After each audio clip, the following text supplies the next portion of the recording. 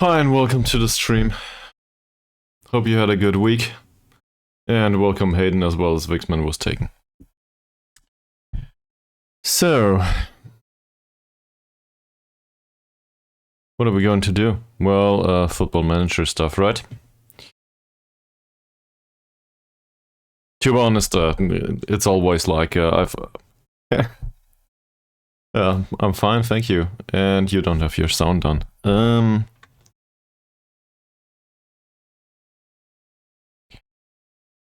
Yeah, well, that makes it easy to answer questions. So today's stream will probably be, for 3 or 4 hours as usual. Maybe shorter if nobody's around.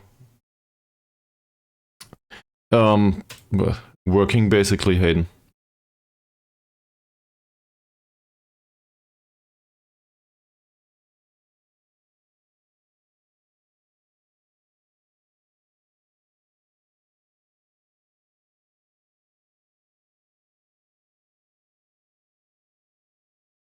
Yeah, so much for that.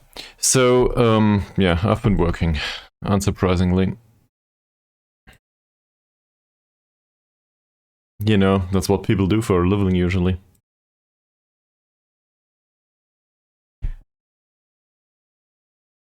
Otherwise, I hope you guys had a good week. And today we will deal with 30 Ansia's injury, it seems. Great. I also fucked up the announcement. The go live notification says something about selling Pranata. That's done. We're done with that. We did that last episode, or maybe the episode prior to that.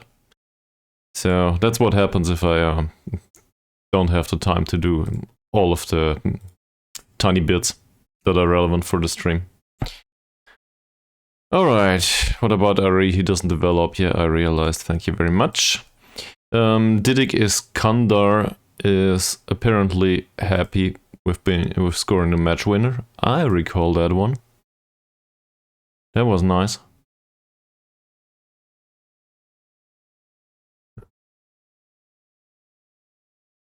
Otherwise, no big news. So what's going on for today? Well, we will most likely do the match against PSMS, which are 13th in the league right now, so this is a might win. And we will deal with Madura United, probably. I guess CS is Counter-Strike, isn't it? So that might answer the question. No, I didn't. Yeah, well, your mileage might vary, but I left the age for ego shooters like 15 or 20 years ago. Yeah, probably. I did play a lot of shooters. Okay. Yeah, okay. Well, in case you're emotionally attached to one of the two, I guess sorry for your loss. I don't know. The last time I played Counter-Strike was back in school. That's a long time ago at this point. Yeah, and I pretty much left Counter-Strike prior to the release of 1.6, I think. So I'm that old. As a result, I have basically no, emotional attachment to Counter-Strike at all, other than being annoying. So that's my perspective on it, but I can certainly appreciate if you like the game. Or shooters in general. I just don't play that stuff anymore. Or barely. I guess cigarette counts. But otherwise, not much. I realized something about this club, by the way. Where is it? I had a lot of time clicking through all of these menus. If only I can find them. Here we go. Julio Lopez, apparently, is the top goal scorer within a league season, with a total score of 19. Borja Cesar is sitting at 18. I do not know Mr. Lopez, but I think Borja Cesar might just get that record this season. So let's make him have that, won't we? Hopefully he doesn't get injured. Otherwise, we still have a problem with the match schedule because PSMS, well, they are in 2 days, if I'm not mistaken. I'm kind of losing my own thoughts here. Yeah, so we're basically doing recovery and that's it.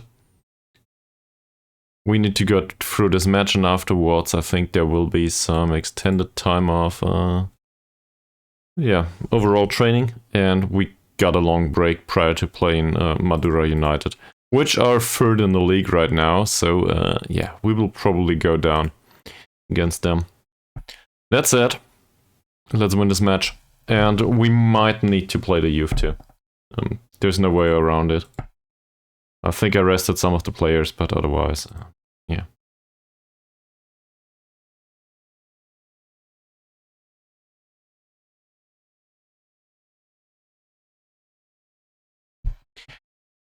Well, is there anything new with you guys?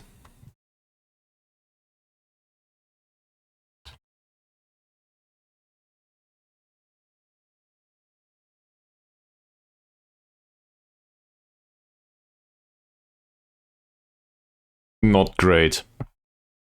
I hope you're getting better soon. So, if I recall that correctly, you got something in common with Hayden from that perspective.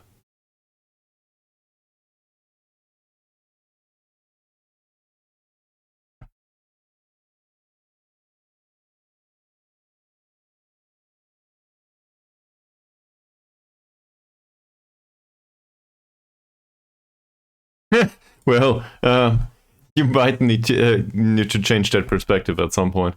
Being healthy is good and all. Also, well, depends a bit on school, I guess. But I recall the days of school rather fondly. In hindsight, once you start working and stuff, yeah, yeah, that's true. You really do, and it's the same with studying. I think I enjoyed studying or being in university very much, but I could have invested more emotionally into the topics that I studied. So in hindsight, I'm actually, reflecting on things. I should have learned a few things much earlier, but that's personality development, basically. At least in my case. So we will play we will play one team that is evenly matched. Man. They play a Route 1 style, and let me guess, yeah, this guy's friggin' fast and he's a good finisher. 33 though. So I wouldn't want to sign him. Also, well, not that prone to injury yet.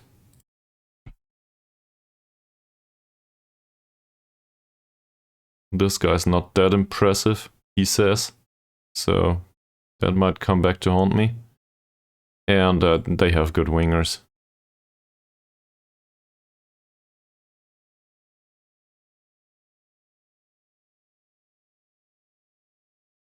All right.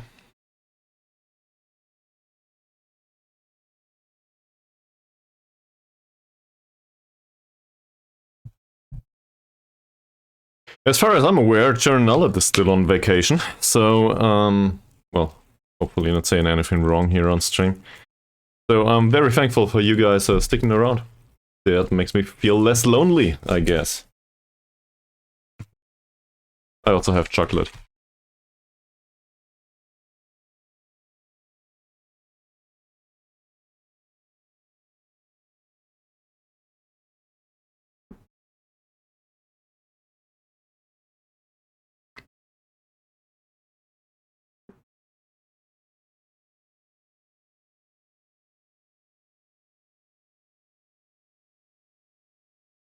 Have you guys been playing Football Manager lately?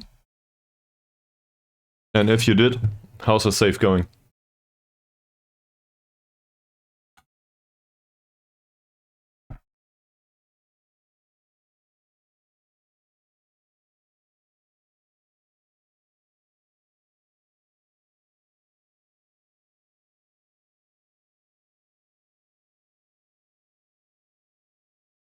Oh, it's a friggin' hot today.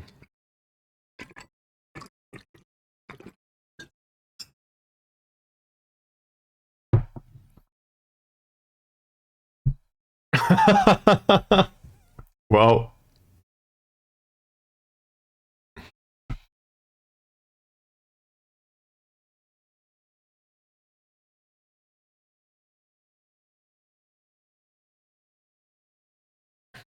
I need to look that up now. I'm not so sure about the order of Greek football clubs. I knew the name, so I guess that means something.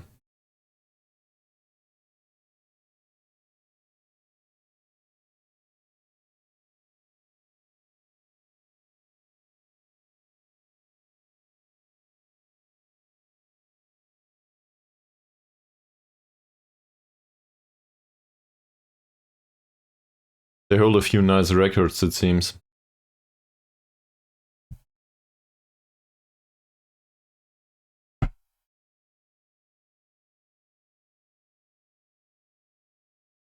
Well, I don't know who to sign either. I guess you gotta find out. Well, Hayden, in that case, I can answer your questions on stream. That makes it much easier than typing.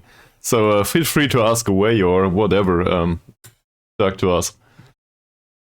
I hope you can understand that it's rather hard to type all of the answers all the time, and it seriously distracts.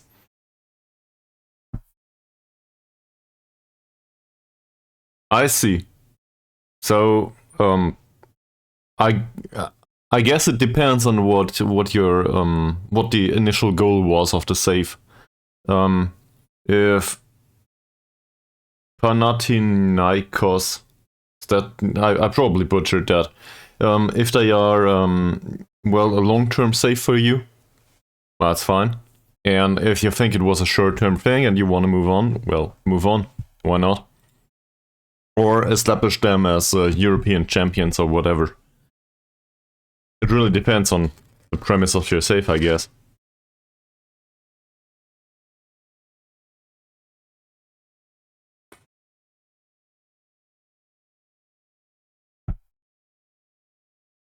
I see. Well, in that case, you gotta find signings. And you gotta find good ones. And preferably, you gotta not ruin the club financially. Or maybe that's just me. Maybe you wanna ruin the club financially and don't care. Whatever.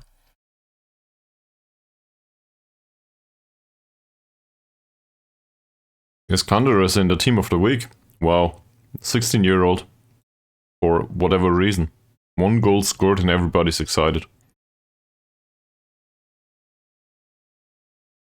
Fawzi is in light training. Fawzi is one of our youth players. That is in the first team, actually, it seems.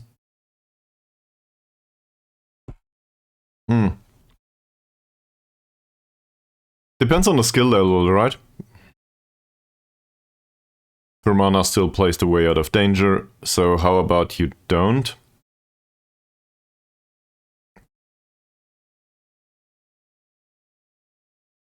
Do they? Always? Can you... Well, I don't know, how's the youth rating in Greece? Are they really, really bad, just like Wales?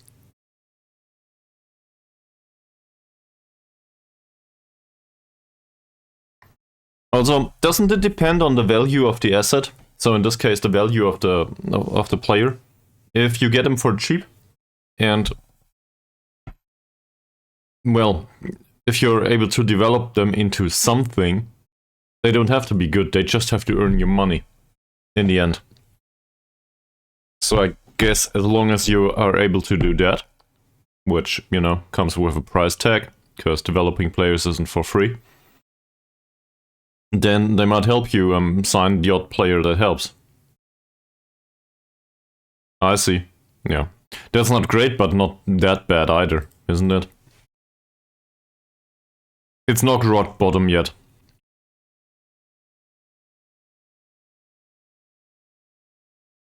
So, do the league rules allow signing any other players for you? Or is it a situation where... Okay, I can just look that up, can't I? Yeah.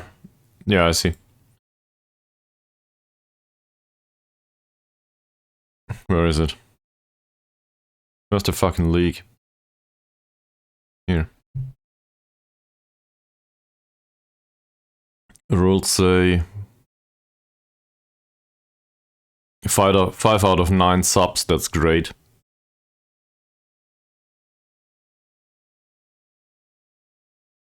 No trialists allowed, blah blah. Minimum wage for full-time players. You can basically sign any European players if I'm not mistaken. Yeah, that's not too bad. I cannot really look into all of this right now. It would take some time. But overall, that doesn't look that bad. Alright, let's look at this instead. This doesn't look good. We need more or less half a squad that is not under heavy match load, and preferably we need them to win a match. I have no idea how to do this. So, the first thing that comes to mind, at least Haryanto can play, and we can leave Simon Owen on the pitch. And then I'm at a loss. Let's get rid of the bench for a second. And go through training.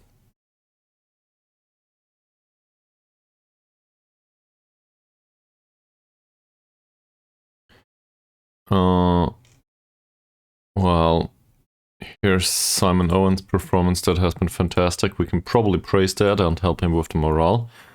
Arianta will not play, so Kipto will probably not play either. It depends a bit. I would like to play some of these players, but on the other hand, not more than 45 minutes, and I cannot play all of them for 45 minutes and substitute them, because, you know, I cannot substitute them. Not all of them anyway. All of these have been fine. Good evening, Mr. Cabbage Man. This is the Indonesian super team, you are correct. And also good evening to Sherry is single, do not mingle. Welcome back to the stream. We're trying to go through the last rough patch. One more game where everyone's really tired, with the exception of the youth. And that means that we will probably need to play some of the youth players. To be fair, they train well, so I don't care much. But the result will probably not go our way. So much for the premise of the match. And now I will go through different menus for half an hour probably, in order to increase morale and hopefully make best on the good potential of our players. Yeah, his name is Edward and not Edwin. But apart from that, you are totally right. I'm sitting right in Russia right now. I don't even know where Edward Snowden is these days. I guess he's still in Russia. Did he go back at some point? I don't know. Edward Snowden left Russia and went to Nuremberg, Germany, so no, I have no idea. Also, I guess from the accent you can probably interpret that I'm not Edward Snowden. As a Native American, it would be definitely better than what it is. So, how have you guys been doing? Anything new in Austria, Mr. Cabbage Man, or anything new with... I honestly forgot where you're from, Sherry. Also, you gotta teach me. Is it Sherry is single, do not mingle, or Sherry is single, do not mingle? I guess it is Sherry is. There's no capital letters. One cannot know. I guess we could play Yusuf. Why not? The alternative is Suleiman. Most likely not. So I guess Yusuf plays, yes. Who's not great at it, but... Oh, this isn't support duty. This is the discrepancy in skill. Okay. Yeah, he's no good, but whatever. I can certainly relate. Char is single, do not mingle. Man. I'm so bad at this. Alright. I think I actually googled whatever that means. I found some dog or something. Sorry for singling you out. Hopefully that's okay with you. So, for me, Shar is something in the Forgotten Realms.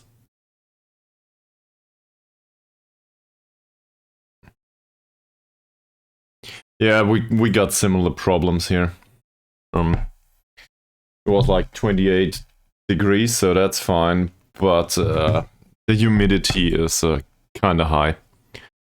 To be fair, I'm complaining about humidity that's standard for other areas of this world, but not for Nuremberg. Alright, let's move these to the under 21s. Same as him. Definitely same as him. Go away. We want somebody on the pitch. Who's ready to play? We need a central defender. Where is your nickname? I see. Okay. Alright. So, hopefully, I will just call you Shar, if I recall it next time.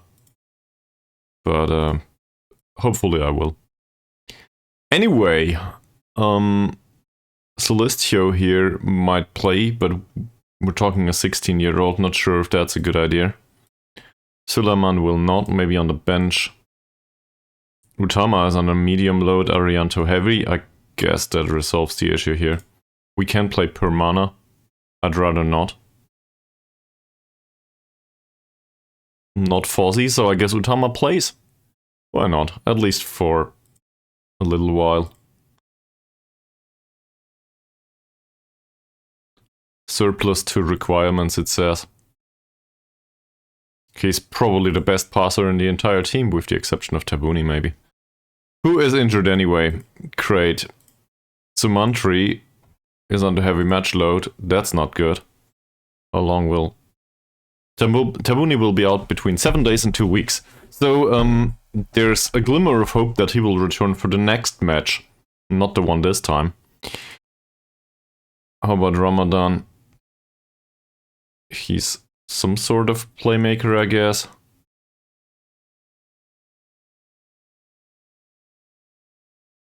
I have no idea. Well, I realize what India means and Season 2. And you gotta explain the rest to me, if you want me to realize what it all means. Kerala Blasters. I guess that's a club. So, how's it going?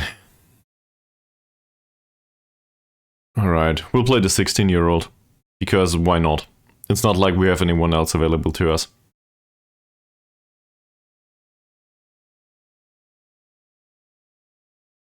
Ah. This is Asian Champions League. Yeah, I see. Okay. Oh, thank you very much. Yeah. Sometimes I'm kind of short on all the abbreviations, I guess. I got a lot of them with my job, and they kind of get meaningless and meaningful at the same time, over time. Because there's so many different meanings for so much different stuff. If everything gets abbreviated. I don't want to praise him for the training, but on the other hand, it's not that bad and he could play. Yeah, why not? We will play him. Because there's nobody left from the first team that will do. I guess Putra. I'd rather not play Putra though. On the other hand, we need a central defender. So let's play Celestio instead. Hell. He's a little bit better than Putra, but at least it's something. I just learned something, by the way. Thank you very much, Mr. Cabbage Man. Al-Aleen means the eye. Now I know. Hopefully I won't forget. Okay, so there's more or less nobody left to play on the wing. We'll be forced to play some youth player here. There's just nobody there.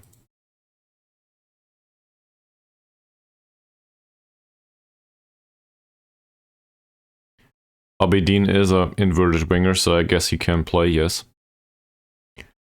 We'll play the youth this time.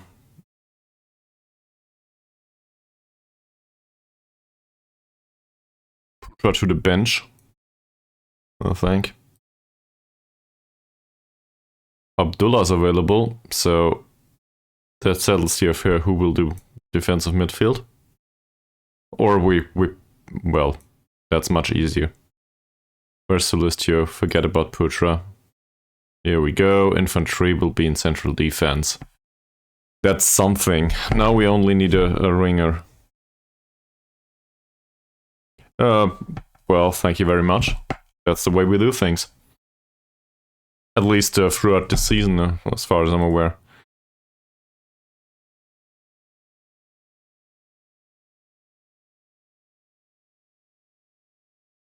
Yeah, but on this level, it's really hard to have that.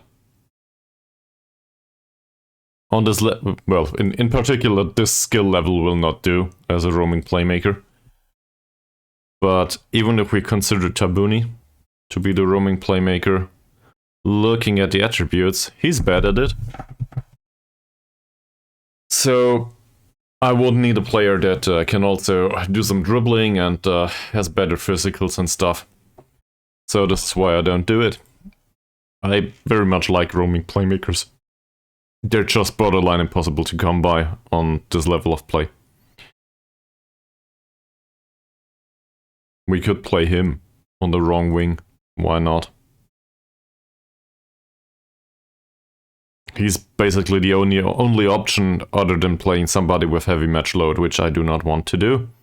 So I guess Kafi, you will make your debut in the wrong position at that. But what do I care? Here, train inverted winger. Have fun. Shooting from distance is also a really bad trait on him. I guess we need to unlearn that. I didn't know. I don't want to overly rely on focused passing down one wing usually. And let's have a look. Who would that be in this team? Zico is usually one that plays on the wing. He's not a fantastic playmaker. I guess that it depends on the player material, really.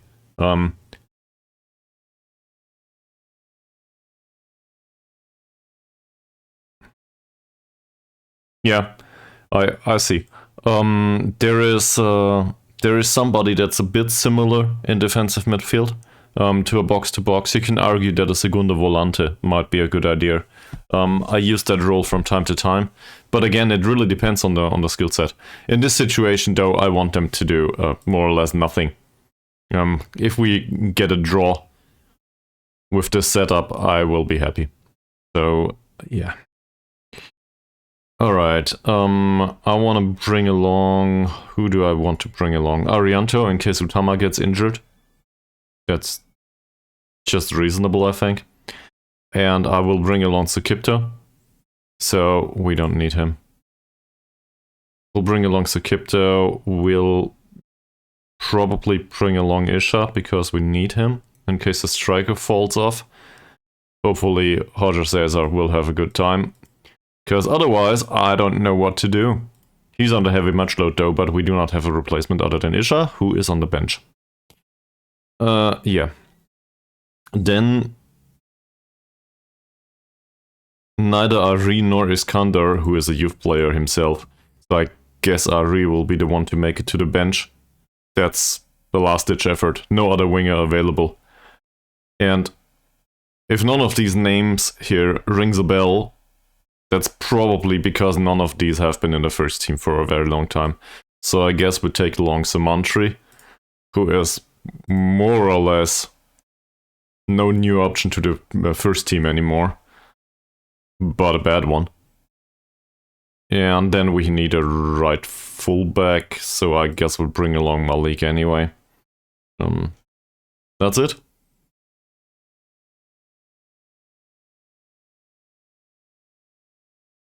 I like pressing forwards a lot, actually, and they combine well with a shadow striker too. That said, in our situation, I think a target man is fine. Sometimes I change the role. Let me think about it. I don't think you've been around Char at the time with Hidde Hogdal's IK. We had a striker there that had 4 points of finishing, but physically he was fine and his aggression was okay. So we used him as a defensive forward and support, quite similar to what you're suggesting. And at some point he scored a hat-trick. I remember that match very fondly. Not as fondly as the one with the hat-trick by Puget, but otherwise, yeah, I remember that very fondly. So it's somewhere within the 150 episodes with Hidde Hogdal's IK on YouTube, in case you're interested. But I'm somewhat flexible with that. Not really, but a little bit. Let's have a look at opposition, and probably not do that for every match. Okay. At least in our history it was.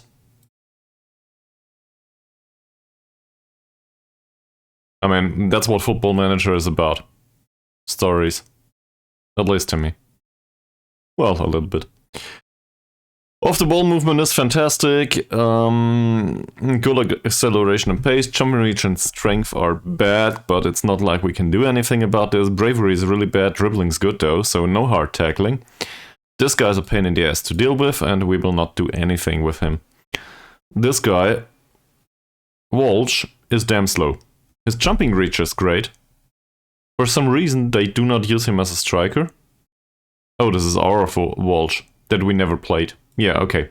So he's a decent striker overall, but he doesn't belong on the wing. Which means, given his off-the-ball movement and stuff, and his bad dribbling, we will trigger the press on him and tackle him hard. And also show him to the outside, because why not? Saputra, really bad crossing, but he's the attacking midfield one, so that does not matter. Bravery is a bit low, strength is a bit low, off-the-ball movement's decent, physicals overall aren't that bad, dribbling is alright, composure is fine. I don't know. I guess we should close him down. Marking him tightly is hard to do. So always triggering the press, it says, and we will do it.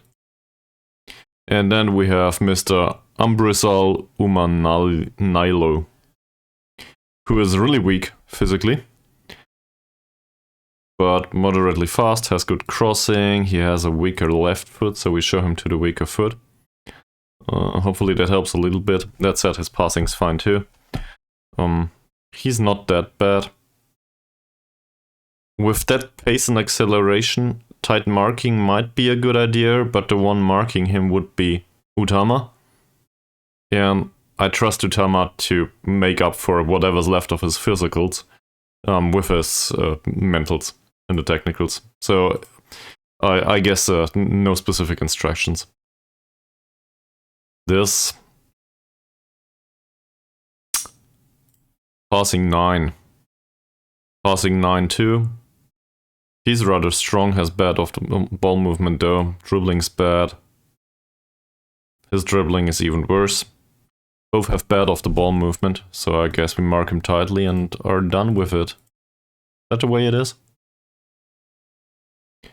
Is any of you really slow? Not you. Neither you. In fact, the fullbacks are freaking fast. Same as the center backs. But this center back here, his jumping reach is free. So the common concept of put the tower to the front usually should apply. Alright, let's do this. Yeah, we need squad numbers, apparently. Number 13 is still available, have fun. And we will give the other ones some other numbers, doesn't matter much.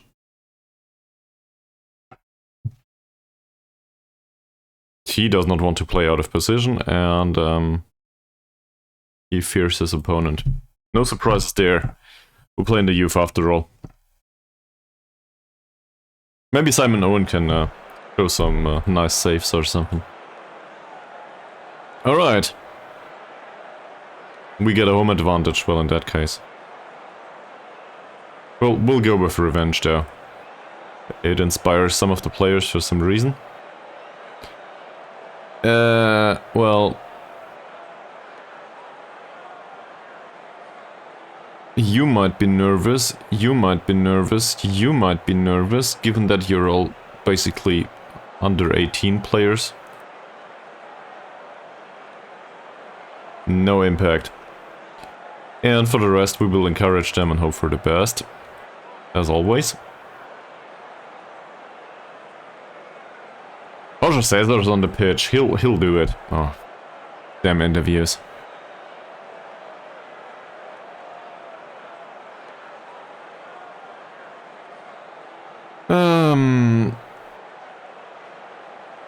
I don't care.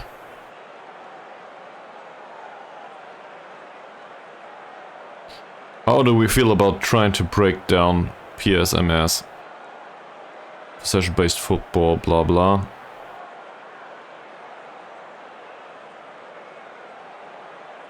Yeah, I don't care. Well, I'm not sure if Ronaldo is the right way to put it, but given that you are rather fond of Ronaldo, why not? At least it sounds that way.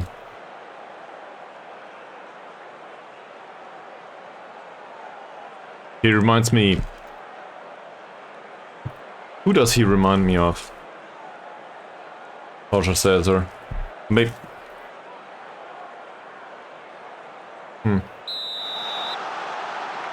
Gomez, maybe. Maybe Gomez.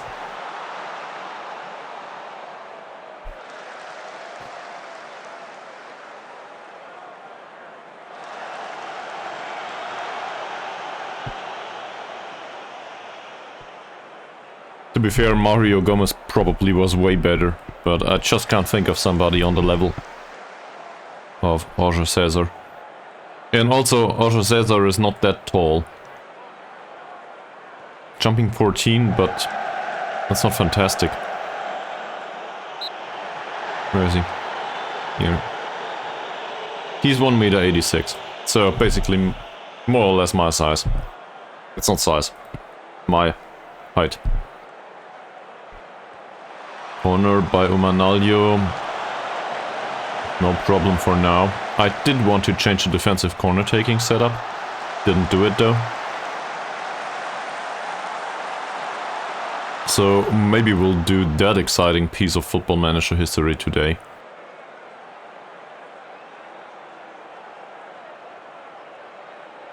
Coffee, that's ours. Yeah. So, the inverted winger. Let's play it out of position. Let's tell him to ease off tackles. And hopefully he doesn't get thrown off the pitch. We got Ari on the bench, so for the second 45 minutes. I think we're 6th right now. League table, here it is. Yeah, forget about that. We're 4th, but that includes the point from today, so... I'm quite happy. 19 points and nothing happened so far. 19 points? 19 minutes. I'm confused. That's not a bad pass. Yeah, well, we're fine. I really want to reconsolidate the club financially at this point. Survival in the league is more or less a... It's not a fact yet.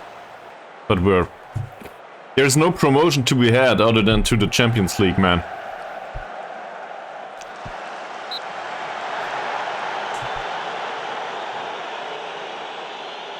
This is first league in Indonesia. I know it's weird, but we cannot get promoted.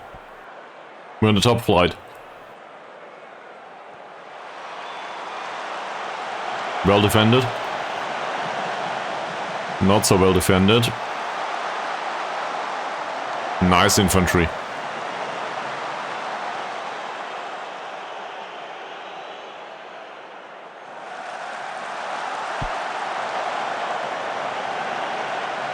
Does not look like Jorge Cesar has a lot of fun today. So let's encourage the team a little bit and hope that we'll have some. That wasn't that bad. With a little bit more of precision. I don't know. You might want to ask Manchester City.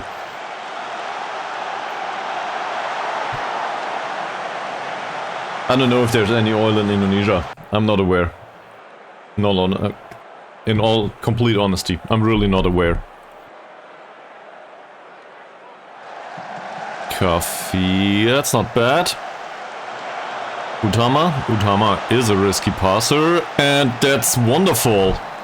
That was a nice cross. Sadly, Jorge Cesar didn't put the ball into the back of the net. But otherwise, I'm okay with this scene. We might just see some of these throughout the rest of the match, or not.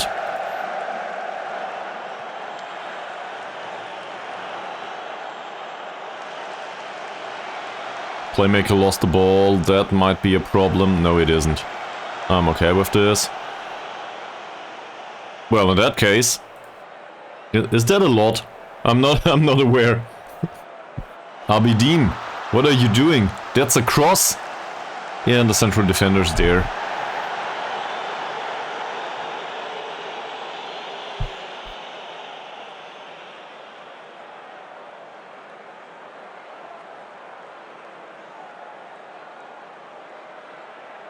Well, maybe we can provide some oil at the break and get some fire on the pitch.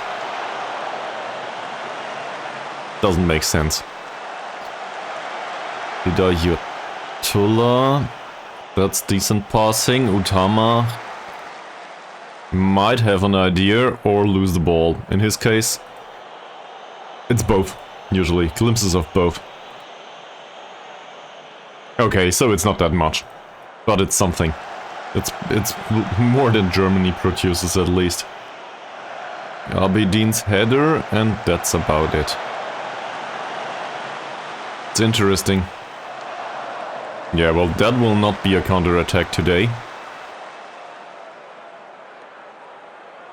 I wouldn't say we're well in control of the game. That wasn't the goal anyway. That said, if stuff like this happens... Who the fuck cares? Jorge Cesar's 19th goal of the season.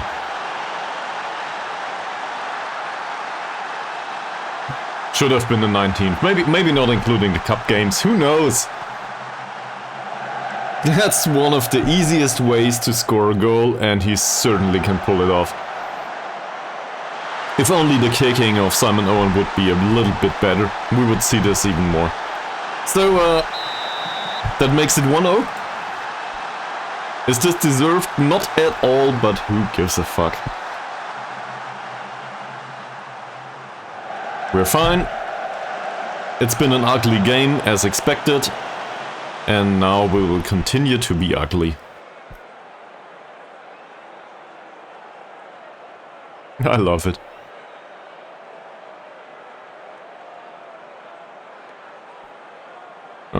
Haryanto's tired again. Jidan, Saputra, Setyavan, Ibrahim.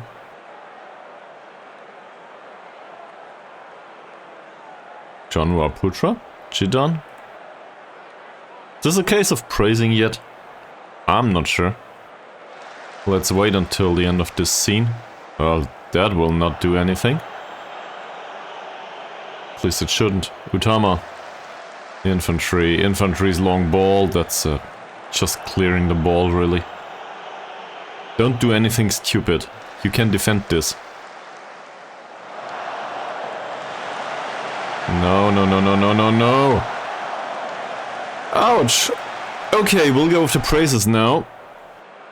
Everybody seems to be really happy. Apparently this is what's expected.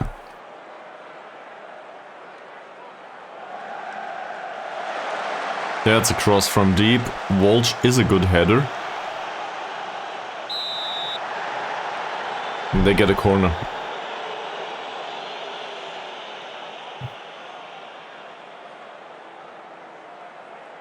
Umanalo will take the corner, apparently in swinging. Walsh. Yeah. I don't know, maybe he doesn't look kindly to our club, given that we signed him and never played him because he was a foreign player and, well, he was the one that we didn't need anymore. Due to Jorge Cesar being available and being way more important. Abidin, offside.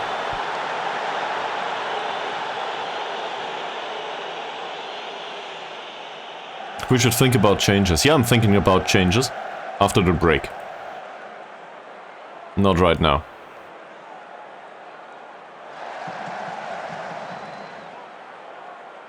Well done by Abidin. Owen.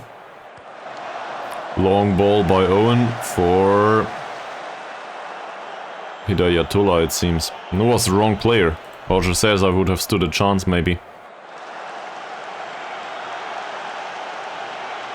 Walsh. That's not a good cross. Or it's easy to defend. However you want to put it. That though, that was dangerous. Alright, so Haryanto can recover a little bit in the break. What can we tell them? We're fine. We're fine. Everybody be happy. Hopefully put some additional effort on the pitch. And we will most likely bring on Sakipto at some point for the really tired central defender that I forgot the name of. Haryanto. Here we go. No complaints about Ramadan either, so far. Kafi might be fast enough to get to that ball. Not bad at all. That's not good though. Mr. Ramadan, come on. Put some pace into it. Not much happened. Setyavan's long ball. That should be one for Owen. And it is. Okay. So far, so good. Owen with another long kick. Does he distribute the ball towards target man? Yeah, he does. He's just no good at it. That long ball should be easy to defend.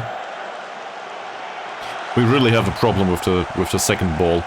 Not with defending the long ball itself, but with picking it up after the header. And given Haryanto's state, I think it's fair to say that we should bring on Sakipto. There's no other central defender on the bench, so Sakipto it is. Club captain makes an appearance. He's also team leader, by the way. We gotta look into this later. I realized prior to the stream.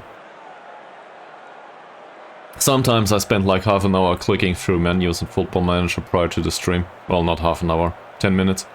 And sometimes I find stuff that is interesting to mention on stream later on.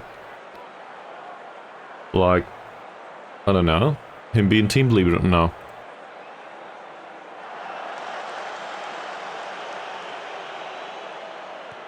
Owen with another long ball. Jorge Cesar is tired. I think we should pull him off the pitch. Great. We will bring somebody else. Isha, preferably. Isha is not a good target forward, but he is tall enough to do the job. Maybe he could score a second. I would definitely be in favor of Isha scoring a little bit more. He's got the skill for it, I just don't... I don't know what's happening there. Well done so far. Don't do anything stupid, Utama. Like letting that guy cross. That's well done. Isha, infantry, and nothing. I was hoping for a counter-attack. Utama's throw. Isha. Ramadan. Utama again. Ramadan Sukipto. That's somewhat relatable. An effort was made and then nothing came of it. Ramadan's tackle was really great. Hidayatullah, Yusuf. Come on. Not bad. Kafi on a yellow card still. Isha. What did I say? 7th goal of the season for Vayan Isha. He might just be our second target man after all. Why not? And that's also a great first appearance for Mr. Kafi so far, if he doesn't get thrown off the pitch. If he manages to stay on until the end of the game, that's a really great performance with the assist. That's how you make an impact. Isha is a tall guy, yes. And he's a tall Indonesian, so he's a rare breed. I guess that's not politically correct to put it like this. But he is a rare occasion as a player with that size.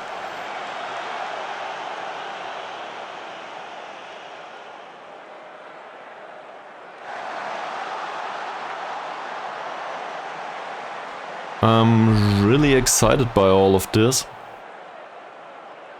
Please don't concede a counter-attack. Panto. He's new. Also Owen still in goal. 7.8 rating, by the way, at this point. So let's praise the entire team, and I will go to tactical instructions though and look at the opposition instructions. Because Walsh has been pulled from the pitch and Panto is on the pitch now. Mr. Panto is a left-footed winger that needs to be shown to the right for sure. His dribbling is okay-ish, but his bravery is bullshit, same as his strength and jumping reach. So given that his dribbling is 7 only, I think we'll go with the hard tackles. We have 25 minutes left in the match. And we are up by 2 goals. We can risk it, I think. Otherwise, I'm okay with this. And a lot of them are tired at this point, which is good. It's not that different from our team. We had 3 shots on goal. 2 of them were in. No complaints. Expected goals wise, we are definitely... We do not deserve to be with that result so far. So hopefully we can make it through. Ramadan's tackle, Utama Hidayatullah, Abidin, I probably mispronounced the name of the other player. Come on, do something with it. That might be offside, is it? Or the 3rd goal. 2nd goal of Vayanisha? Is it? It's offside. Fuck. 3 goals would have been fantastic. Yeah, it's way offside. Well, Mr. Abidin, we gotta work on that.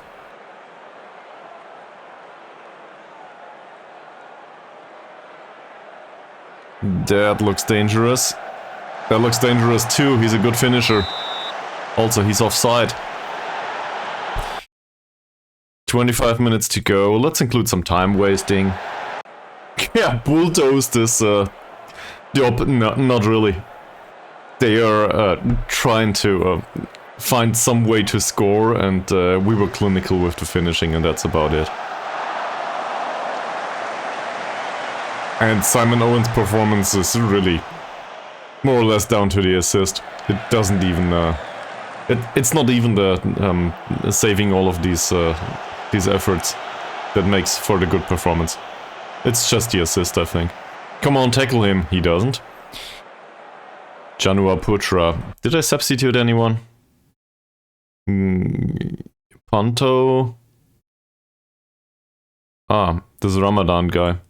Let's have a look at him. He's fast. Not very brave. Dribbling is a bit off. So, same as with the other guy.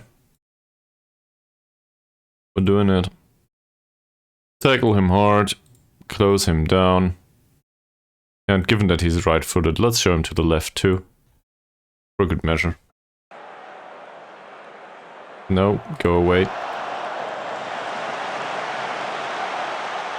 Decent so far. Owen's long ball. Abidin doesn't win the header. Hidayatullah. Shadow Striker didn't do much so far. That should be easy. Infantry and Sukipto. The old duo. Easier. Well intercepted by Utama. Abidin, that's not good. That's not good at all. Anto skips past the defender. Or not. Well intercepted. We will gladly face that corner. Hopefully not concede though. Humanilo. That's okay. Can you close him down, please? Yes. Another corner. Well, that's a way to put the clock forward by a few seconds too. How will they do? Well defended. First attempt. That's dangerous, but could be offside. Yeah, he realizes he's offside though. Good decision making, thank you very much for giving possession over to us. We're okay with this. Infantry's tired. He will probably need to play through though. Kafi, that's not bad. Kafi's cross. Ah, one header. Only one heading situation you would have needed to win.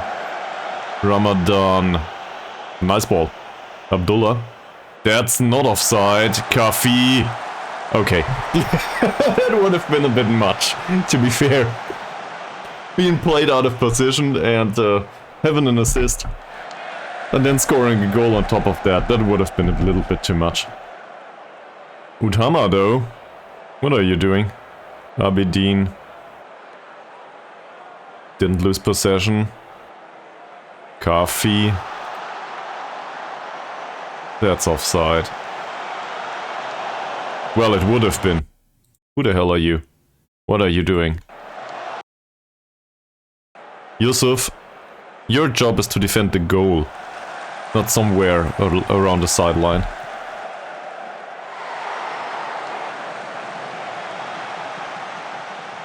Alright, we got one more substitute. 15 minutes to go, so in order to give them some match experience, who needs match experience? Oh. Well, is there anyone that needs to get off the pitch? I really don't care about the injury state of Abidin. I think. Similar with Hidayatullah. Whilst I'd prefer them not to be injured, I'm okay with it somehow. In comparison to people like Infantry. The problem is we cannot replace Infantry anyway. So... I don't know. Anyone's got any recommendations? Who do you want to see on the pitch? You have, like, 10 seconds. It's Ari, Sumantri, Malik, or Arianto. Ari. Alright, Ari it is.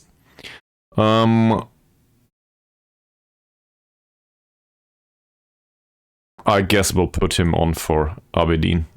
So we can give him a formal warning later.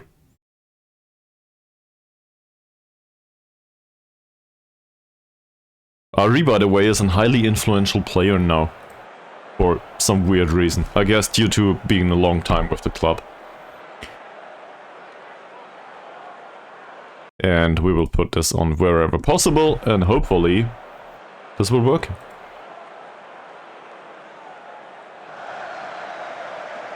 Ari... Don't tell me he scores. He had a shot. It's something.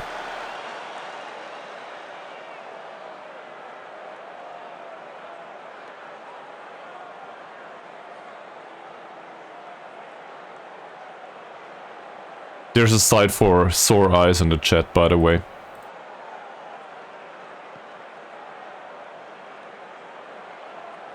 I hope somebody had a great vacation. Anyway, Mr. Owen, what will you do? Another long ball. Yeah, that's not one for Hidayatullah, or how he's pronounced. Hidayatullah, yeah. Should be fine.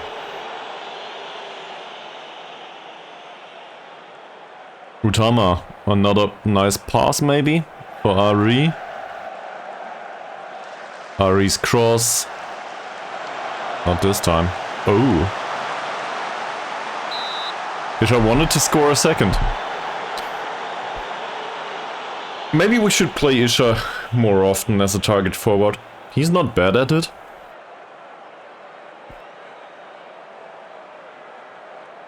Utama will take that corner after knocking another 10 seconds off the clock. And another 10 seconds maybe. We will praise him once more because it fits the result. Utama again. Isha! That hit the post, didn't it? I'm not sure. Infantry was offside, okay. Overall though, I think we hit the post or something. Abdullah, well done. It's offside too.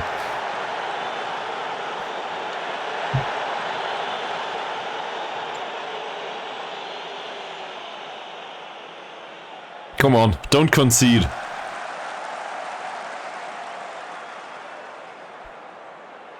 Infantry and Owen.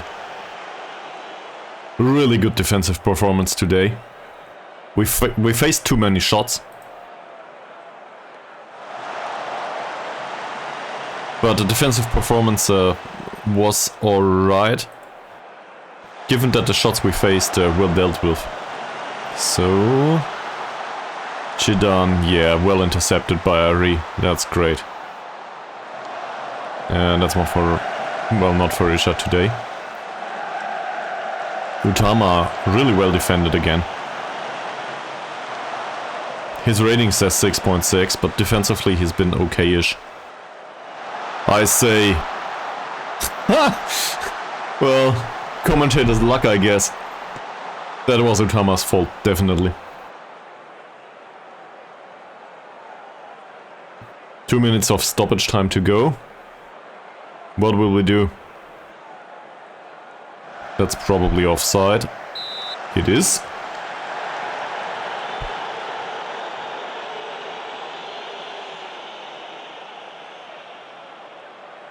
We might just see the Champions League after all. If we go on like this. That should be the match. Come on, waste some time, yes, so that's good, Yusuf. Match is done.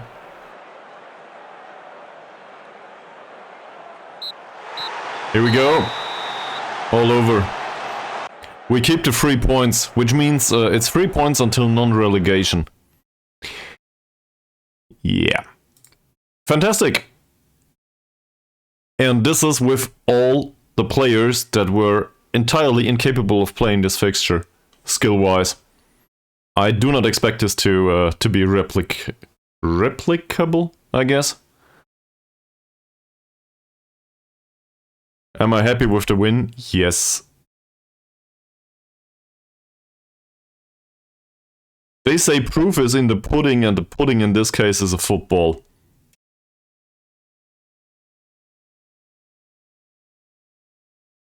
I'm not sure if I want to use this option. Nah, we got the win. That's fine. I think we played better in the past, but let's not be overly negative. 4th spot. 5 points difference. Next opponent is Madura United. Couldn't be better.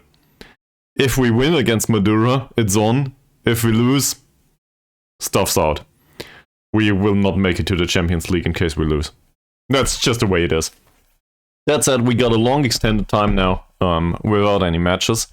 So we can use that to, I don't know, talk shit and share opinions on whatever will go on in the future with this club. Ramadan. Alright. Fernando Ramadan apparently has perfected his ability to play in that position. That's alright. How was his performance though? Morale is exceptional. 6.7 rating. Passing wasn't great. 3 out of 3 tackles though. They are horrible. Thank you very much for asking. I'll show you in a second. Let me praise that game first. 3 out of 3 tackles is fine. Good stuff, youngster. No, they really are. I will show you debt and loans first. So, we got a bank loan with 215k remaining and 30k interest that are still remaining. So, we're talking about 245k that we are in the red. On top of the overall balance, which is not the bank loan, for an additional 219k. So, very roughly speaking, 500k in the red. As you can see, we've been trying to earn some money. There have been cup competitions. We did earn some money in the cup competitions, but the league is not really helping. What has been helping, though, is a reduction in some wages for some of the players. And in general, I think not buying new players and improving the quality of the squad. This might sound counterintuitive, but well, it's not very straightforward. We sold Pranata, who did get paid too much. You are talking about the player value and not about the wage, right? So, the player value, I guess that might be in Biri. Let's have a look. Transfer value says Vayan Isha is the most expensive one for some reason. So Vayan Isha it is. I am not sure if I agree with that assessment, but I guess I like him, and we paid 60k for him. So there should be a clause somewhere. We might even have a sell-on clause on our backs. Vayan Isha, where is it? Transfers, clauses.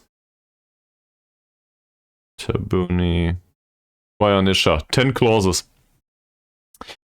Yeah, we will need to pay an additional money for Vayan Isha. On the other hand, this is appearance-based.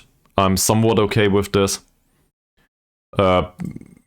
We get a good amount of money at the end of the season.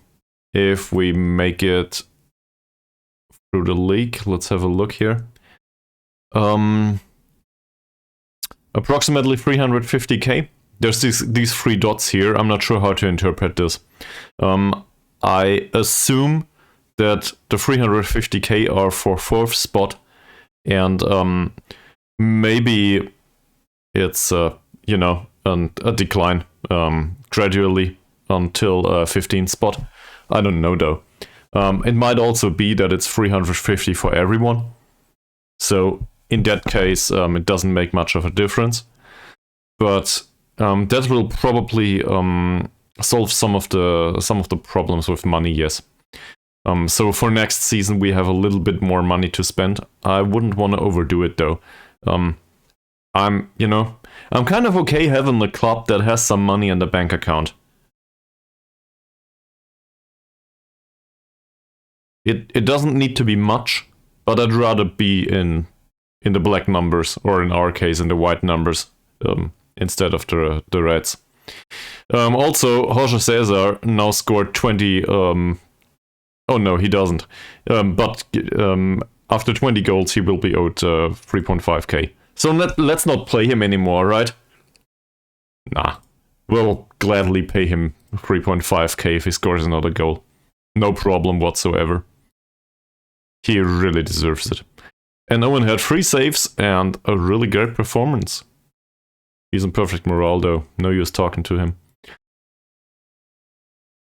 Is there anyone around that didn't want me to sign Owen? You know, back at Tafswell and now in Indonesia? I remember somebody telling me that Owen isn't good enough. He's not that impressive, to be fair, but he is getting better and better. So I'm somewhat okay with him. Yeah, why not? Alright, there's an extended time of processing coming on. Anyone's got any ideas? Any interesting topics? Anything to talk about? Because this might take a few minutes. Also, it's still friggin'... I don't know what's going on. Maybe I should change the dress code. But it's still friggin' hot here.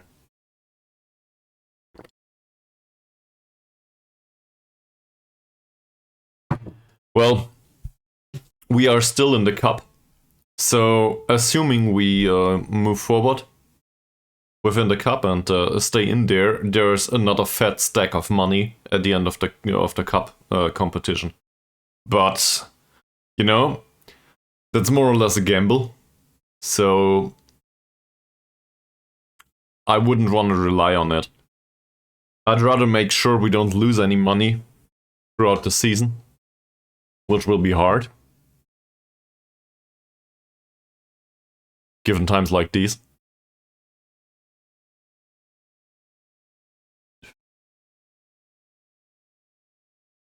And there's an additional thing that maybe we should have a talk about.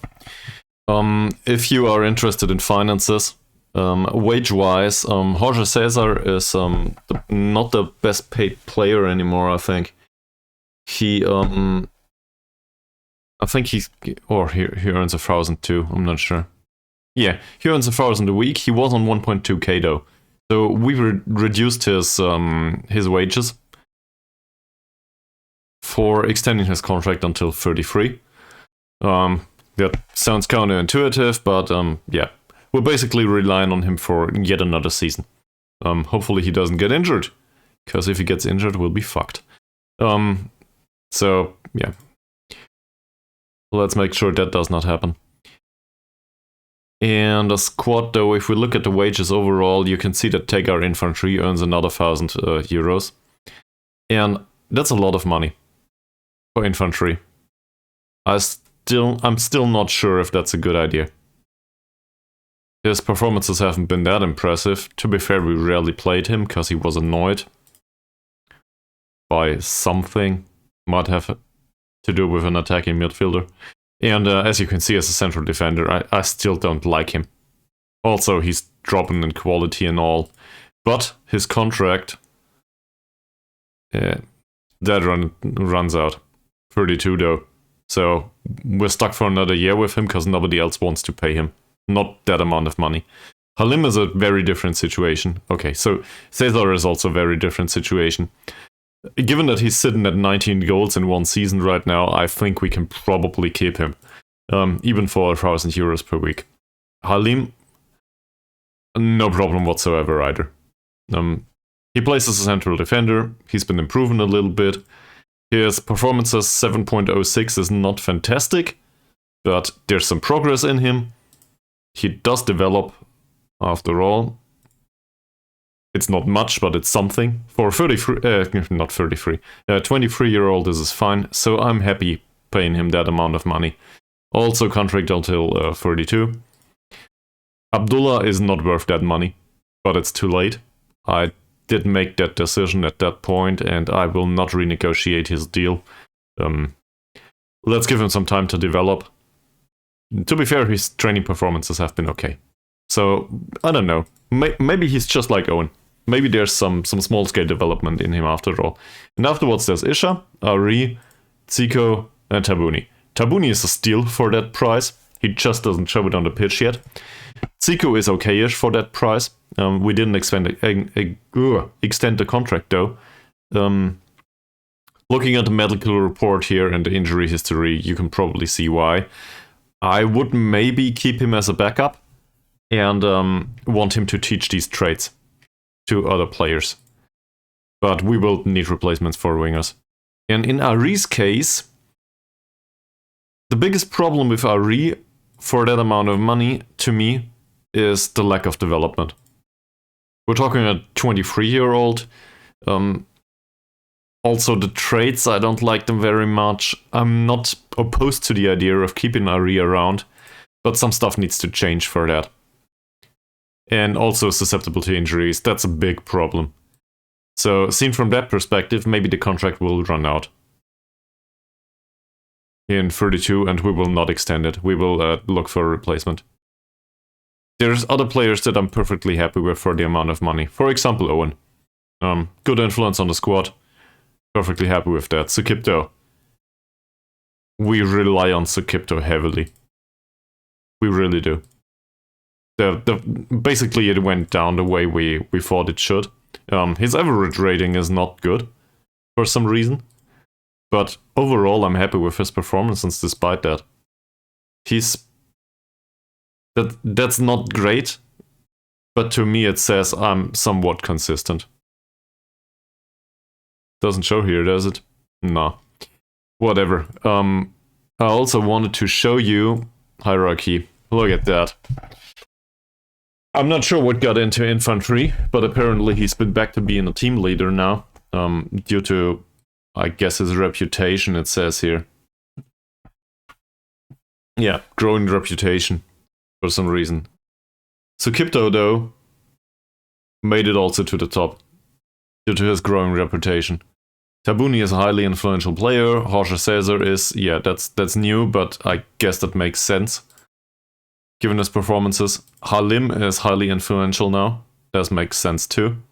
So I guess he will remain a balanced player, sadly. Utama is in decline. Removed up. Growing reputation, it says. Same with Zico. I think in all of these cases it has to do with the performances of the club overall within the league. So people watch the games and realize that these players exist.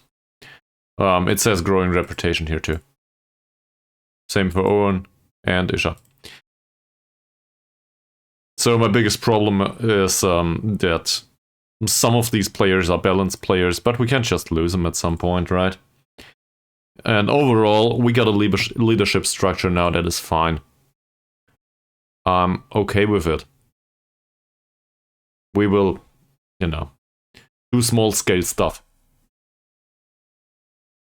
Try not to do too much. The press hails Jorge Cesar. That is relatable. 7.7 overall rating in the last 5 matches. And whenever he plays, he scores more or less. With the exception of the odd match. There was a Baron run here. Didn't do bad though. I don't know. Hopefully he'll remain that reliable throughout this season and the next one. Which reminds me, the new Football Manager should come out somewhere in November, if I'm not mistaken. So, we don't have forever to wrap up this save. That, or I will play the old Football Manager going forward. I'm not sure.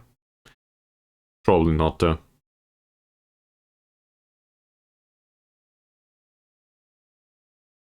It makes sense to buy it after all. Which is also my stretch goal for the stream. Find a new Football Manager.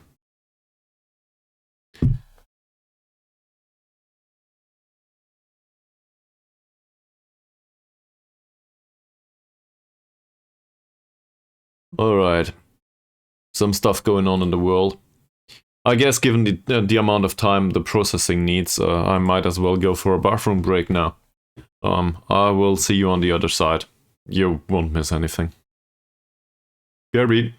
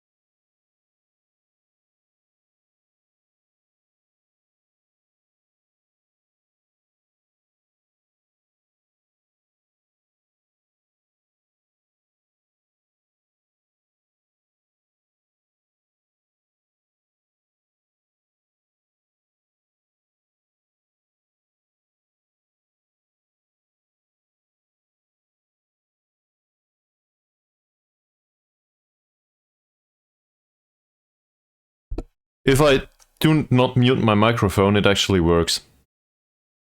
That's really great. Yeah. So much for that. I was going on about who to play in the next match, but it's some time out, and risk of injury has been reduced for some of the players, so we just need to skip forward until the next match. I don't think there's much to do. Maybe the defensive corner setup is something that we will need to deal with prior to the rest of the season. But overall, this is the time to develop the players. So hopefully, or hopes are, we will see results, say, at the end of this interval. Given that everybody has time to train some, everybody has time to come back from injury, which is important to us, to be fair. And we definitely need a winger or two, or inverted winger, something, for next season at least. And it will probably not be Ari. I don't know yet. It might be Ari. But I'd rather have somebody that is pacey and has some mentals. That would be great.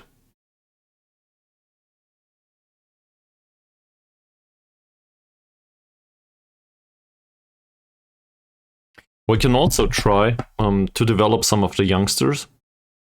That's more of a long-term project, but on the other hand, why not? And not sign anyone else. Just go forward with it due to financial circumstances. Maybe invest some money in the coaching stuff instead. Have decent development on our youth intakes. And give them time on the pitch, develop them a little bit, and sell them. So that would be an alternative too. To create some additional cash flow, maybe also loan them out, given that the clubs around Indonesia appear to pay fees for the young players.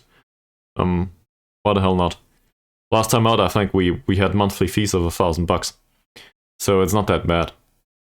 It's euros, not bucks. Doesn't matter much.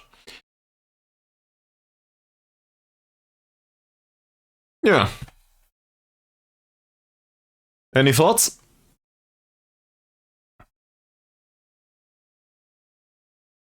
Otherwise, I will be sitting here talking out of my backside for another half an hour, because this will not process in a few seconds.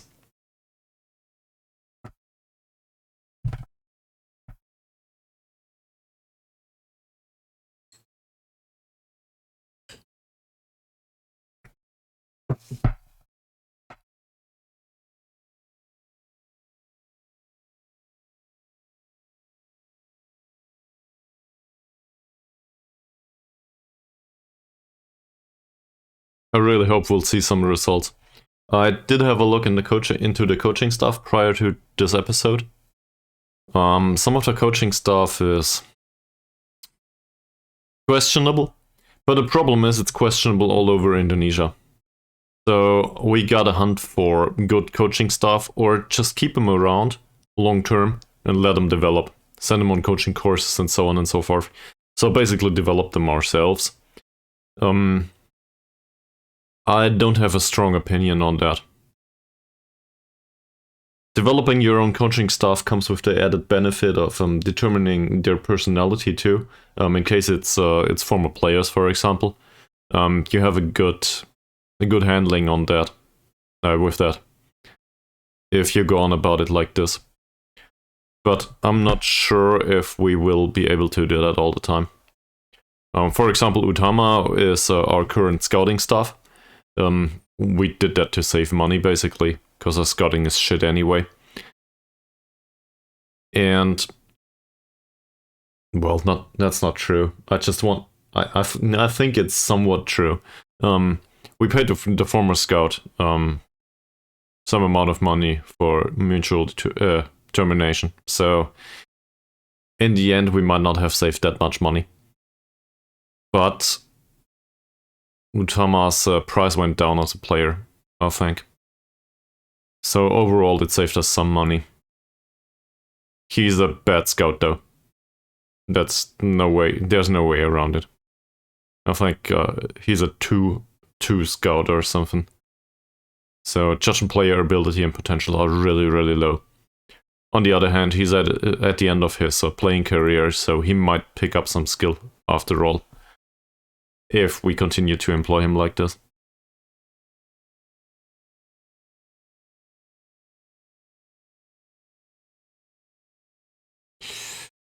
Well, it's Sunday.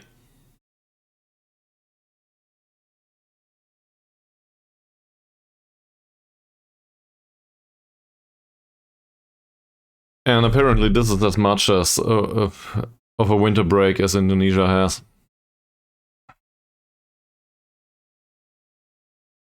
I don't even know who Sule is. But a new 4-year deal sounds like a new gen maybe. Let's Google that.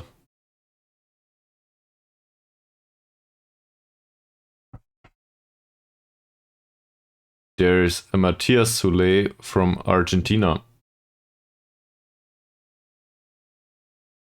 20 years old right now. A winger. Maybe?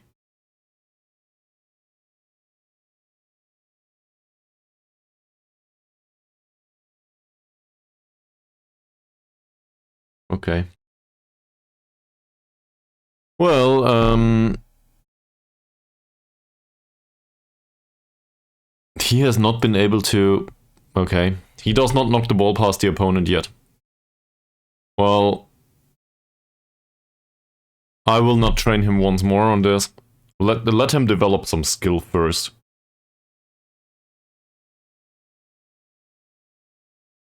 That's the same with other players, it seems. So Marty's back. That's not bad. I have my problems overall with the potential on him, but whatever. So Marty's back. He's in the first team right now. He's 22. Hopefully we can sell him at some point, even if it's for low-grade money. Doesn't matter much. Ahmad cannot place his shots yet. I see. He might make it to be a decent shadow striker though at some point. Or not. He has the finishing for it. And then he's missing some. Still under... No, he's 17 now. We might want to loan him out, but there's no transfer window going on right now, so we'll keep him as it is. All of this is more or less fine.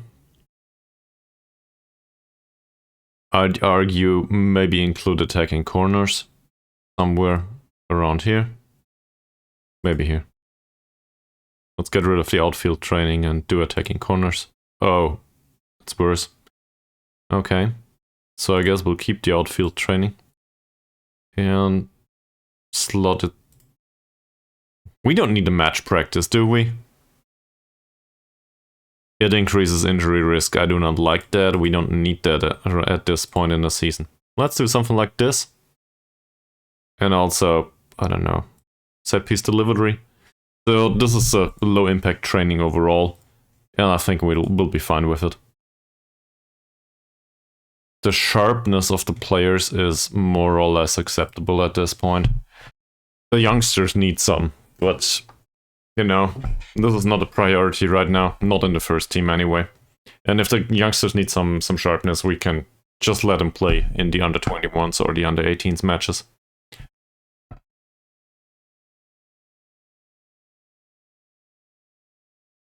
That's an oddly specific question.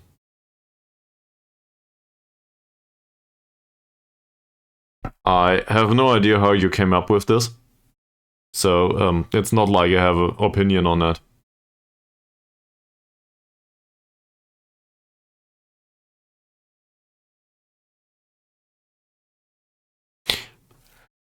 So, let me put it that way. What's the intent?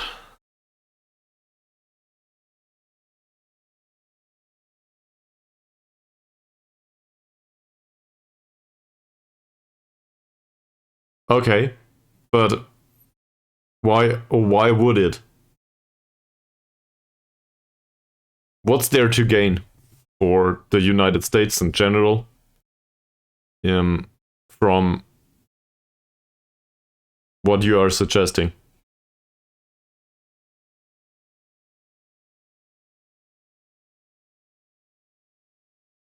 That I guess I see where this theory is coming from to a degree, but I do not understand the why. Why would that make any sense?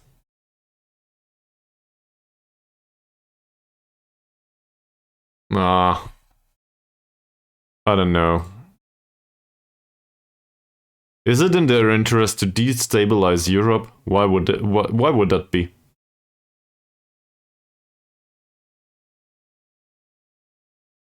I don't know. Seems far-fetched to me.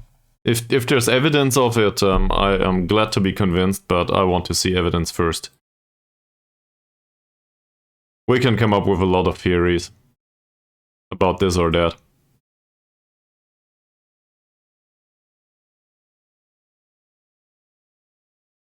Hell, Imbiri might be back in time. Mm, I don't know, man.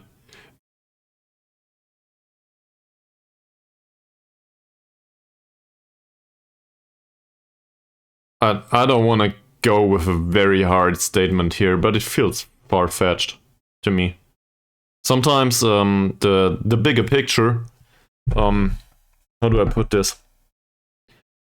We are as general, box standard humans that are not included in the upper circles, however you want to put that.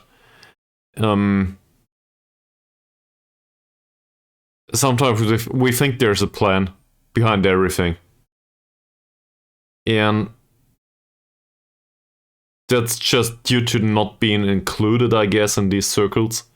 But I don't think there's that much control of what happens in the world in general. Some of it is just random chaos. Or happy little accidents, however you want to put it. So, to imply that there's a bigger picture behind whatever happens in the world, it feels like that feels far-fetched to me. Well, I do not necessarily disagree that there is a plan. In fact, I think that there are a lot of plans, and if you've ever been, I don't know about you personally, but if you are or ever have been part of a big organization, you realize at some point that there's a million plans for 500,000 cases or something. That's not even fair. There's a million plans for 1,000 cases. Probably, because everybody's got their own plans, and everybody's trying to push forward some sort of agenda. So in the end, in aggregate, there's too many plans to bring anything in particular forward, most of the time. And I fail to see why a government, any government, should work in a different manner. Organizing that kind of stuff is so hard. So, yeah. Most of the... I don't want to strictly say conspiracy theories just yet, but most of the theories fail to account for, I don't know, the problem that there needs to be an overall lack of transparency for this or that scenario, or I don't know, some intent that clearly goes into one direction. Most of these things are shades of grey. Not trying to quote a movie franchise or a book franchise.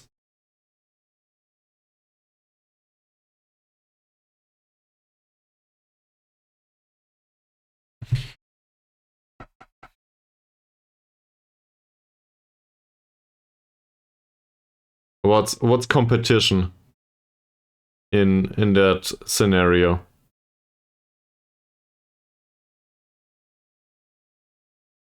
I think a bank's primary purpose is to earn money in the end, and hedge risks, because as much as it says they are dealing with risk, dealing is usually hedging it and not taking on risk that they do not get paid for, and not taking on risk they do get paid for. Banks are very resistant companies to a degree.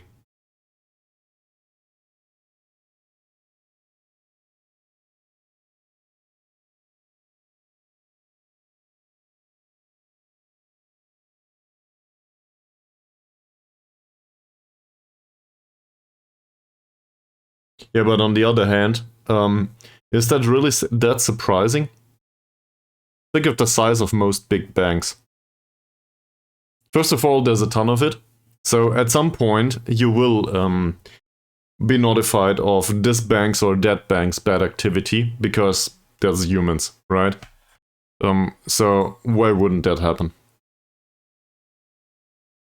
And then some of these banks are really big. Think Deutsche Bank or something. So it's unlikely that there's not some sort of fuck up if they have a decent amount of time on the market. So something will happen with most of these banks. To say banks in general are bad players or something feels overly simplistic to me. Other companies have similar stuff.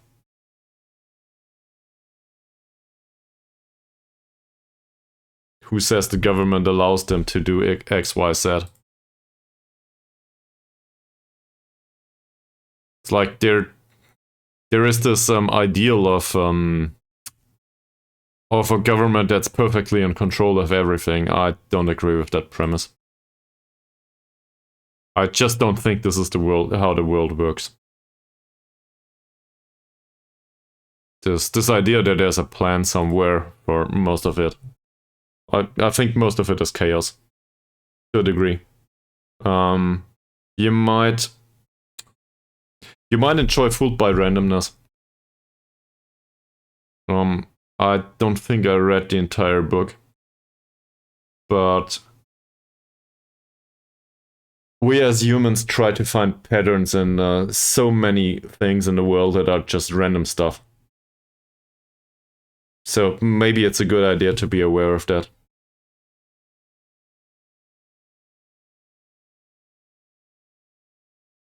I do not know if this is on purpose. I'm not a politician. In particular, I'm not sure of the specific loopholes. And usually there's a complicated situation around this. There might be some intent there.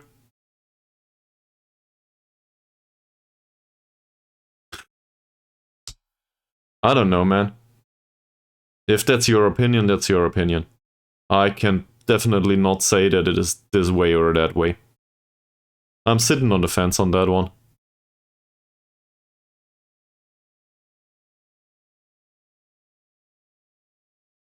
All I can say is that whenever you are quite sure that the world works this way or that way, you're probably overly simplifying things. No, I didn't. Why would I? I mean, at some point I need to sleep.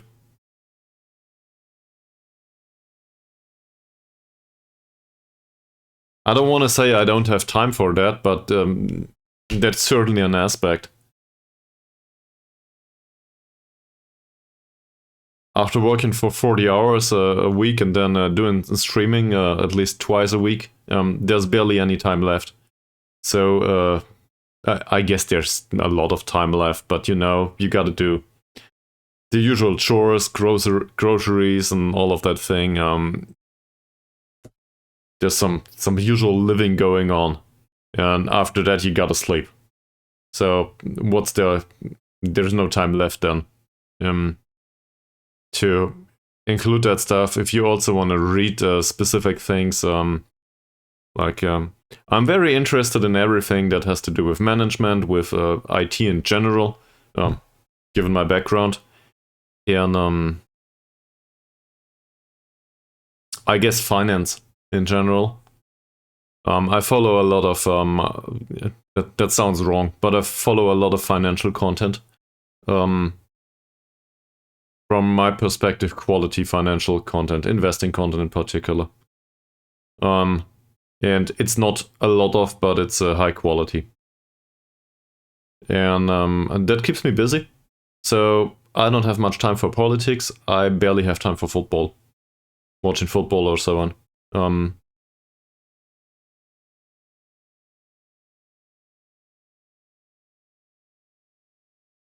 I don't think we ever will. Not even agreeing on the premise or not. There will never be this. I would love to quote Hogfather at this point, loosely, because I cannot, for the hell of it, remember the exact phrasing. But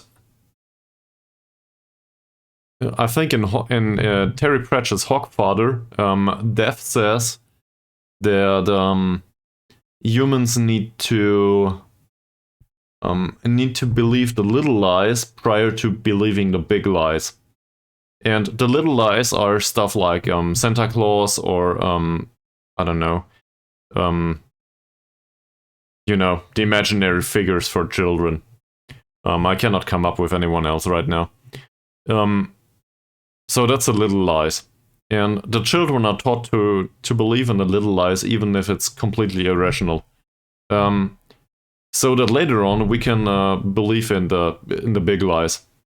So let's skip the topic of religion for a second, but according to Terry Pratchett, the big lies, or according to Hogfather, the big lies are stuff like justice, or I don't know, other ideals, ethics in general. And I think that makes some sense. That's a good quote, even if very loosely quoted right now. Hogfather also is a good book to read. Make sure you read it in the original. Also fun read, obviously. Yeah, Terry Pratchett was Sir Terry Pratchett to me. Sorry. May he rest in peace. He was a fantastic writer. I will definitely always recommend Terry Pratchett's content. And given that his writing is very much enjoyable, it's quite surprising how much good content there is that makes you reflect on certain things in Terry Pratchett's work. So I will definitely recommend it every single time. If you like to read, feel free to buy, for example, Hogfather, but anything else basically by Terry Pratchett. Just be aware of the topics of the books, you know.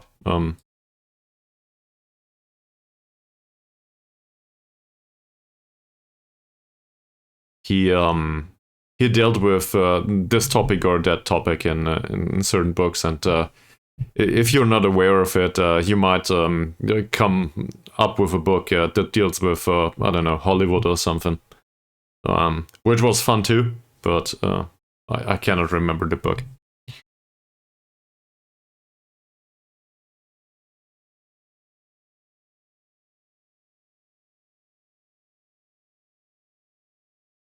We got the internet though. You can read up on this prior to buying a book of Terry Pratchett. And hopefully they are not that expensive anymore these days.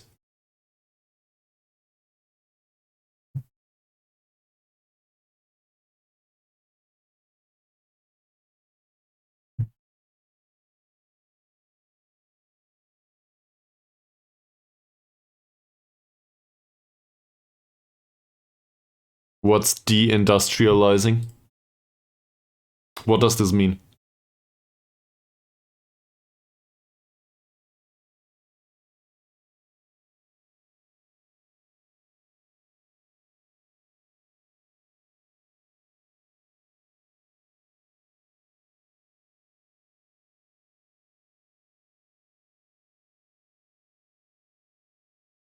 I guess I'm not even sure about it, but I guess formally speaking, Germany's in a recession. I don't know.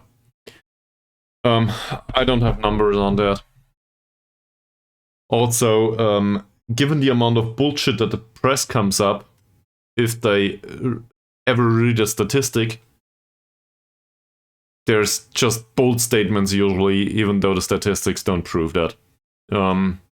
I've been in touch with some statistical data recently for some specific purpose, And some of that stuff is interpreted by the press repeatedly. And just let me put it that way, I wouldn't want to rely on newspaper articles if you can't read the source material. Get the source material and the numbers, and usually it's very much difficult to interpret. And I don't know, I can come up with examples now, but I don't want to give details of my job. So you gotta trust me on that.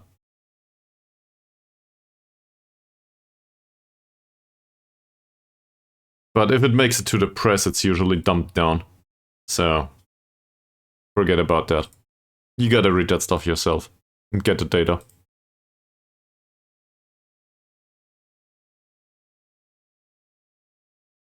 Yeah, it's the same with scientific studies, really. If it's in the press, you gotta read the original release. That's not really bad. Here, he's unambitious though.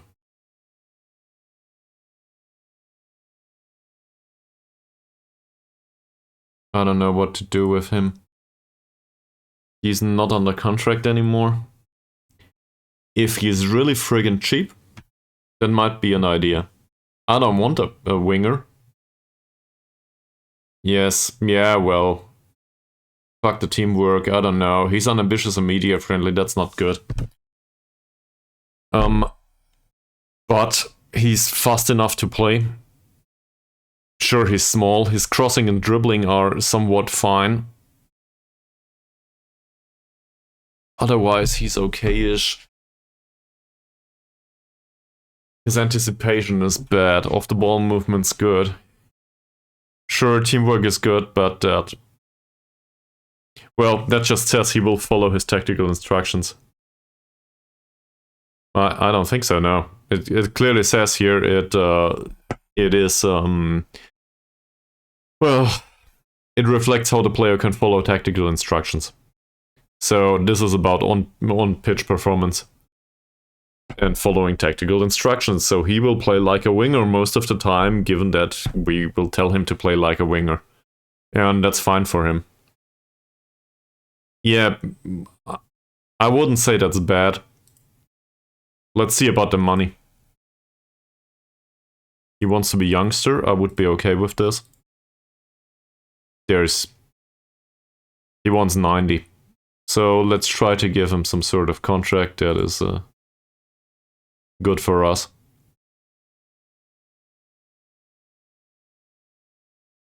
Yeah, but it's just different dimensions of his overall personality and player profile.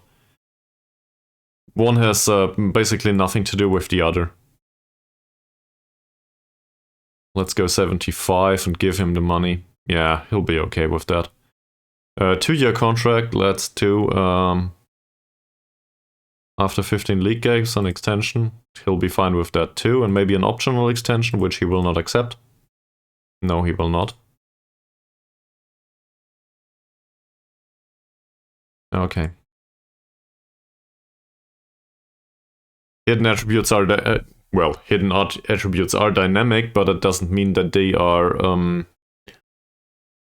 they are not correlated with each other. Hidden attributes. The entire model doesn't work that way. There's no implication if one attribute is high that the other one is high. And if there is, I don't know.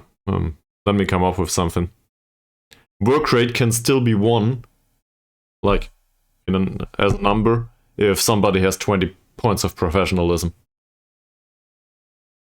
It's highly unlikely, given that the professionalism will imply some development for all attributes for the player. So I guess a 1 is very unlikely, but it's definitely possible, and it is not derived from the high professionalism that work rate is larger than 1 or bigger than 1.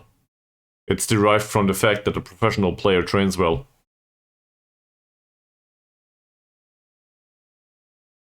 Could be.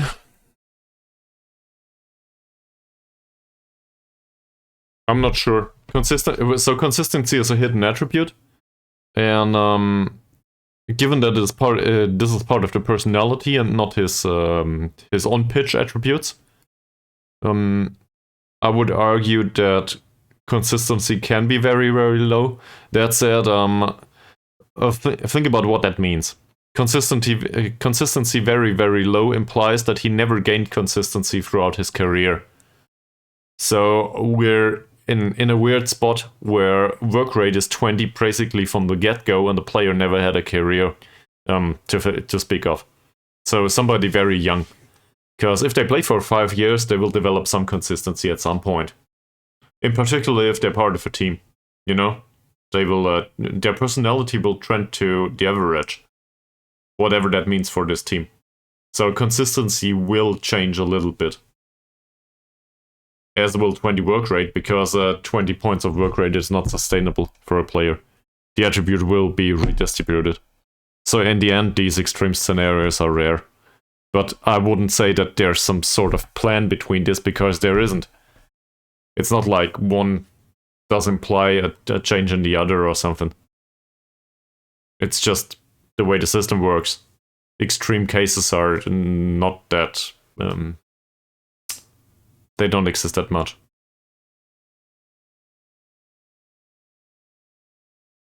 And it is. And it's really easy to comprehend why that is. There is no direct implication as far as I'm aware.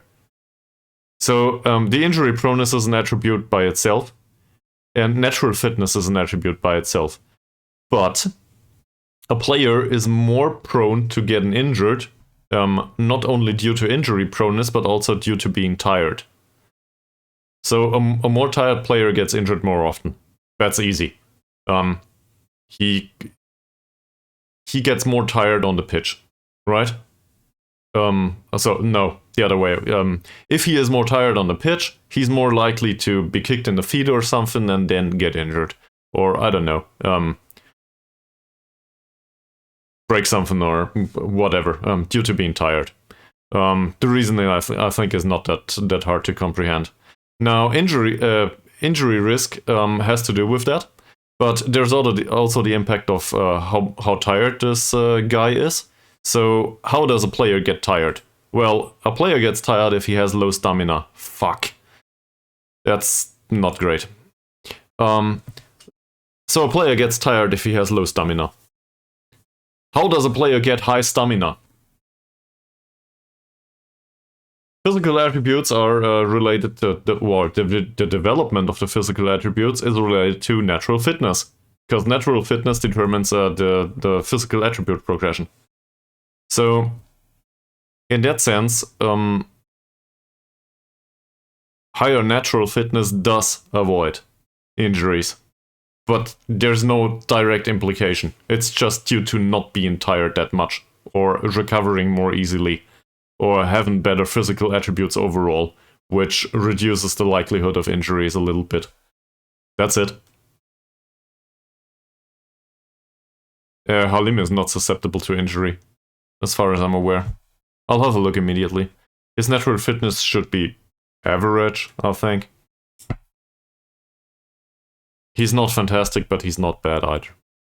You can see the natural fitness is impact with the match sharpness. If somebody has a natural fitness 1, he will never be sharp, because he takes too much time to recover, and in all of that time that he needs to recover, he barely, how do I put this? He doesn't get enough match experience and doesn't distribute enough of it in training. So a player with really low natural fitness has a hard time developing too.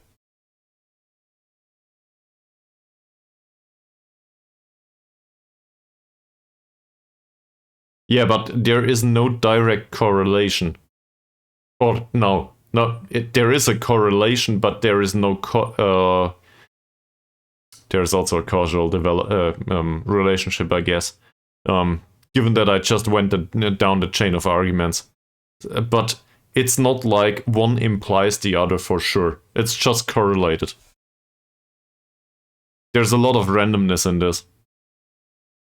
So you are right to a degree. In some cases, you can make a good decision, but that good decision is overruled by the unexpected, basically. For example, here, Halim's natural fitness is 16. His susceptibility to injury is low. This is a freak accident, basically. We did nothing wrong here. It was the right decision to train him hard. To train him hard for a long time. And, you know, he got injured in training while sprinting. And now he's got a minor injury. That's it.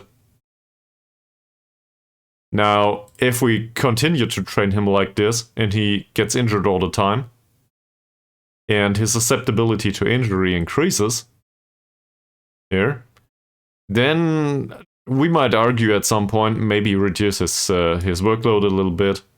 For example, in the case of Zico. Where is he? Zico has 10 points of natural fitness, that's not too bad, but his susceptibility is is high.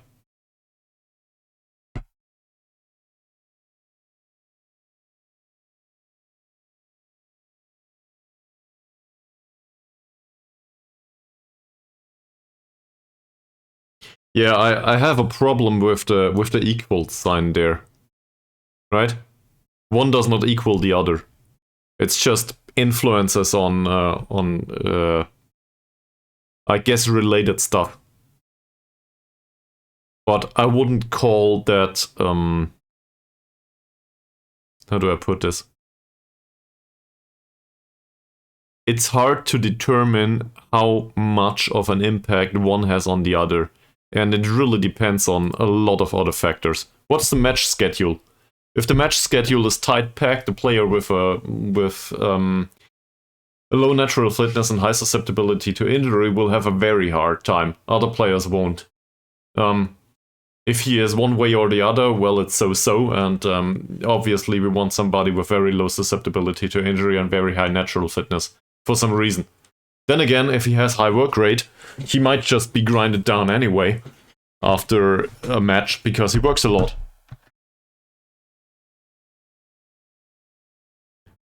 As far as I'm aware, injury proneness goes up if the player gets injured.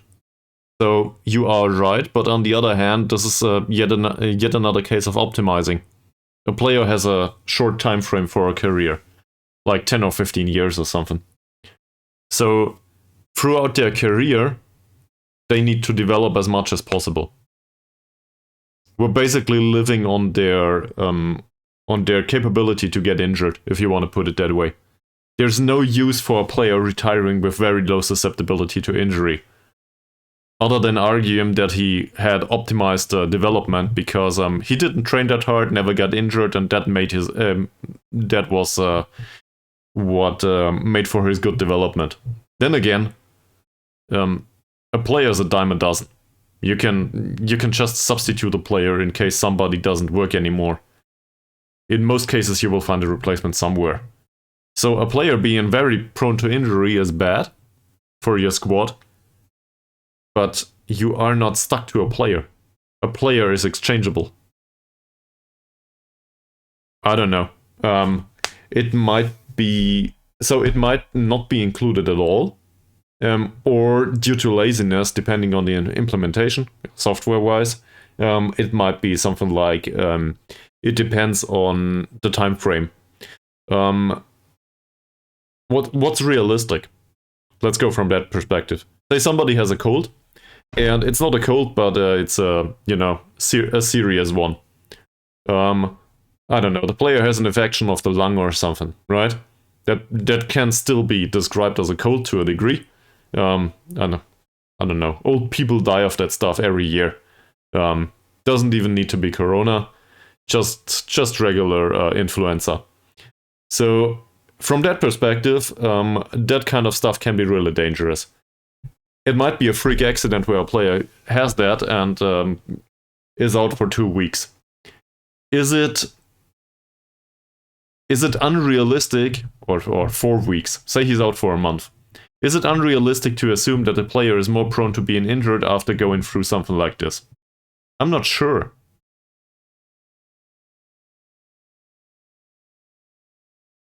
Yeah. So physical attributes might go down within a month, right? If they need to lay in bed all the time and barely get any air, they will lose muscle. There's no doubt. So it just makes sense. They might also be impacted stamina-wise. So from that perspective, it makes sense that it does make sense to a degree that injury proneness directly or indirectly might go up. I'm not sure how it's handled in the game though.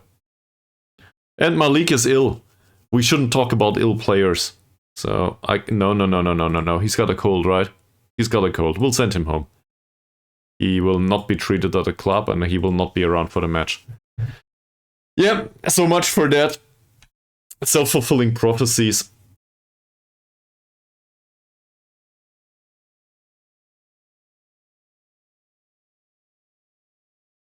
They are. They definitely are. And apparently they prefer us talking about their fates and their injuries and colds and stuff to theories about how the world works. I guess we should stick to that. No, these topics about how this or that works and political opinions are really hard to just talk about on stream. I hope that makes sense to you, because I don't want to deny anyone's political opinion, or denounce is the way to put it. I don't want to denounce whatever how you see the world, but on the other hand, I guess I want to be reflected on some things, and given that I'm not very, I don't deal much with politics really. I don't have the time, and I'm lacking the interest overall. I deal with stuff that's more, I guess for me, relatable. So usually I have a hard time having an opinion on this or that. I hope that makes sense to you. I do have an opinion on Football Manager stuff though. Or, I don't know, how to invest your money, but I guess you are not the right recipient for that, from what I remember. So, yeah, let's not talk about that. Alright, Arianto, he declined a little bit, that's not good. On the other hand, he's a 19-year-old, so whatever. And apparently he declined and improved at the same time. What the fuck's going on? That's not a decline to me. That's definitely an improvement to me. He did decline in pace, though. That's an odd case. So his natural fitness is 8. And it says he declined in pace and agility, but his good level of training made up for it. He was injured, right? No, he wasn't. So his attributes got redistributed, and apparently his natural attribute profile says he's not that fast. For some reason. I don't know why. But on the other hand, he got some dribbling.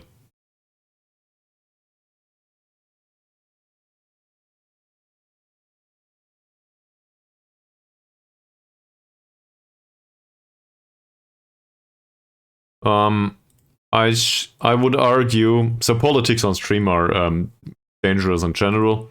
I would argue that there's a saying. So I think the saying is, if you do not have left-leaning tendencies in your youth, you do not have a heart. And if you do not have some right-wing tendencies whilst you grow older, reflecting on whatever perspective you had in your youth, then you have no brains. And whilst I do not agree with all of that, I think as a broad picture it serves pretty well. Because some idealistic stuff just doesn't work. And on the other hand, you cannot forget what you want to do for the better of the world. Or the humans around you. And thank you very much for the book recommendation. That sounds like something I might read at some point.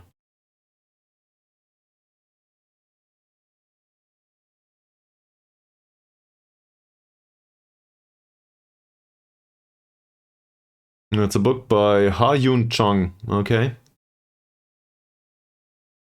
Oh, this is about countries though. Okay. Yeah, that feels relatable to me.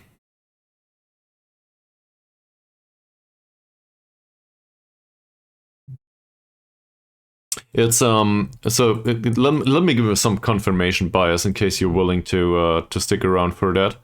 Um, in financials in general, good financial advice, for example. Yeah, I can see that perspective.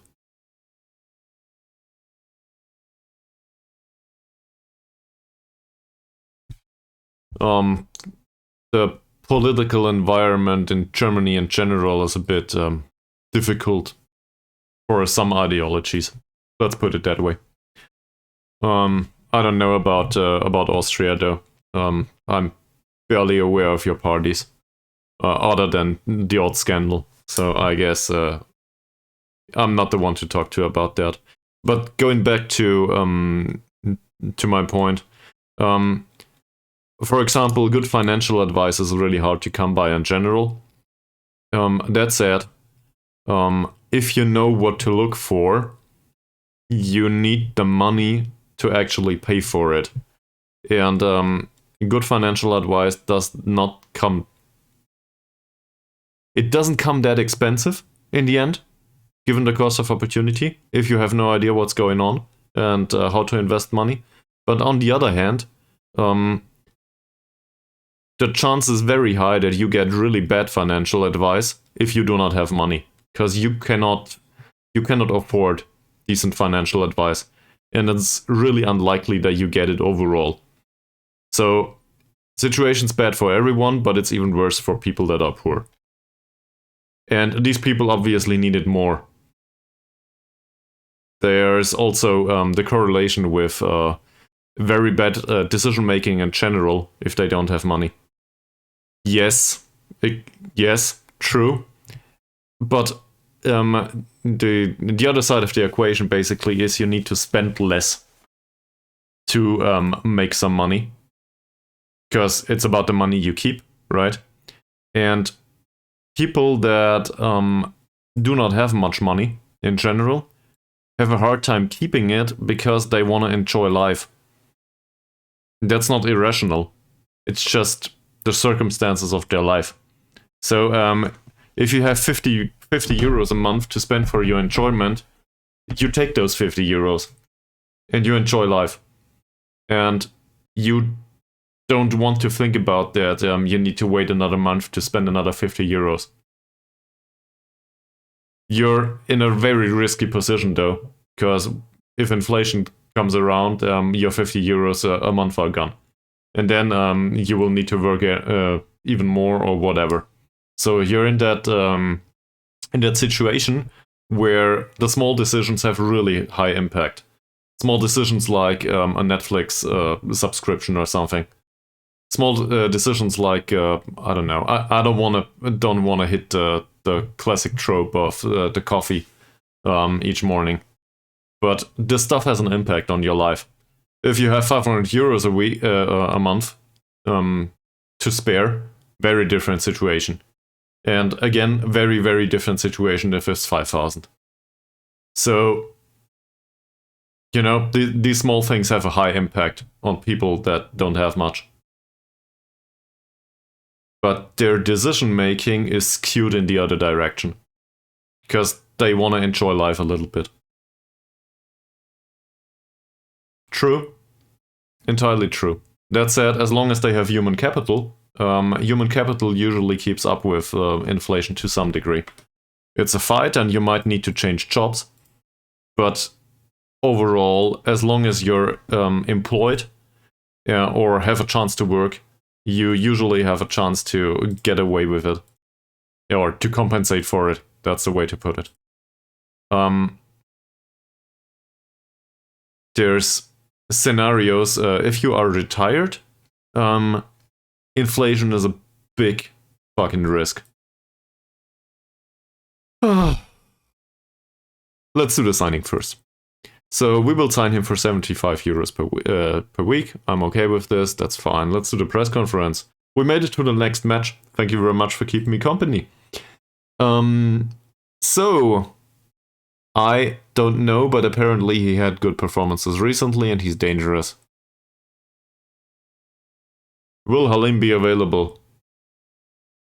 What's so funny? It's unlikely.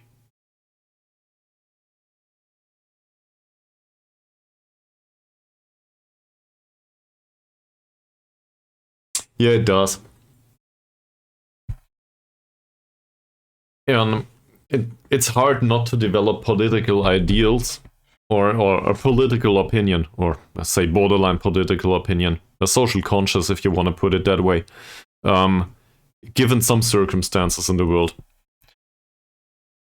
But I have a hard time accepting that it's the right way to blame XYZ for it always. We can do a lot, as smaller people, if you want to put it that way. We have some control over what happens with our lives. We cannot influence the fate of the world much, but we can influence our own. And basically, everybody can dig a hole. I think there's a saying: everybody can dig a hole, but it takes a man to call it home. And that somewhat feels familiar to me.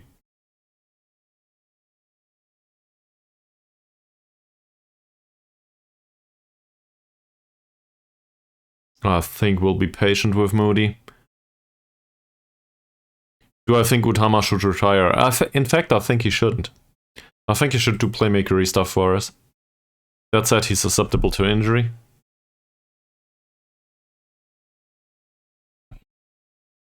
Can you talk about humors linking you to Raman Satyavan? No, I can't, because there's none.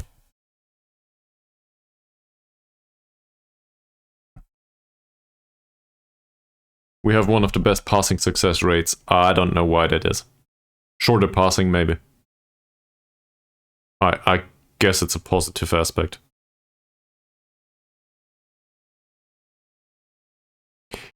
What are my thoughts on the 17-day gap? So probably some of them will not be entirely sharp.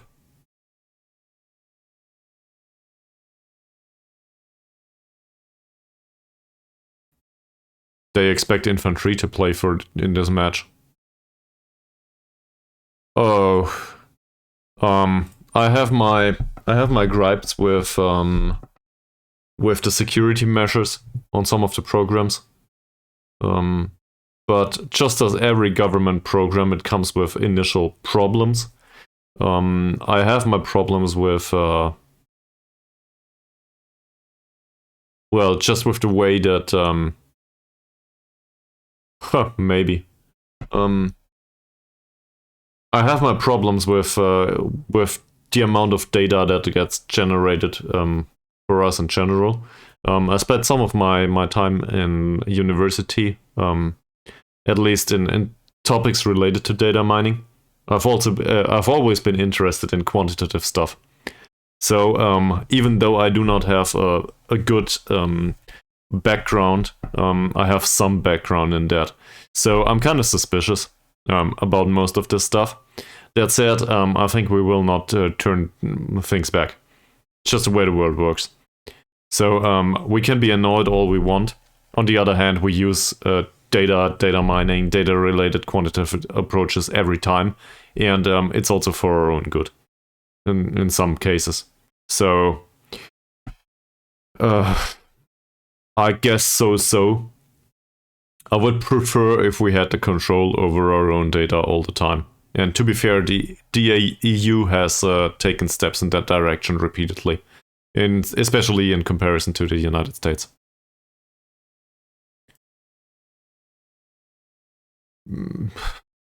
That's a hard statement. It depends on how it is done. You have some sort of digital ID basically for other systems already, and it's fine. It needs to be there. Think your taxes. I don't know how it works in Austria, but it's most likely it's automated, just like in Germany. Taxes are paid automatically from your income, and you can do a tax declaration later on, and then maybe get some back if something needs to be corrected for, right? At least that's how it works in Germany. So you exist as a digital artifact for tax purposes anyway. And you exist in other circumstances too. For, say, your insurance. Your insurance company that insures you against sickness and stuff. So, assuming that this is also mandatory in Austria, because, we're in a civilized country and not in the United States, that's not fair. They have Obamacare or however it works. But there's a lot of digital data about you and me already. Yeah. So, to assume that a digital ID is so vastly different, first of all, I want to know why. Because the entire model is already distributed here or there.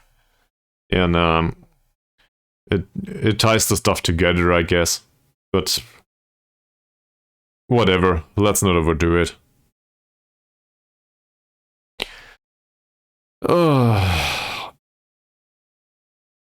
There's been a large swell of support from the fans for our attacking intent.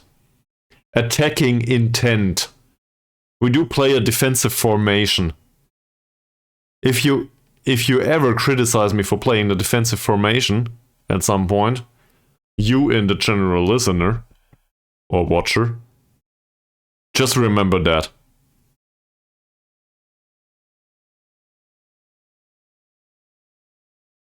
Attacking intent.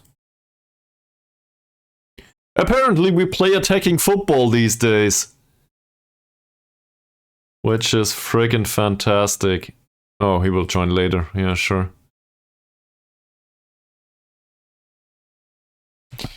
Halim will probably not be around. Matches in 2 days. We do not have 2 days.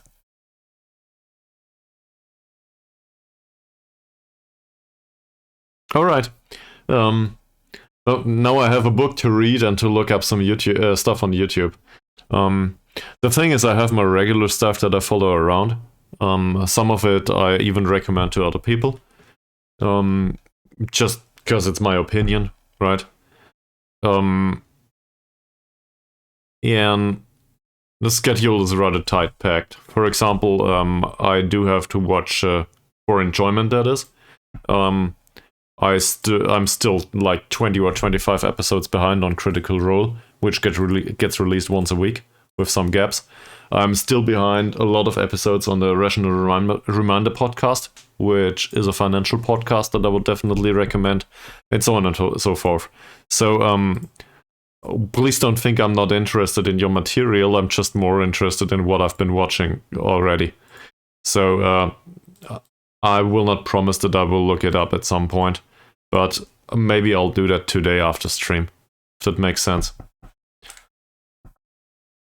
It's weird. I enjoy streaming, but in the end, I also need some time off later that I can control for myself, I guess, if that makes sense. It doesn't feel like work, but in the end, it somewhat is.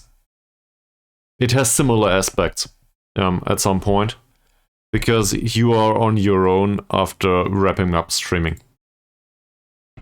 And if you have to do with people at work all the time, and then during streaming, at some point, you just need to crash. Not in the bed, though, like in controlling your own time. So, for example, I wouldn't be able to do streaming 4 or 5 days a week, even if every other responsibility besides the job would be taken from me, just because You need time for yourself at some point. And this time for yourself usually comes with, I determine myself what I do. You know, the symptom of sitting on your phone for 3 hours.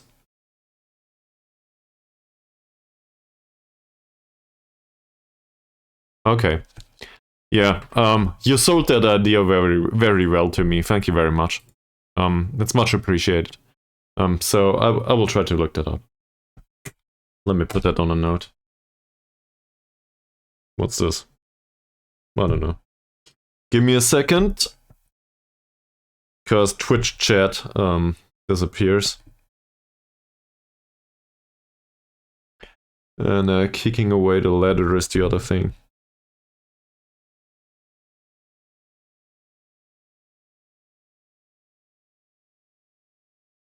No promises though. But, well, I will try to look it up.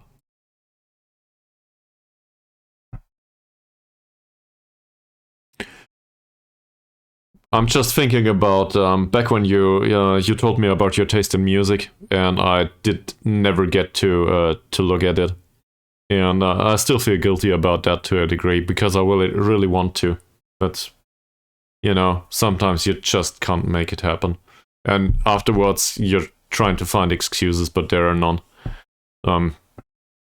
You just didn't get to it. It was low priority to some degree because you needed time for something else. I don't know. We need more time. Time's limited. Playing classical music can be fantastic. I never got into that, sadly. But I had a neighbor, don't have him anymore, that played the piano, classical piano, and does to this day, very, very well. So I enjoyed that a lot. Yeah, okay. So I rarely do that in the screen, but we'll do it now. We need to come up with a squad selection. No, I will not do it here. Go away with this. We'll go back to team selection later. Okay. So we will do team selection though. Who's to play? Let's look at training performances. Ramadan did exceptionally well. That's probably because he played.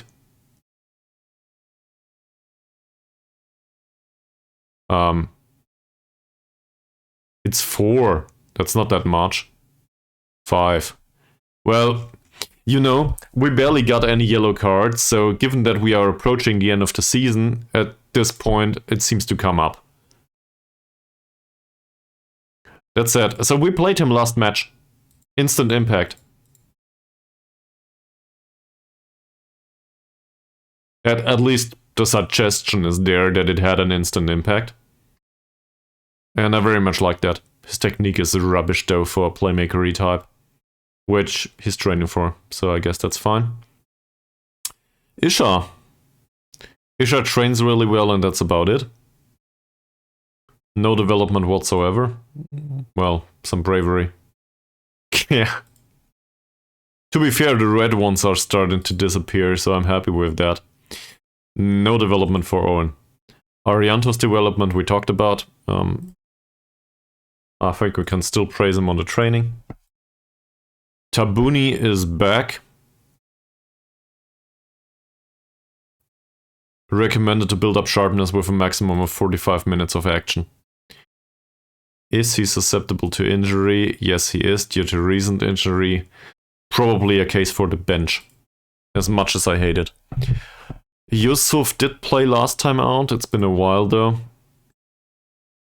Given Malik might be still out. No, Malik is available. He will probably make it to the bench, Yusuf.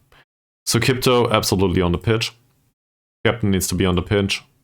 I don't like the captain not to be on the pitch. Imbriri's training has been fine. I'm okay with this. He just returned from injury though. He is susceptible to injury now. He's unfit. So probably a case for the bench. Alright, let's slot these in for now. So Kipto was determined, Imbiri was determined to be on the bench, and Tabuni was determined to be on the bench. Where the hell is Imbiri? Here. So we need somebody else to do the playmaker. Ramadan didn't do badly, but I think Sumantri is the better choice there. He didn't train well though. Let's compare him to Ramadan for a second. Okay. Ramadan has better vision, better attacking, no good technicals though. And given that the technicals are key... Huh.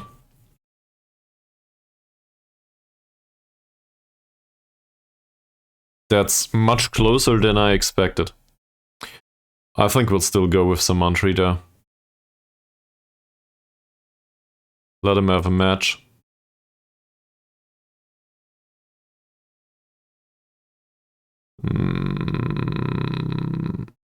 Yeah, it's not that bad. He can play. Alright, who else? So we need a right back. Malik's training performance has not been fantastic. He is susceptible to injury, we knew that. Did we extend his loan? I don't think so. His loan runs out at the end of the year though. I guess we extended his loan until the end of the year or something. So he can play. No problem. I'm not a big fan of his morale though. What's going on there? His performances have been okay. I guess we can praise the conduct. There's not much else to tell. And about the progress, there's barely any. So this is something that I would be willing to risk. Oh, he went up with off-the-ball movement. Okay. Yeah. This is a redistribution of attributes that I'm not very convinced of. In particular, the decline in physicals is not something that I would like. I think, though, we can warn him about the development. Here, look at this. He barely improved anywhere.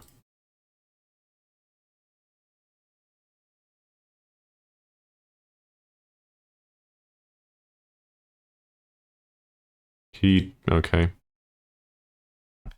Yes, but on the other hand, I think he had a minor injury, and he did improvement of the ball movement, which was a weakness. So this might just be a case where the physical attributes decline a little bit, and the mentals go up a little bit, and it gets redistributed, and he might just get another bit of physical attributes later. There's also the fact that his natural fitness is okay-ish, but you know this. So whilst he had a cold, I don't know. Have a hard time determining the relationship here. Haryanto, how are you doing? Susceptibility to injury is low. His training hasn't been fantastic, but he's our secondary choice, usually. So his performances last match weren't that bad. 7.0. 15 out of 18 headers is definitely praiseworthy, I think. That's fine, and he's in perfect morale. Owen is anyway. Not much to tell to Malik. So Kipto trained well.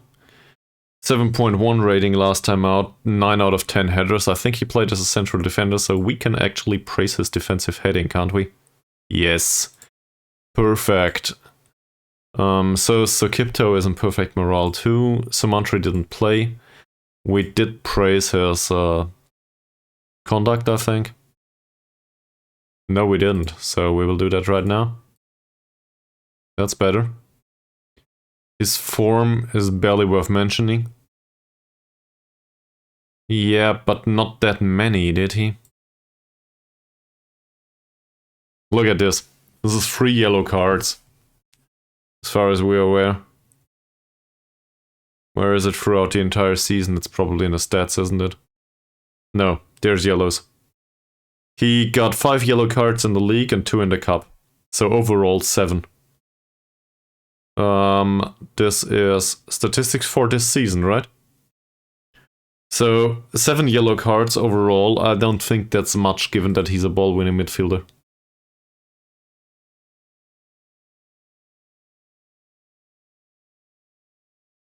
If you think about it, he has a really aggressive role. From that perspective, he doesn't get many yellow cards. So I'm totally fine with this. It's his job after all. He will be banned from playing 1 match and then... No, 2 matches probably. And then he will be around for the remainder of the season. He is. And the thing is, he's not even good at it. That's the best part about it. He's on a 6.64 rating. I cannot tell you why that is, but I have a suspicion. And the suspicion is, we started playing him as a defensive midfielder prior to him being trained in that position. So we basically shoved him into it, and he had a hard time adapting to it. That said, in recent matches, if you look at this is much better. Prior to that, it was a bit shaky. So I don't want to overly implicate that he'll be fine for the next 5 matches. I don't know. There's some randomness to all of this stuff, but he has the skill, and at this point, he's accomplished in his position. So the hope is not entirely irrational, I think. That's an easy case. His form has been great. There's no way around this. We gotta praise his form. Nah, let's praise the last game first. He did score. Perfect morale, that's about it. So Imbiri's not available. Well, he's on the bench. Which begs the question, who will play Shadow Striker? I guess the easy answer is Isha. Well, in that case, he's a really old flower though. Approaching 33 if I'm not mistaken. I do like him though. Anyway, Isha scored last time. I like that. So let's give him time on the pitch. There's no reason not to, as far as I'm aware. And he's definitely one of the better players of the squad. I'm not 100% sure that Shadow Striker is the right role for him right now due to the lack of decent wingers. And then there's the question, Utama or Arianto. Usually I would argue for Arianto. That said, his form has been horrible. On the other hand, he needs the time on the pitch. We rely on him. And, well, he's been better than Utama, which doesn't say much, does it? But Utama's decline in physical attributes continues. I think Utama is perfect for the bench these days.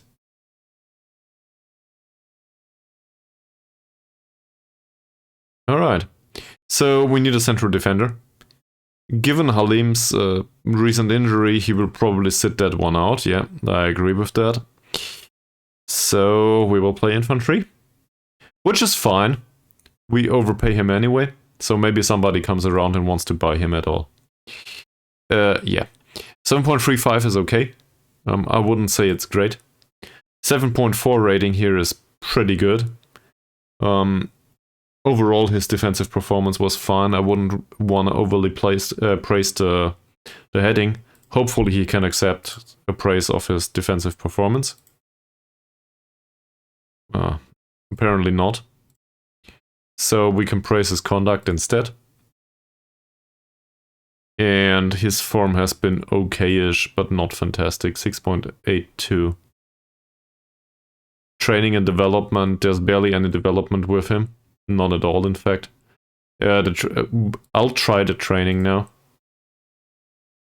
Okay, he has been working hard. Yeah, this is working hard for him. As a 31-year-old, there's not much development left in him, other than mentals.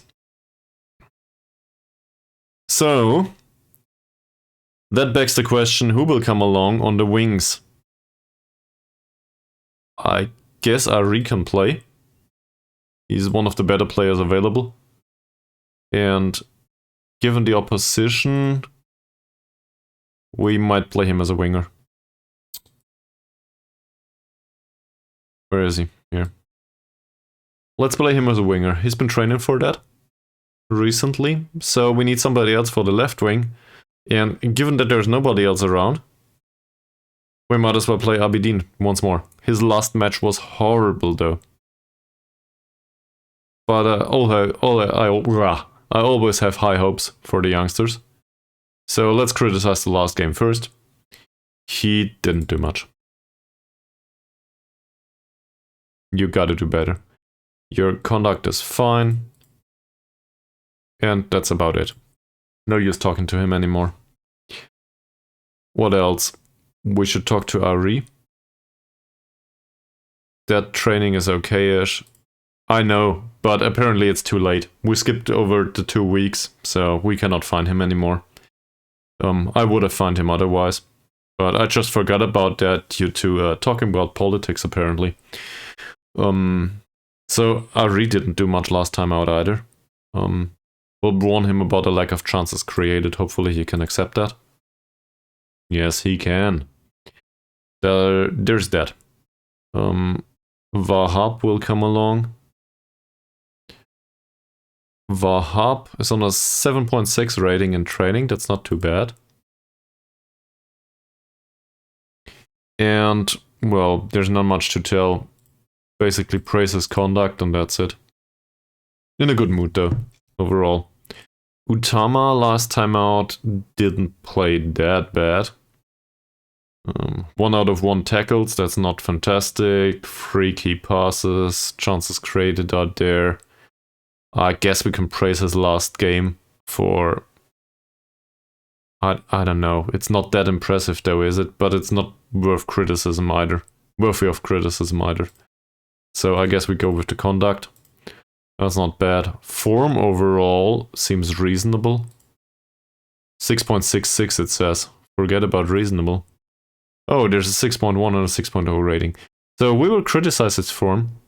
And just tell him that he needs to be better for the first team. Nah, we'll be friendly. He's certain he can improve. Okay. Well, we'll see about that.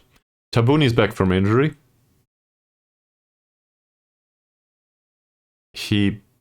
Well, I guess his conduct is fine. Being injured, you cannot get a yellow cards, so I'm happy with that, and that's an easy win. Okay, and then there's Imbiri, which will probably be the same.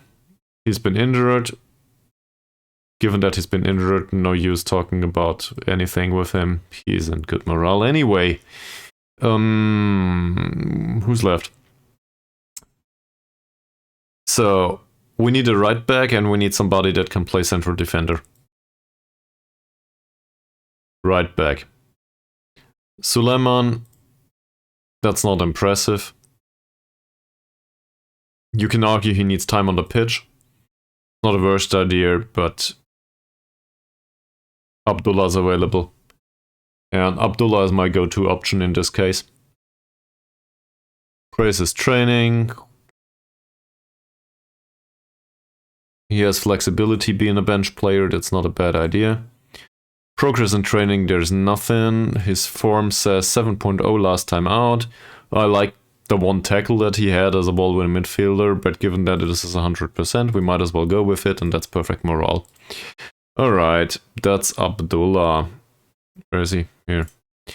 So now we need a central defender, preferably one that has some flexibility in him, but it's not 100% needed. Fawzi, rather not, but he might be okay for this 1 game actually. We have Sukipto that can drop back. Yusuf is a right back. Solistio didn't do much. I don't want to bring along Halim, even though he's the best option. Definitely he's not the best option given his recent history with injuries. Putra's too weak. So I guess it is Fawzi. Welcome to the squad. You deserve it. To a degree. And now we need a striker. No, not a striker. We have 2 strikers on the pitch. We need a winger, preferably left-footed. He's right-footed, so this doesn't fit the description. Iskandar is basically a an Mbiri replacement, but not as good as Mbiri. To be fair though, Mbiri is not match fit, but we will not put him on the pitch after 45 minutes. Probably later. I guess given that Ferdiancia is still a bit injured, this means Coffee. He will not have a second game like the last one though. Will he? 7.0 rating, 1 assist. No complaints. Let's praise his last game, in particular the tackling, because, you know, that's easy. Here we go. So we bring along Coffee. Why not? And in case we need to replace the striker, we'll just put Isha up front. Okay. So much for team selection. You know what? I will do it now. It's not that hard. Corners, defensive on the left side. Okay. The striker will always be somebody tall, so he goes back. The attacking midfielder will not always be somebody tall, but, well, it depends, right? The attacking midfielder on the right will... No, we don't know, really. So I will just make a decision now. I will pull all of these back. They are fast enough to cover the space anyway, and the attacking forward will stay forward. And I will do the same on the left. And this is really just due to being warned about this all the time, and I think we got lucky with it so far.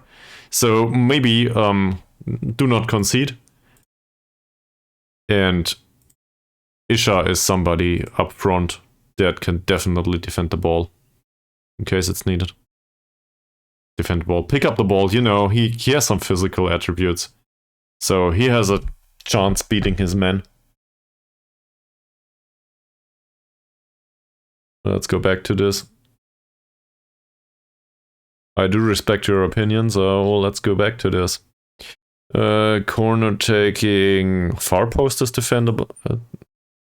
Yeah, due to the smaller players. Is this what you're going on about? Sure. But don't forget this is Indonesia. So in the end this is average for them. It's vulnerable, you are right. But only if faced with a player that is very unlikely to appear in Indonesia anyway. You'll see. In this match we will have a winger that has 15 points of jumping reach and that will outjump his defender all the time. That might happen. But it's not like this happens every time. Give me a second.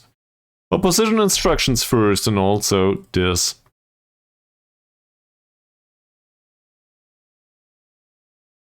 Yeah, but on the other hand, would you rather defend the far post or would you rather defend the central areas of the penalty area? So, seen from that perspective, and you know, I don't wanna stretch them all out in a line in front of the goal and cover the near post and the far post good enough, and then there's nobody else in the penalty area. It's just the reality of defending corners. You do not have 20 players to defend all of the areas. Or maybe there's a setup that I'm not aware of, but you have it like a line. Okay. So do you concede a lot of long shots from that? Or I don't know. Are the players good enough to pick up on that? Yeah, and defend it anyway. This guy's good. Not sure what to do with him. Probably close him down. In fact, he's a lone striker. I would love to kick him. But he's brave, his dribbling's good. Off-the-ball movement's great. That might result in a red card. This guy's crossing is good, the rest not so much. Let's show him to the wicker foot immediately. So he will be shown to the inside, which says he needs to pass the ball most of the time. His passing is shit, so we press him every single time, and given his bad composure and bravery, that's probably the way to go about things. Yeah, I see. That makes sense. I'm not sure if it works with this squad. I don't want to change it all right now. Okay. Yeah, why not? I'm really that's honestly my perspective. If it works for you, that's good. Maybe I'll adapt something like this in the future. I mostly go with the attributes of the players though. For the set pieces too. This guy. So he's fast. He's right-footed, we show him to the left. His dribbling is okay, so no hard tackling. His passing is okay. His crossing is okay. This is a bad situation, and I would love to close him down at least. And then we have two, and one of these two here will be the playmaker. Arifin likes to round the keeper, likes to lock the keeper, and dictates tempo. That feels playmaker-y to me. His off-the-ball movement is good though. Yeah, pressing him is too late. He has a really great composure, he will deal with it if we press him. I do not agree with this. Let's mark him tightly though. Yeah, that makes sense. That makes sense. I do not necessarily do that on the right backs. And well, the defensive midfielder, I tend to agree. But on the other hand, you would want like 2 meter players everywhere if you could. And it just doesn't fit the profile sometimes. For some sort of wingback or something, if they come with pace instead and good technicals and mentals, maybe they make up for it.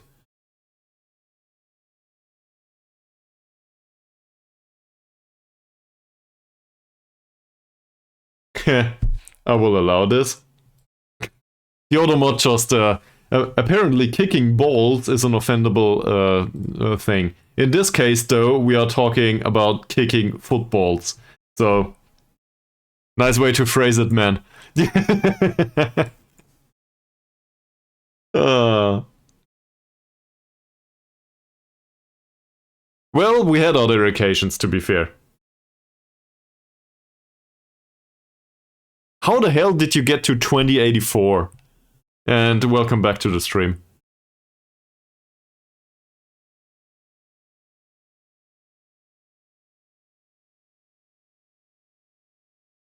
He's got good passing, but bad vision.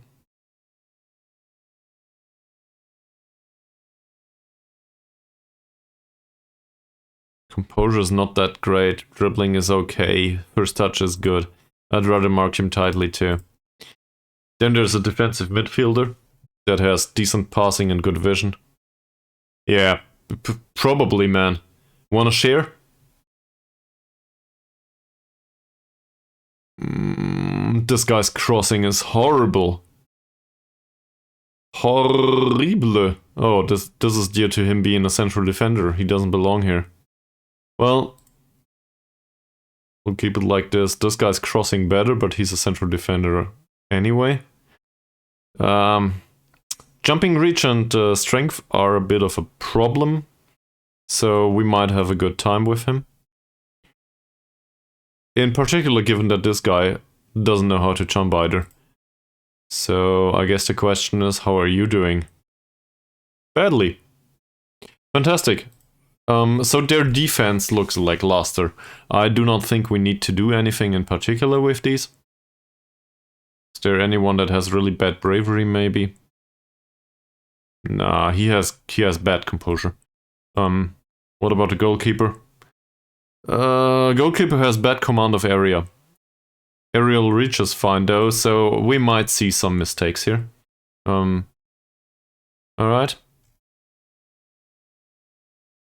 You cross towards target forward, you cross towards target forward, you do, as well as you. And you cross more often, apparently. Okay. Let's go. Squad number needs to be given to whom? Forzy. Yeah, he's new. Mr. Forzy, you get number 22. Have fun.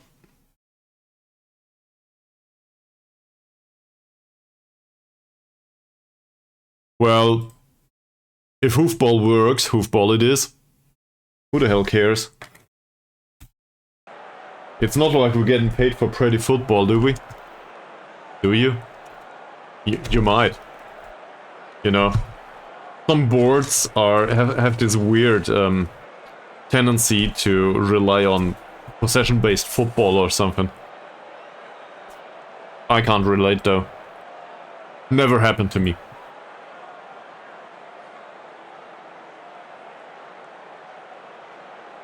Oh yeah, we're playing Madura.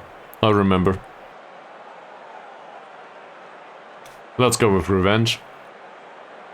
And I will ease the pressure on every single one of them, given that this is a big match. This is also an away game, so maybe some of them are really stressed. At least it worked for him. Isha pressure lifted.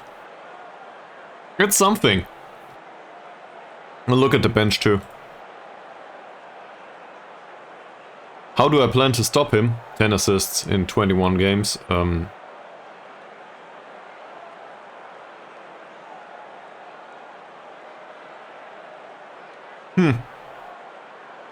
I see.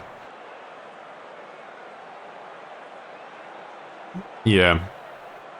Well, we will need to deal with him somehow. Yet another Putra. This is the defensive midfielder. And we will deal with him as a team effort. How important will Simon Owen be? As important as everyone. But he's the top goalkeeper. Sure.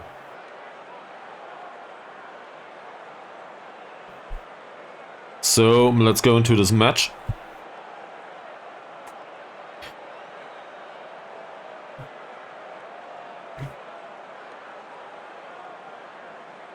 I guess it is death or glory. Not death though, but you know, either we make it closer to the Champions League spots, or we don't. And if we don't, season's over, more or less. Not much will happen. Given the impact of the injuries though, I think we're okay with the season overall. And I will encourage the team now, because that's what you do. Also, I need a drink. Don't forget to drink water.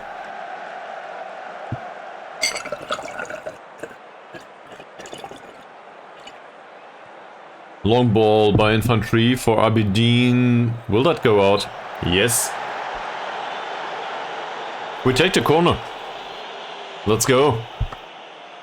We did practice this on the training ground. Come on, Malik.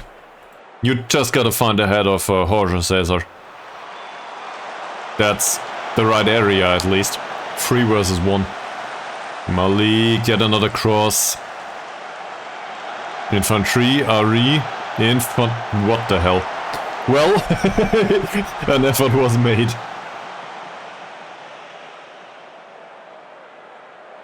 Infantry scoring, that would have been something.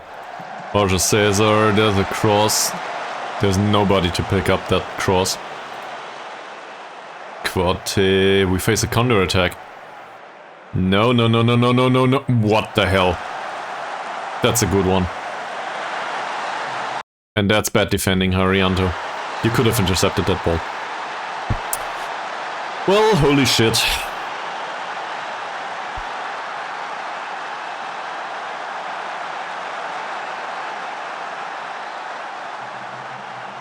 Was well played. Timing was just right, and I don't know what Harianto did. He just didn't get to it, I guess. He made a jump for it, though. Yeah. Well, Are they still encouraged? Seems like it. Roger Cesar, Arianto, Sumantri. Long ball by Sumantri. Nothing for Ari this time. We should probably go down the wings though. In particular the right one, given that we have a weak option on the left one. So let's go down the right wing. Through Ari. Maybe we stand a chance. Putra gets a yellow card. That's a defensive midfielder, that's not bad. Infantry, Arianto. Long ball towards Ari. Yulianto nods the ball away. Ari recovers possession. Sukipto, Sumantri. That's not bad, that's Abedin's side. Cross, Jorge Cesar. First finish. Well, it's the second finish of the match, but really this was the first one that was worth noting. Infantry's attempt was, you know, no good. Barely any chances created. I'm not sure if I want to be pissed about that. In the end, if not for the counter-attack, I would be fine with it. And apparently they collect yellow cards, so that's a plus. Isha's header started to rain.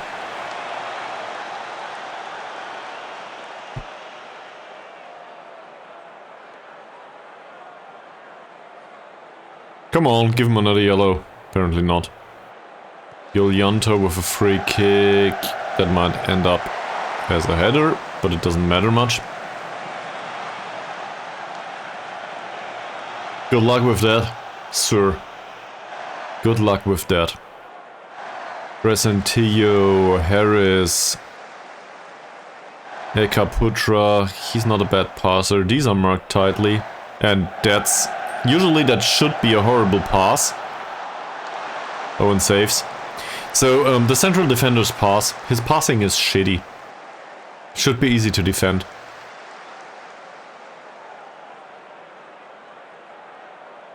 This Ekaputra guy is tired already. And on a yellow card. That's not bad. Good passing. Ekaputra, Yulianto, Dembu. Look how far they push up. Look how far they push up. Let me see the pace of their defensive four. This is not that fast, but it's not slow. This is rather fast. Positioning is good too. This guy's not that fast. Yulianto is okay-ish. In comparison to our front four, well, he might just deal with it on a more physical level, I guess. He's friggin' fast, usually. Acceleration is very good.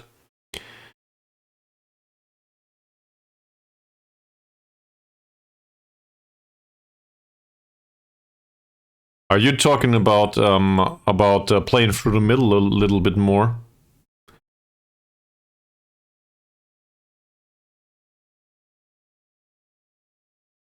So in this situation, they push up these two, which do not have much of an impact going forward. So if we overrun them in the middle, we don't need the wide areas, right? Is that what you're saying? That makes some sense. On the other hand, we could try to focus on the wings anyway, because there's a lot of space there. Yeah. Well, it's a trade-off. Given that we are behind, we might want to rely on going down the wings more. On the other hand, I'm starting to think maybe pass into space is an idea, because there is space there. So maybe one of our players wins a one-on-one. And let's go away with this, because this is a risky situation for them. Going through the middle, 2 yellow cards, freak accidents might happen. Bit longer passing is something I thought about too. I think it subtracts a lot from... Yeah, so they are competent now. If we go for more direct passing, it's awkward. So I guess we go with slightly more direct. It also fits the weather, by the way. This is a low-grade reasoning, I guess, or has a minor impact. Yeah, but if you've got the player material for that, why not? In this situation, though, I'm hoping that it works, because our player material is vastly different, you know. As you, yeah, well, you do know, given that you follow the stream. Jorge Cesar, Sumantri. By the way, our good playmaker is still missing. Abidin, Arianto, long ball by Arianto. That is passed into space. To a degree, at least. Abidin, cross by Abidin. That's a penalty. Easy. Now we just gotta convert it. Come on, Mr. Jorge Cesar. 3.5k waiting for you. For that goal. Just put it in the back of the net. Go! We got it. Back to square one. Equalizer has been scored and Jorge Cesar gets 3,500 euros for this, given that it is the 20th goal of the season. What a striker. We are really lucky to have him. And now I guess we will encourage the team. Do some more. They did react positively last time out. Apparently a penalty doesn't result in good match rating, at least not now. Well, seems to. Quartet, that was blocked. Owen claims the ball with some authority. And look at how tired they are for some reason. This is great. Abidin is cautioned. Not good. Let him ease off tackles, please. And that might imply that we bring somebody else for this position on. Sukipto, well done so far. That pass was risky, but okay. Oh, and Arianto. Interesting ball. Definitely passed into space. Abidin again. Abidin with a long ball. Isha wins the header. Sumantri, yet another fuck. It's offside. Ah, the idea was nice. The idea was definitely nice. And I'm glad that I didn't reduce the width attackingly. I think there's some merit to the defensive impact, obviously. But if you look at it out on the wing, we do create space. Oh no! That has nothing to do with the defensive width, though. It was at a long post, though, so I guess you have a point. It was well defended this time. Nobody picked up on Harris. Arifin's cross. Who is that? That's Malik. And who's Quartet?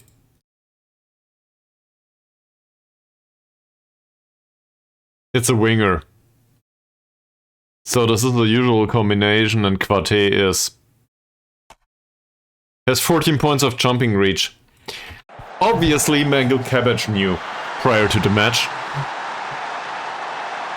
So I got nobody to blame but myself. And maybe the bad positioning of Malik. Because he didn't get out.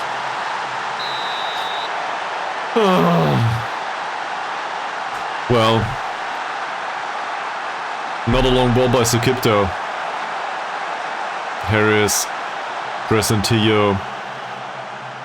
Come on, guys, you can do better. Well, if we lose this match, whatever, shit happens. On the other hand, I want to go to the Asian Champions League. I've never been there. They have been unlucky. That's fair.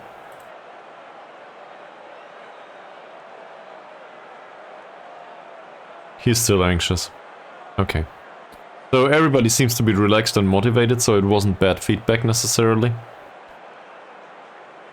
These guys didn't do well, and we will tell them. Turn your fates around, guys.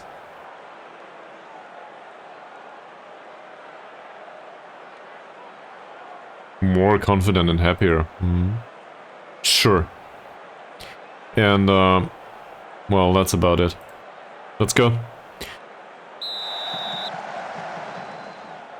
Better performance in the second half, please. Or at least get the randomness on our side. To be fair, they had really clinical finishing too. Or, seen from the other side, Simon Owen should probably have saved one of these two. That's okay. Jorge Cesar's header goes nowhere though. Quartet. Shown to the inside, as intended. That's an easy one for Owen. It was a bit dangerous though. For a second it looked like he wouldn't come to claim it. Arianto, Isha, Arianto again. Arianto's very long ball. That's not one to pick up for Abidin. Maybe we need somebody out here that can really beat him pace-wise. Arifin. Well done by Malik. And we get another corner. Well...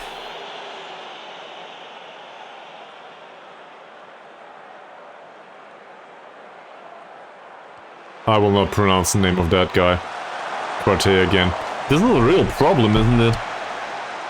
Do I really want to face him with a slower guy? Owen's kick. Samantri loses the header. Quartet again.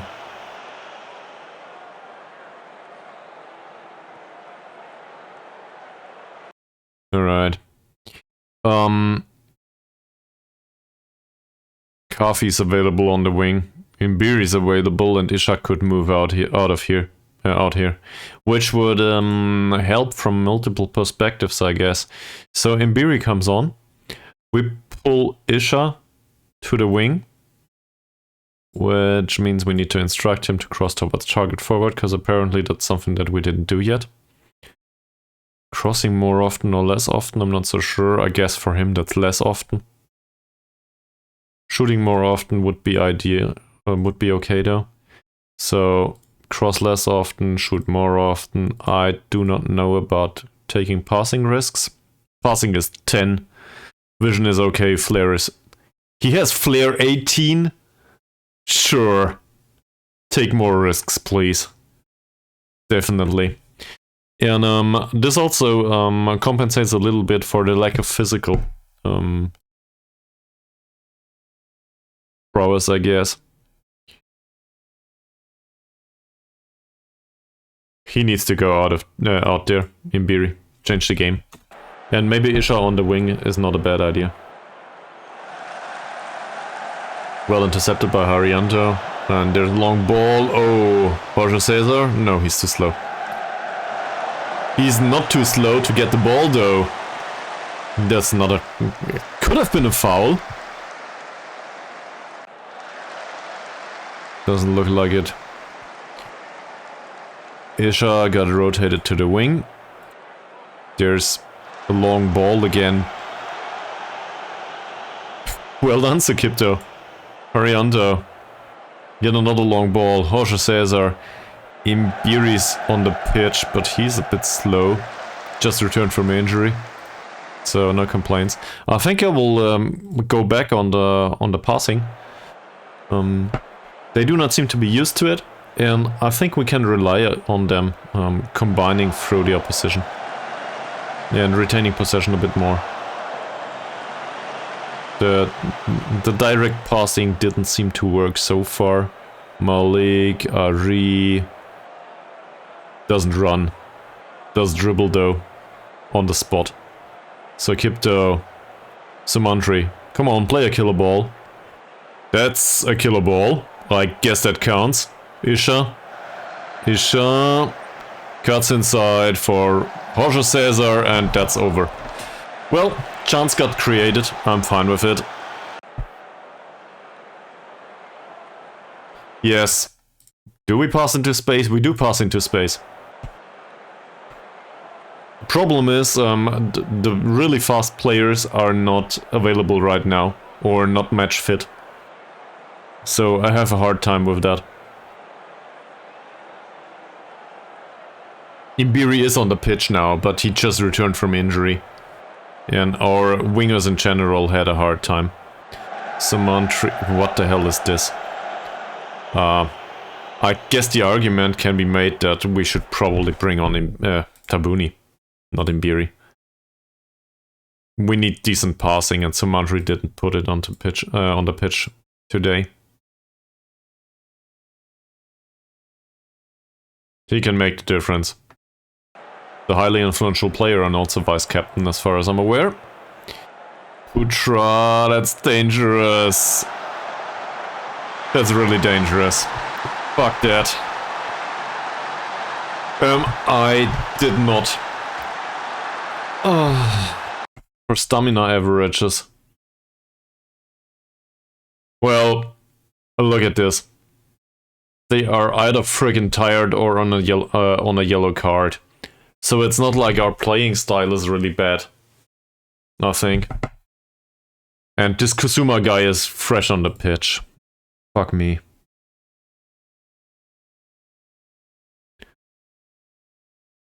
Our right winger is Ari.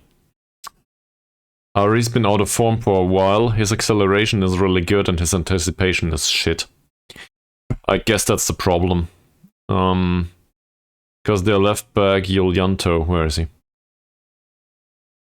He has the same pace, but his positioning is better.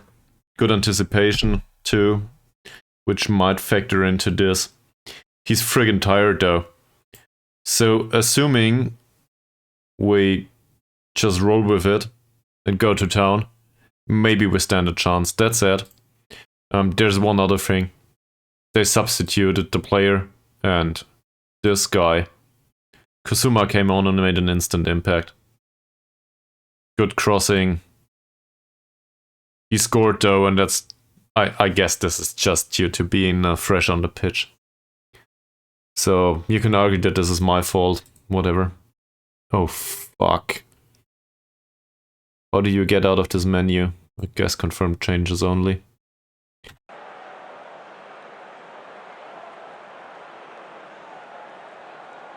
Yeah, this Putra guy played a nice long killer ball, and Malik didn't. He didn't defend it. Conceding 3 goals is not good. Marianto. And obviously now they do not need to push up that much. Tabuni, Jorge Cesar, Sukipto. Come on, play the ball. He doesn't. He finds Malik instead. Yeah, I see. And Ari is not good.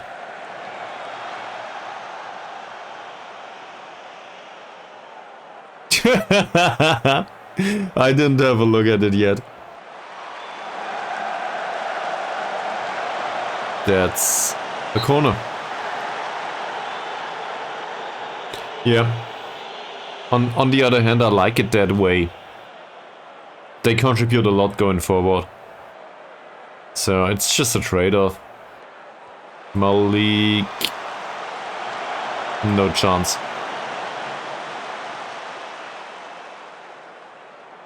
Alright. You know what? Doesn't matter if we lose 3-1 or 5-1, so we might as well try this. Go very attacking. Yes, we will shoot on side. Fuck this.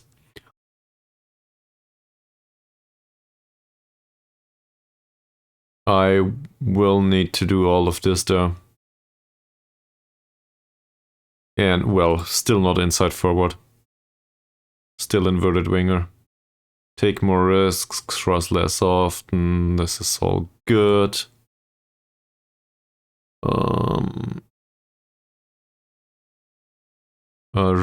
Go to target forward.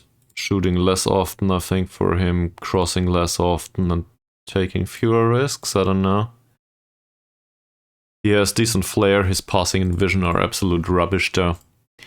I think we will get rid of Ari at some point. He has pace and that's it. And he doesn't bring it to the pitch anymore. I don't know why. He should definitely dribble less as far as I'm aware. There's more direct passing here and none of them has any idea how to play this mentality.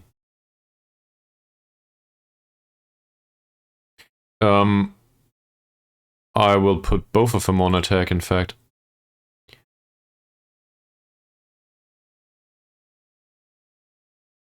His off-the-ball movement is decent.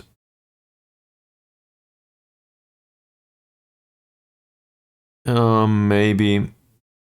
Alright, you're pleading his case. Well, in that case, let's go with it. So... Oh no. Oh no, what have I done? I will probably substitute Malik though. He's a little bit susceptible to injury. We need to place Abdullah anyway. Let's go with this. That? Or we do the Utama thing. Utama is motivated.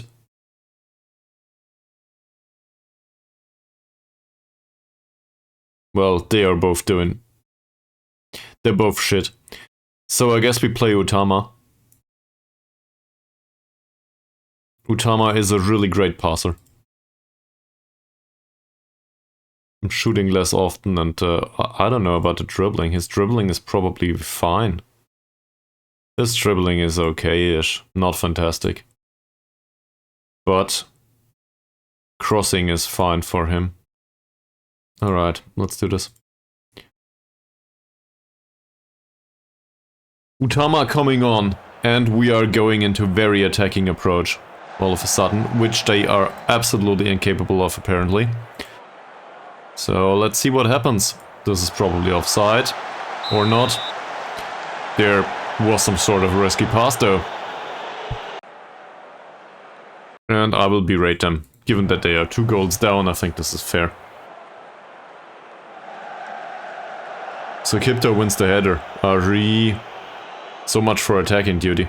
So Kipto, infantry's long ball towards Imbiri. Well, that's the wrong target.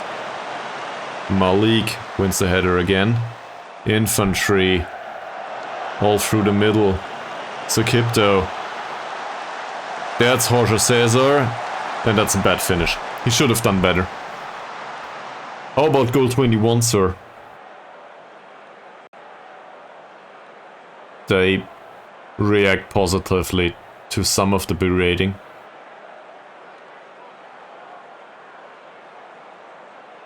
Don't create that many chances though. Malik with the cross.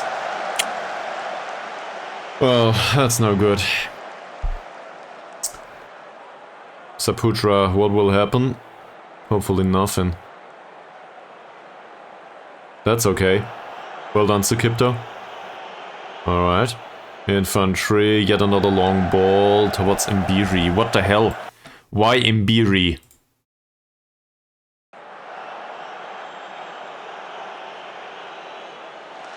Nice tackle. Good pass. Come on, Isha. He has the vision. Ari doesn't have to finish though.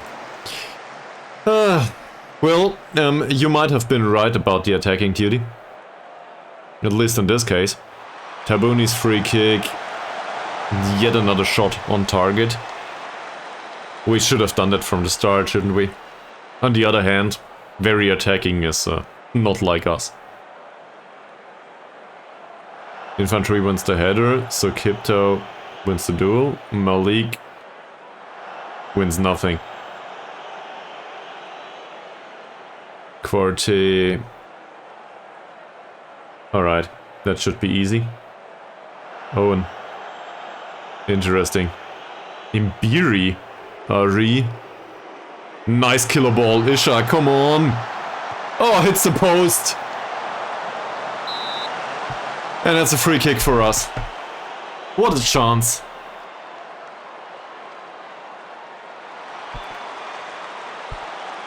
Tabuni's free kick.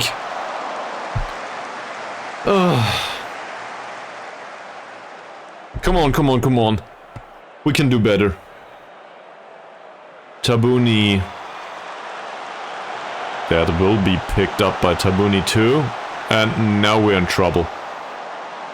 Yeah, it was a nice pass. What a tackle. Not bad. And no yellow card for it.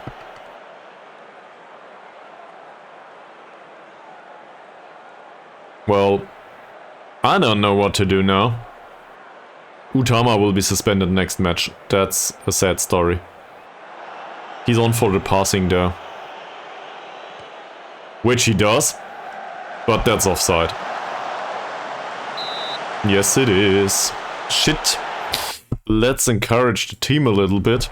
Maybe they can bring some positive attitude to the pitch, but I think this goes down as a loss.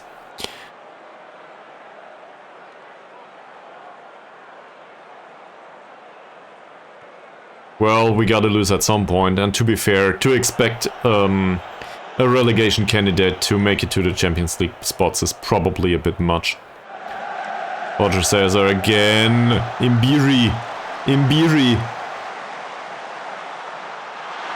Major comeback. I love it. So I guess there's a remainder of a fraction of a chance after all. To at least get a point. Good stuff. I like it. Let's do that yet another time, maybe? Same with the encouragement. And Jorge Cesar is on a 7.9 rating yet again. Just win the header. He does. Sukipto. Tabuni.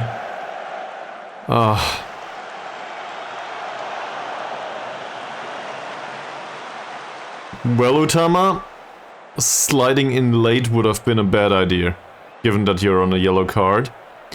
Infantry. Infantry's long ball towards Ari, who is in acres of space. And doesn't get the cross in. Well, Ari on attacking duty seems to work better. You are correct about that. Utama, no good. Isha. Isha with a shot on his weaker foot. Stoppage time to go, 4 minutes. Saputra with a long kick.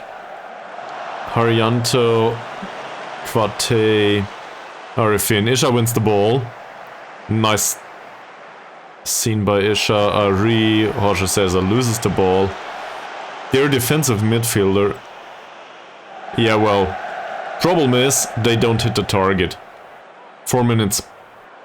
Infantry, Haryanto, yet another long ball, as expected. Jorge Cesar. That's offside. It's not a foul, it's offside. Damn. And all the long balls and everything, doesn't matter. We face a free kick. Isha's there to defend. So at least that works. Arifin. Isha. Oh, fuck. That's the game. We might just concede yet another one, but in the end, that's the game.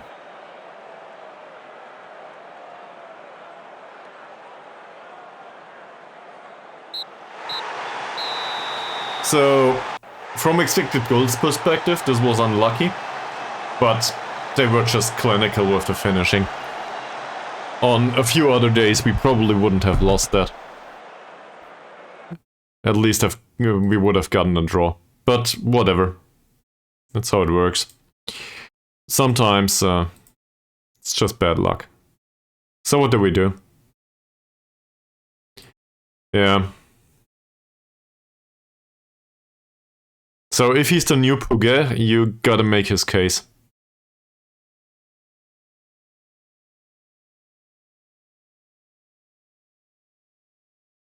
I think I am disappointed. We did create enough chances and it was, quality-wise, they were okay. Isha could have scored that one. and we would have gotten a draw. So in the end, it's Isha's fault, obviously. Nah, it's not. I don't think so. That stuff just happens. How damaging was it for your team to concede on brink of halftime like that? I don't give a fuck about the timing. I just want to win overall. Why do you ask me these useless questions every single time? Oh.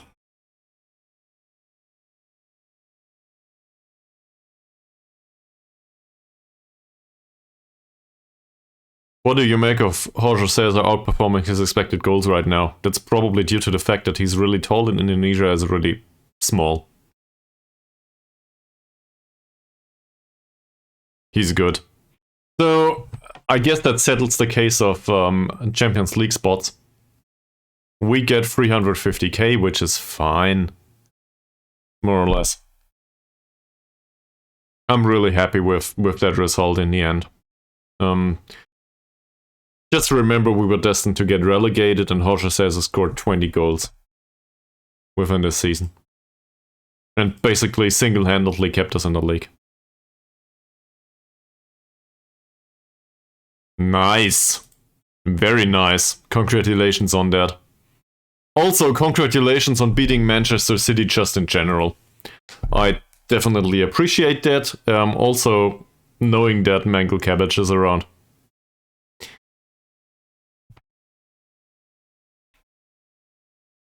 Well, can I take heart from the fact that Persipura also slipped up today? No, not really, because I don't give a fuck if we finished 4th or 6th. Doesn't matter.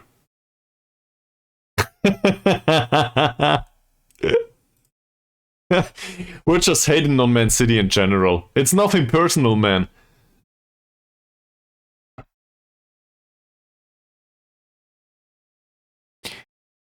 Well, table matters at the end of the season. Yeah, Jorge Cesar had a decent... I wouldn't swat him for anyone, not even Erling Haaland. That's probably a bit much.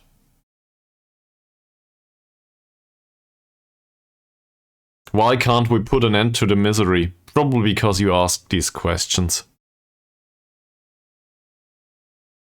And we lacked a little bit of luck. Yep, so Sukipto is great.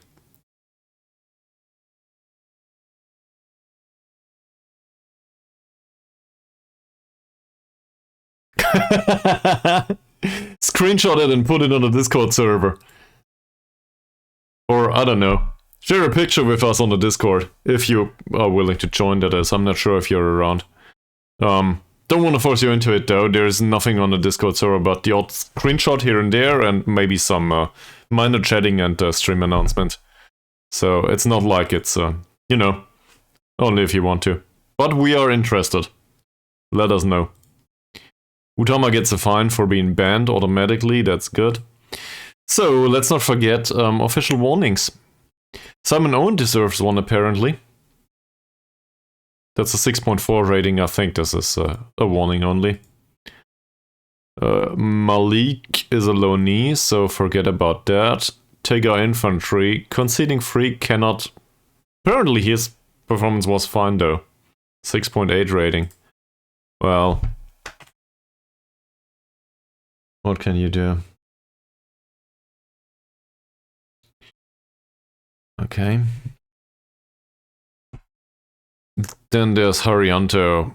Haryanto came off, if I'm not mistaken, at some point. No, he didn't. He played through. 6.7 rating isn't great. His heading was fine, though. So I guess that's a plus. How about Arianto? He wasn't good. There's no bot for this here. But the link to the Discord is on the Twitch page, I think top right, and on the YouTube channel. Sorry, man. I probably need to include a bot for this too. Thank you very much, Mr. Cabbage Man. Much appreciated. And, well, the hope is that at some point we have a nice little football manager community that is, I guess, somewhat fact-based and, I guess, aligned with the streamer, in a way. So yeah, hopefully we can have some fun there and just share our own stories. That's all I'm hoping for though right now with that. So please don't expect too much. So Kipto.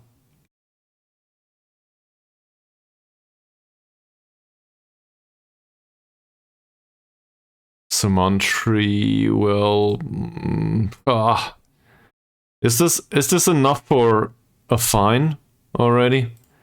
I mean,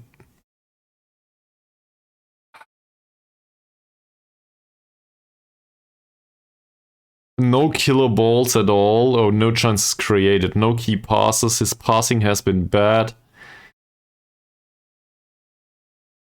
You know what? We'll fine him 1 day's wages on a 6.3 rating. And did I fine Arianto? I probably should have.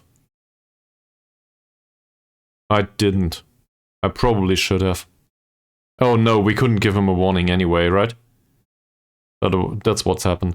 6.4 rating for him, as far as I'm aware. This is not good, but it's not enough for a fine to me. Fining players all the time is dangerous. Isha hit the post. Why the hell did you hit the post, Isha? For the 4 tackles though. No use praising him, we did that this week. Abidin barely made an impact. 6.5 rating this time out.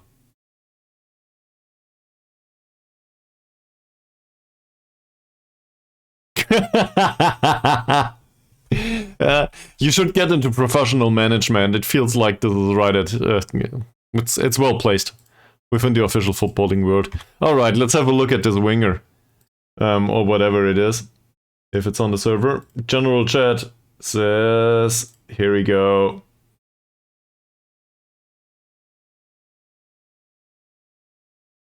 Peruvian. 52 caps, 7 goals, 29 years old. He's pacey.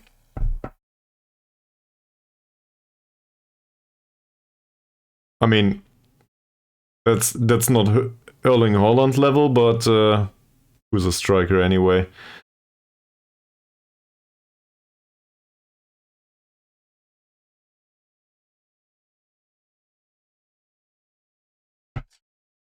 Still, damn expensive he is. And 220k per week, man. On the other hand, this is Man City, so they don't care about money, do they? Well, there's another match against Persipura in 4 days. Persipura is a League 1 team, and I think... Oh no.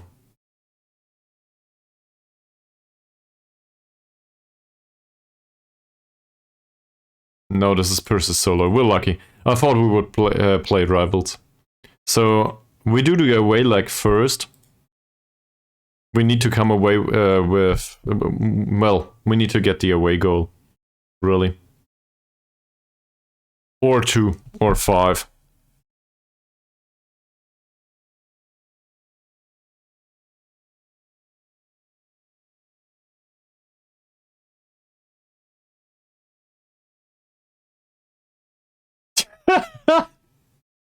Which jerseys look fine?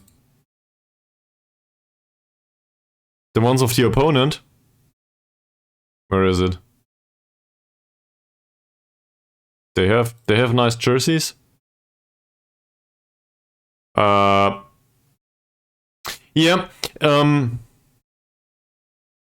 Oh, the blue and white ones. That's ours. All right.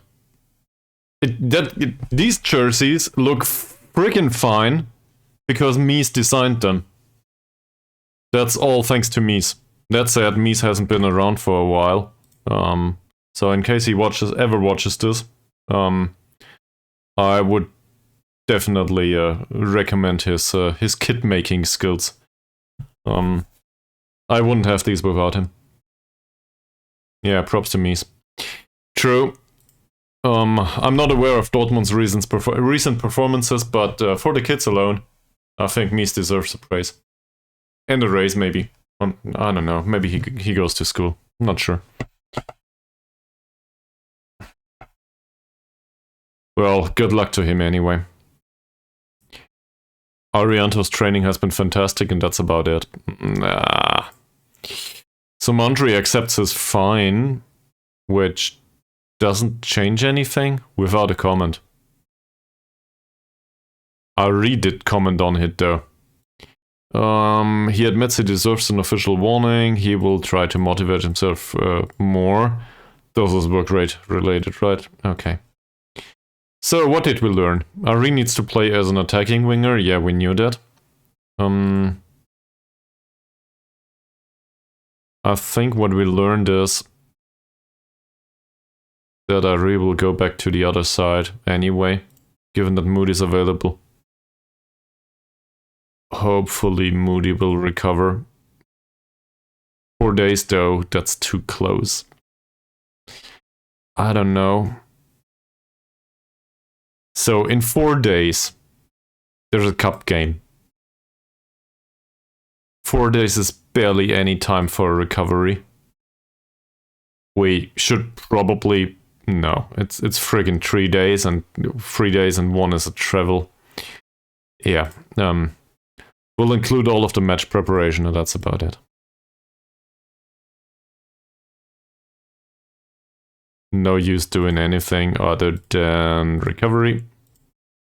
And forget about the overall training, I will not do this. We need to recover everyone.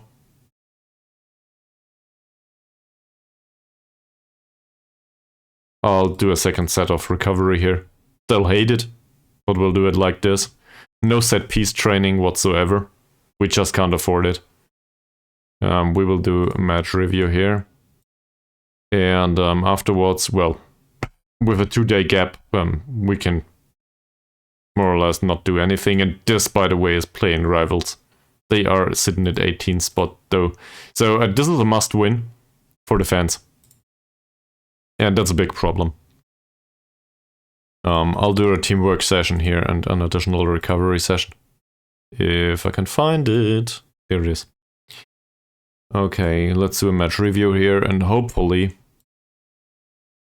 Please tell me there's some time after this.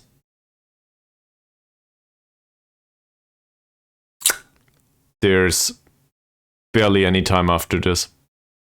Fucking hell. They are not. We are 4 days out. So I'm thinking, most of these guys will still need a match or two to recover from injury, and then they are in low sharpness and so on and so forth. So we will need to face them in anyway, which means we need recovery for those that played extensively. To me, this implies that these guys need a day off, or maybe even 2. So we will rest them for 1 day. And these guys, Isha as well as Jorge Cesar, we are entirely reliant on them. We'll rest them for 2 days.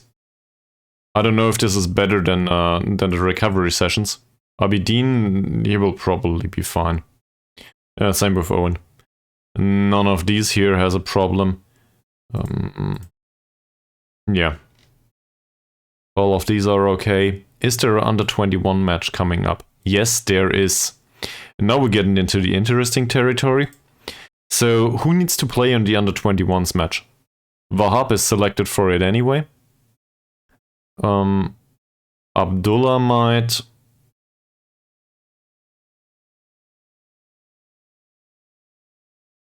Well, Abdullah needs match sharpness. So, he can play for the under 21s match, at least for the next match. 90 minutes is a bit much. Let's give him 45, given that we might need him afterwards. If you go to training calendar, physical category. Am I in the right spot?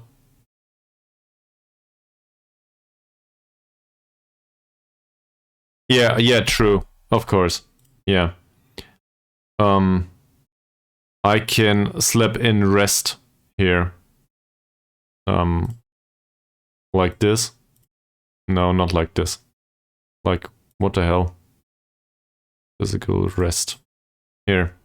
So the effect is sharpness is greatly reduced, but fatigue is also greatly reduced and condition is increased. If I do recovery sessions here, which we do, and match review, there's greatly reduced injury risk, sharpness is reduced a little bit, and fatigue is greatly reduced, condition is increased, so it's very similar. Seen from that perspective, resting the players is probably not that good of an idea. I don't know.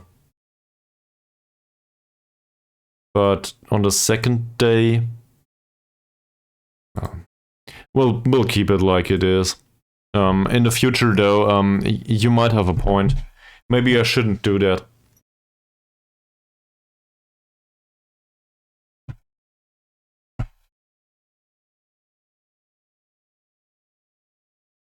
We need less injuries. On the other hand, this gives us the opportunity to play the youth from time to time, so I guess it's not all bad.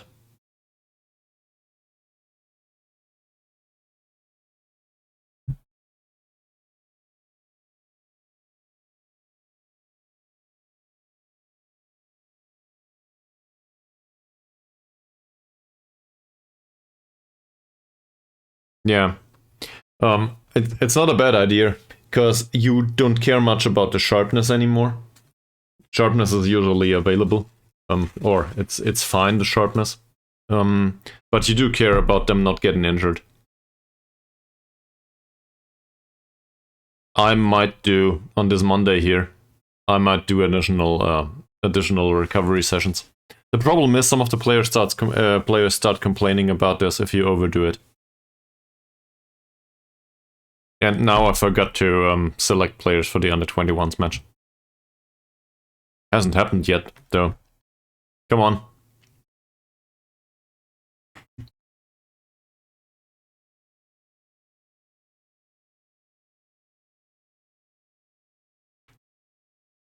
There's players like Furiancia, Moody, Imbiri, Tabuni that could use, say, 45 minutes on the pitch just to fight their recent injury a little bit from a sharpness perspective.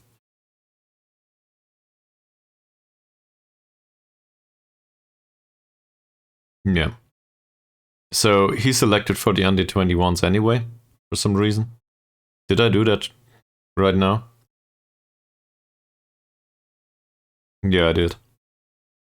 Tabuni is a very similar story to me. Available for 21s, for next match, for 45 minutes, why not? All of these are available for the under-18s. Halim, return is imminent, so I guess we give him 45 minutes.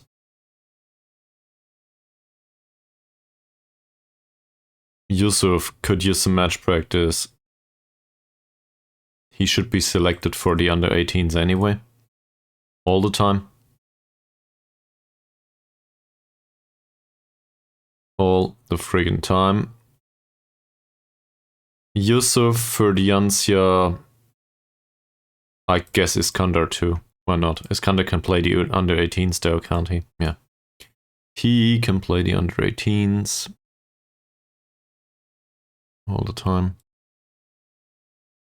Where was I? Here. These two, as well as Morgan Moody. Make him available for the next match from the under-21s. I don't want to do it until they are match fit. Sometimes I feel like this puts them on the pitch when they shouldn't be.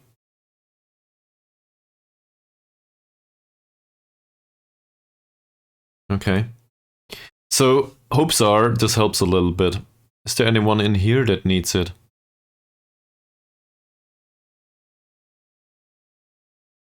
These are rested. I guess Arianto could use it, but on the other hand, he was on the pitch. Let's go on.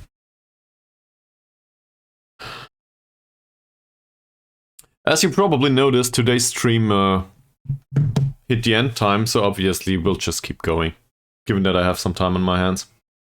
To be fair, I started later than I usually do. But yeah, so the goal for today is to at least go through this cup quarterfinal match. Against Persipura Chayapura, which is a local rival, and we will need to demolish them. They are... No, they are not 18th in the league. These are the 18th in the league. And they are not the local rival either. So forget about what I just said. I'm totally wrong about that. Persipura are 5th in the league. We're fucked. This is dangerous opposition, and we will probably get thrown out of the cup. But on the other hand, we made it to the quarterfinals, so for a relegation candidate, that's pretty sick. I'm okay with this.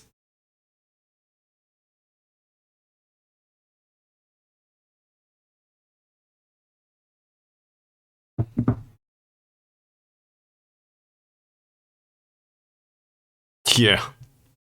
It's gonna be. Also, they play a 4-4-2, and apparently our scout is back on vacation. What the fuck are you doing? Oh, this bug is so annoying. Can they fix this please in Football Manager 2024? This entire scouting thing has been fucked up. In Football Manager 2023. Where the hell is the assignments? Here, scouting assignments. And now, you cannot put him on focus for the next opposition, given that he's already on focus for the next opposition. Here, create focus, there's no direct focus for the next opposition. No, you have to do this somewhere else. Here, in yet another menu for some reason. And now I need to go back and find out which scout it is. It is Utama. Okay, so far so good. So it's Utama's job to do next opposition scouting. And now I need to re-enable this. Nothing changes here, and next time out we will have a full report for it again. It's such a bullshit mechanic. Sorry. That needed to get out. Yeah. We will have new bugs for 2024. But we will also have the old ones. To be fair, this is a new bug, and it was introduced by reshaping the entire menu, which was absolutely not needed. Under 18 suffer defeat, but Iskander played well, apparently. Where? Here, 7.4 rating, scored.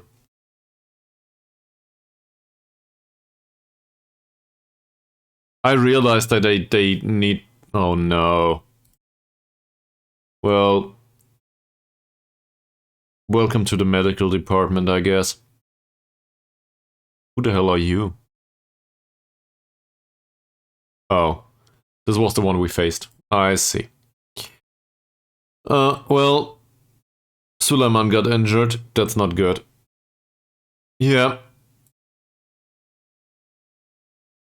There's also, if it ain't broke, fix it anyway. Why is there no sound? There should be a sound. There it is. And welcome back to the stream, sir.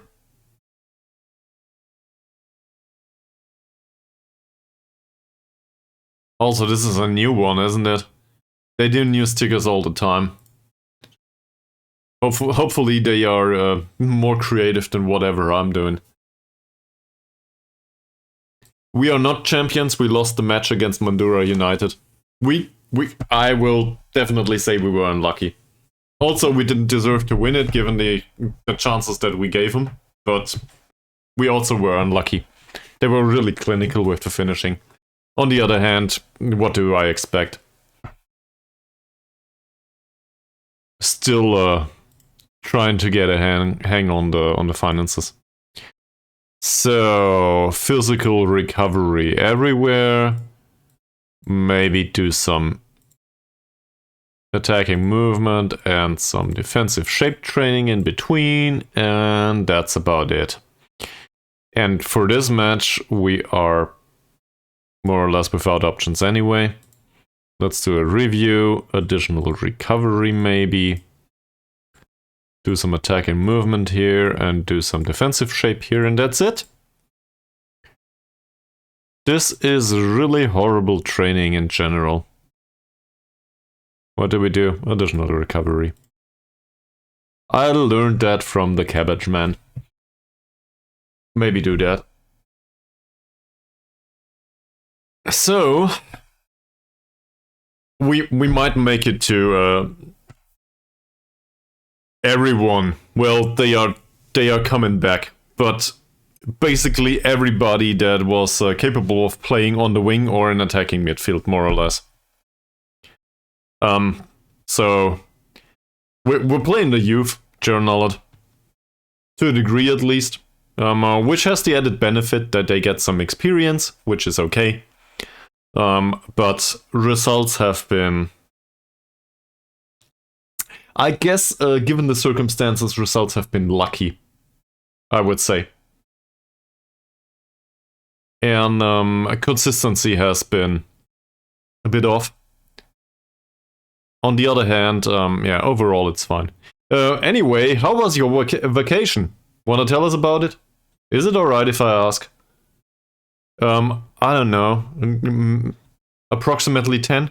Might be 5, might be 12. I will have a look. Give me a second. Unsure he sees red. Okay. Who the hell's... Well, this is one of our players. Oh! Well, look at that. So he's all red card. I don't care much. We should probably change his personality, though. That said, that's not bad. The biggest tree in the world by volume, man. I am so envious. Is it the right word? I always confuse the two. Well, it's the one where I'm happy for you, but I would also like to have it. Seeing the biggest tree in the world. Also hug it, like this. That's it. I'm officially a tree hugger now. Okay, where were we? Schedule. So there's some matches still coming. We still have a chance to go to the Asian Champions League. There's barely any chance to get relegated anymore. We need 3 points not to get relegated. I think we'll manage to get them. These 2 legs here have an impact, so 1, 2... It's 11 games. I wasn't far off. Okay. Yes, we do. But look at the league. We just lost against Madura United. We are 8 points off. And Madura, Persija, and Bali United are not... I don't think they will slip much. We will have problems with whoever we play anyway. I'm happy that we will not go down. And otherwise, we will just look to finish as high as we can. But for example, so assuming the transfer window was open right now, I wouldn't want to do emergency signings or so on. He just returned from injury with a goal. So he had a twisted ankle, and this is somewhat concerning to me. As a history of injuries, I don't like that. Usually he's not susceptible to injury, as far as I'm aware. But we might play him a little bit much, given his young age. So let's be careful with that. In particular, given that Isha has been doing fine recently. He has also been hurt, I think, but only for a short time. And then there's the aggregated cases of Moody, Ferdiancia, I don't know, Zico is still out. So our winger or inverted winger department is really depleted, and Ari had a hard time coping with the losses of the other players. He didn't do well. Might have been my fault to a degree, as always. We did play Iskander, we did play Yatullah. We did play Ramadan as a playmaker. So some of the youngsters had some time on the pitch. I'm somewhat okay with it. This might help in the long term with the development of the youngsters. That said, as you can see, there's barely any training that is attribute related right now. We really have a hard time getting development into the players. The cup games are in the way.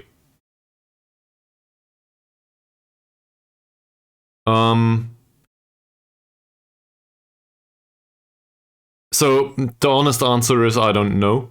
But there's something as a mechanic that you're aware of, and that's recurring injuries. As far as I'm aware, previous injuries determine that they will get additional injuries, given that injury proneness increases at some point. I think I read at some point that if it compounds in a specific area, the player might get yeah, you do you. But I think it compounds if the player has the same injury all over again. Say he breaks a foot 3 times, then he will get a recurring injury at some point. But I am not sure if the recurring injury is what implies that he will get that injury more often, or if there's a model in the background, and if it passes a certain threshold, it counts as a recurring injury. It might be both ways. And both make sense to a degree, right? So, in the end, you can see it once a recurring injury shows up, and you need a sports scientist for that. Yes. Let me have a look if we have somebody. The thing is, we don't have anyone with a recurring injury, but if you have it, it's in violet in this screen. Here. So this one's yellow because it's a recent injury. But if he has a recurring injury, it would have been violet or whatever, pink. It's not pink. I think violet is the right way to put it. Just like Twitch, you know, that color. In German it's lila. Whatever. Yeah. But we also have violet as a color. This is where I learn about English colors. I will translate this now.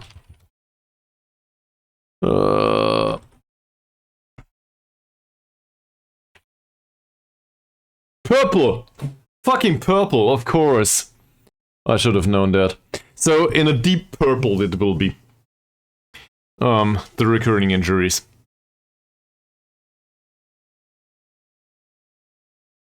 Oh man.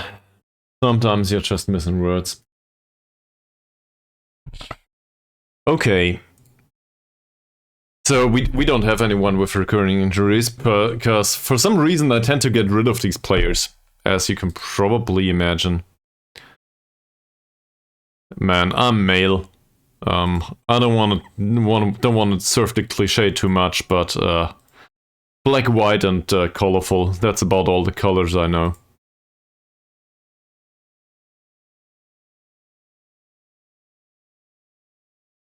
Is this a good signing? Saputra? Winger on attack duty, that wouldn't be too bad. He's with Persip. He's 22 though. True. True. But the acceleration and the pace and the agility isn't bad. And he's young. I don't like the personality much. Well, it's level-headed at least. That's one for the short list to me. If we really need one. We have a hard time coming up with wingers in recent times. And to be fair, he would be cheap. So this is appropriately cheap for somebody with work rate 2. Also inconsistent and doesn't enjoy big matches. Good stuff.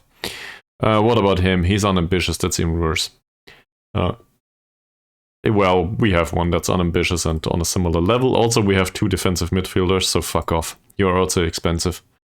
Hermavan. I do not need a goalkeeper anymore, I think, so go away. Eco. Does anyone know a guy named Eco? Does this ring a bell? For any of you? I might have, I might not have. Not sure. I think I didn't. Well, we did check via scouting, but not via released players and stuff. But there's no players released in winter transfer window. There should be expiring contracts pretty soon though.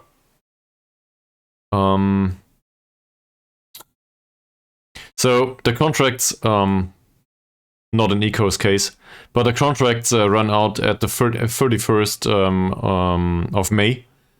So in 4 months. And once contracts expire, I will see the list. That, or we can just check here. Expiring contracts, right? About the players we know of. Maybe also expiring within 6 months. That's a lot of players. And some of these are recommended to us, yes.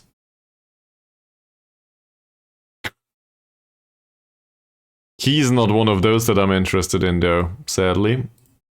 And Anwar, we've been here. Yeah, maybe. We also have the problem with the wages. And then the stuff like this comes up. I don't want to hurt your eyes too much, but yeah. Or, for example, this one.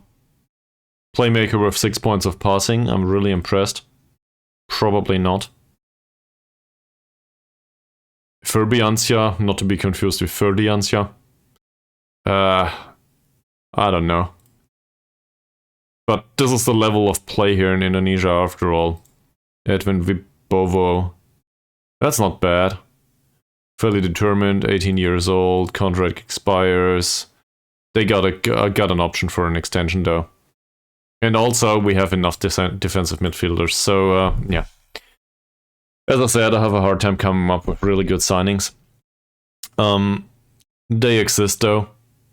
And to be fair, I don't want to sign too many players. I think it's a good idea to be careful with that.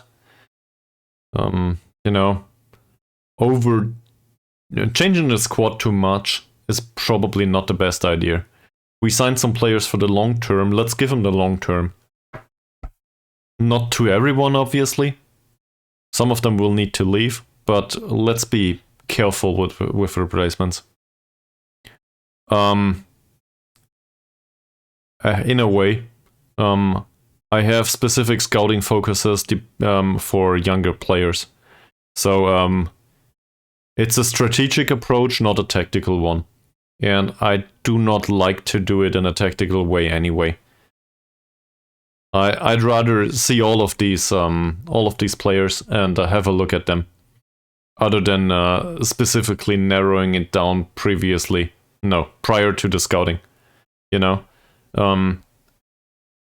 this might work if you have 10 scouts and knowledge all over the world, but in our case, I'd rather see the reports.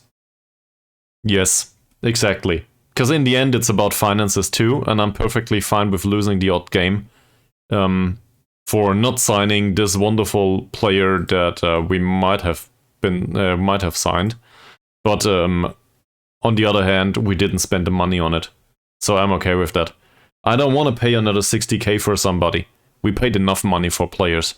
The squad is okay for First League now, and now we just need to improve it a little bit over time. Which is annoying on stream, because everybody's like, well, you gotta win Champions League. Not you guys, maybe. But, you know, Twitch community in general, or Football Manager community in general. It's not very interesting to go through an additional 3 seasons and get some additional money.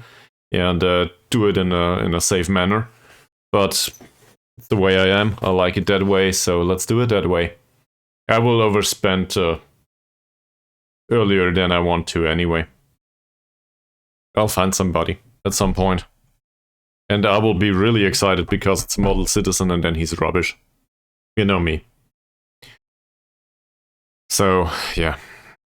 Also, by the way, I spent 60k on hip-hop. Oh, sorry for that.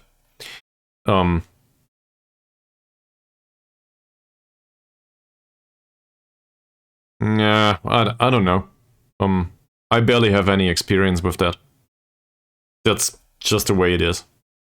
This is the first time in forever that I play in the first league in any country, so I guess it makes sense.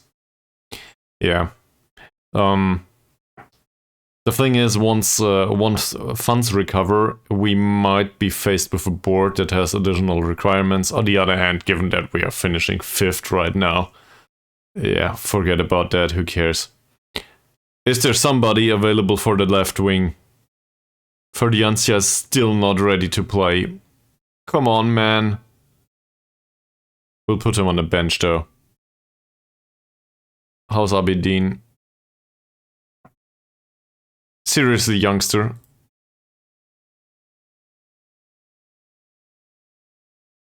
We'll switch those. So, that means Ferdiancia needs to get off the pitch at some point. How prone to injury is he? Below average. He recovered mostly. Isha on the pitch is fine. Tabuni not on the pitch is not. 75 minutes. I guess we'd rather have Tabuni on the pitch. Fingers crossed that he doesn't hurt himself again. We need him. On the other... Oh, fuck. Well, he's unfit. Okay. We'll risk it. We'll risk it. We need to win this match. This is a cup game. This is worth money. Quarterfinal. Let's have a look at it.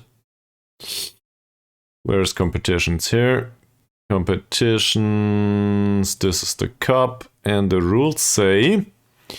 Quarterfinal gives 29k to the winner. So that's not too shabby. Also, club finances have been okay this month. Oh, we're at the end of the month. Yeah, I see. So we had some matches and apparently we had some income. Alright. What else is there to do? Talk to the players. And also take a 1-minute break probably at some point. Talk to the players prior to the match. Look at the opposition prior to the match. They play a 4-4-2, so we will go through the middle. What the hell is going on with this guy? He's a 19-year-old that maybe makes a debut. I don't know what this means. Says nothing. Great. Alright. I guess we'll talk to the players. 6.4 rating last time out. This will not do, sir, and I will tell you. Should have done better. How's your training? No use talking to you. Malik. He had a bad game, didn't he? 6.0. This is really bad. In fact, do we want to replace him with somebody? Maybe Abdullah? Abdullah on the pitch, on the pitch, yeah, on the pitch is not a bad idea. So, given the flexibility that is, 7.9 rating in training. Cross more often is bullshit for him. He should cross less, most definitely. Take fewer risks. Yeah, flare 6, passing 6, that's okay. Arianto's crossing more often I have my problems with. I don't think that's a good idea, he's not really that good with it. I'd rather for them to pick their crosses selectively, I guess.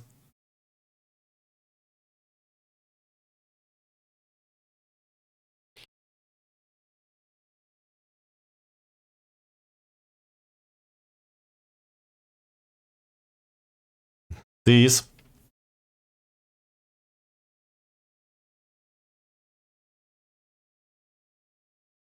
Oh, our center backs, yeah. That makes sense. The thing is, our best center back is called Halim. So, assuming we play Halim, Halim should be ready to play in this match. Training performance has been good. So we can do this. He has been in light training. Medical report seems to clear him of all doubts. So we can play him. Infantry did okay recently. Haryanto. The thing is, Haryanto is the better central defender than infantry. At least as a jumper and so on and so forth. On the other hand, infantry might just complement this in a fine manner. Given they are friggin' fast and at least his jumping is bullshit, his jumping is better. So, Anga, the left one, which means our right defensive side, is the jumper, and the other one's the runner. So we will put infantry here to cover for the runner, and we will bring Haryanto along for Fawzi. Fawzi doesn't belong in the first team. Haryanto has been backup for, well, planned as a backup for the season anyway. He played way more than anticipated. So this maybe should do. Do we want Sumantri on the bench? Or do we want Ramadan on the... Oh. Or do we want Ramadan on the bench? I don't know. It was way closer last time I compared this stream. Not even sure if this is a new progress or the old one. Sumantri's recent performance was on a 6.3 rating. You know what? Let's give some time on a pitch to Ramadan if we need it. Imbiri on the bench is a no-brainer. Abidin doesn't belong here. The question is, who do we bring along instead? Sumardi? No. I don't think so. Moody's still... 3 days to go. I don't think so. Hidayatullah, to be fair, he comes with some flexibility and a really great finish. Has some problems otherwise, though. Fairly consistent performer, fairly pro. This is a big match, and, well, there's nothing here that says he doesn't like big matches. So, that would make some sense.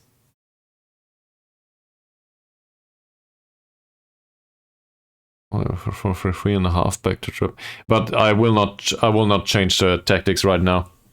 Magu Cabbage. In general, you might be right, but I will not change this around right now. They are not used to other roles, they are not used to another style of play. They barely stand a chance playing this. They are entirely new to this too. So I'll leave it like it is. They are used to this. The question is, what can we do adapting this style of play for the next match? You are a bit delayed, Cheronolet. To be fair, Ari is similar, I guess. Is he still around? Let's have a look. I think he retired, didn't he? Okay. Cake, grenade. The legend. No, he retired. I don't know. Can't find him.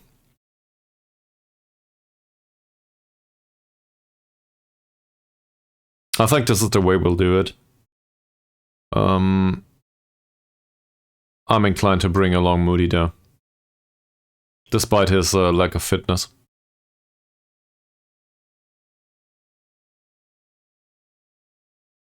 He had something on the hand. He can play. Forget about that. Doesn't matter. Drinking beer with Podolski. That Podolski's not exactly known to be a very intelligent person. Is this really the comparison you want to put out there? I'm not sure. They are defensively shaky, very good in attack. We will need to keep it extremely tight in the back. Yeah, that was the intent anyway. Attacking with fairly wide. I don't think we need to do this this time. Let's have a look. Do we still know how to play narrow? We do! So we go with the narrow approach this time out, given that we face a 4-4-2. We will switch these two. No, we won't. That's bad. I don't want to go with wingers. In this case, can we have inverted wingers overloading the middle? Let's have a look at your position first. Or your central defenders. Well, he's not that tall. He's a good jumper. Acceleration and pace are a bit lacking. This is okay, overall. He can, true. But do I really want to bring Imbiri onto the pitch immediately?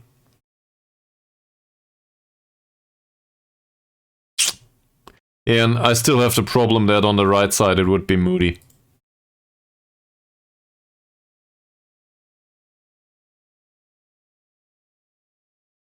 Also, Isha through the middle is not the worst idea, is it? No, we'll just go in. We'll just roll with it. It's okay. Let's not overcomplicate things. Let's do opposition instructions instead. See what's going on with them, and I don't know. Maybe we get a result. Hopefully. At least that's the intent. So his off-the-ball movement is fantastic. Acceleration is fine. The entire mentals are okay. They are. And this is really threatening to the opposition. So this is also why Isha's performances have been okay. 2 target forwards in this league is not a bad idea. It's either this or Imbiri's pace. Both of these approaches can work. It really depends. And also, some of this is just down to randomness, obviously. These are both really good finishers. He tries first-time shots. First touch is not that great. His finishing, though, is so absurdly good. He is. And going back to this, do we have another tall striker? I don't know. Moody is 1.78 m. That's not tall, but it's not horrible. Zico is a former striker. He is tiny. Sumardi isn't tall. Hidayatullah isn't that tall. Abedin is okay-ish from a height perspective, but that's about it. Iskander is tiny. Coffee's a midfielder anyway, and then we're going back to the... Walsh is gone. Walsh is gone. He's not around anymore. We sold him. And also we faced him in one of the last matches, and that was one of those that we won, if I'm not mistaken. So he will not be missed given his age of 35. Or whatever it was. We might find other players that are reasonably tall, though, in the future. Yeah, I don't know what to do about these two. They have really good finishing, so we will have a hard time coping with them. Off-the-ball movement is way too good to mark them tightly. That will not happen. Roman. Same here. I want to mark him tightly, but with that off-the-ball movement, you can forget about that. That will not happen. Show them to the weaker feet, maybe. And I'm actually thinking of tackling hard despite the dribbling. On the other hand, I don't like that. Bravery is good enough. Doesn't sound useful. Closing them down immediately, well, he will first time shoot anyway. His passing is rubbish though, so I guess maybe closing him down serves a little bit of a purpose. Composure is good though. So, yeah. Same here really. Obviously we can close him down, but we will have a hard time defending against those. They shouldn't get the ball. This is basically the premise. He knocks the ball past the opponent. He's an attacking midfielder on the left side, or a midfielder, which he will play this time out. Off the ball movement is okay. So he will outrun any marker if we mark him tightly. Seen from that perspective, probably closing him down is fine. His crossing is okay-ish, but not fantastic. Show him to the weaker foot. Dribbling isn't that great. Bravery is a bit low. He has some strength in him though. That rhymed, so it must be true. His passing is okay-ish too. I guess we can go with hard tackling here. Ritsky.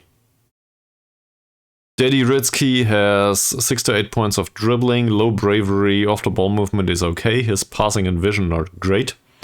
I would rather mark him tightly, even though it might not be the best of ideas, and tackle him hard. Does he have a weak foot? Yes, he does. It's not that really important, though. Yeah, it is. This might imply attack duty, right? This might imply attack, yes. But we'll see. Indra. His crossing is bad, his dribbling is rubbish, his bravery is bad. He is a good passer, has fantastic vision, and the off-the-ball movement is shit, so I guess we mark him tightly, tackle him hard, and also, well, no showing him to the weaker foot, but this is the one that is really important. And then there's Pradana. Pradana is a bad passer, a good dribbler, a bad crosser, so we trigger the press on him. He cuts inside from both wings. Well, plays no through balls, apparently. Tight marking is not a good idea, I think, overall. And hard tackling isn't either. Janandi, not much to say. Neither for this guy. His dribbling is okay. So it's low. Bravery is okay though. Yeah. Seen from the dribbling perspective, hard tackling might be an idea. The bravery is too high though, so I won't do that. His dribbling is not good. His bravery is not good. His strength is alright. We will go with hard tackling with him. And hopefully we can knock the ball off him from time to time. How's his passing? 6. He has pass with 4 and decent composure. He has no composure whatsoever and also bad passing, so I guess we trigger the press on him. And then there's Kaffa. Yeah, passing's bad, crossing's bad. I would like to close him down. He also gets forward whenever possible, and given the lineup on the pitch, Kaffa seems to be the more attacking of the two fullbacks. So let's trigger the press on him.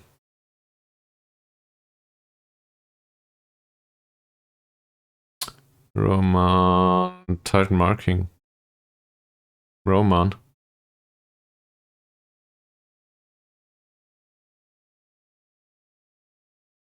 On the right central defender so he gets the ball often. Yeah, that makes sense. You are right. That's a good idea. We want to press him so he needs to get the ball. And given his bad composure and his bad dribbling and so on, we want him to be faced with playmaking situations. That's a good idea, Chernow. And tight marking Roman. I have a problem with tight marking Roman. And the problem is off the ball movement 14. We do not have somebody that is able to cope with that level. If we tight mark him, he will outrun the marker. He will outmove the marker, I guess. Not specifically run. That said, acceleration and pace are fine too. Roman is the one that is faced with Imbiri, if I'm not mistaken. Not Imbiri, infantry. Sorry. Both starts with I.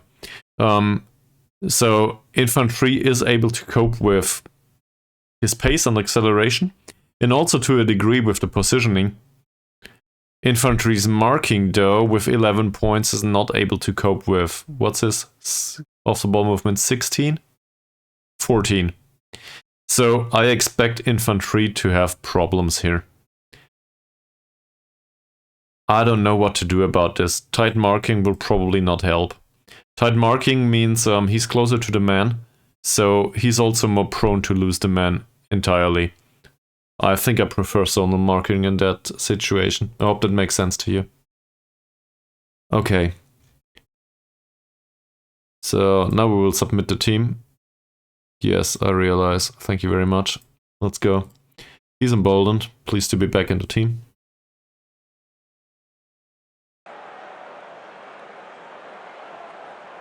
Get Ferdiancia out of the team, it says. Well.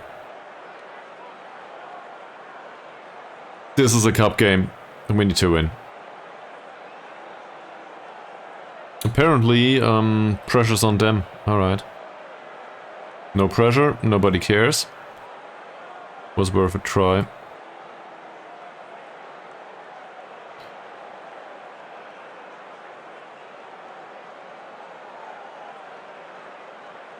make a difference. Okay, let me grab some water for a second, and then we'll do the match. So, BRB.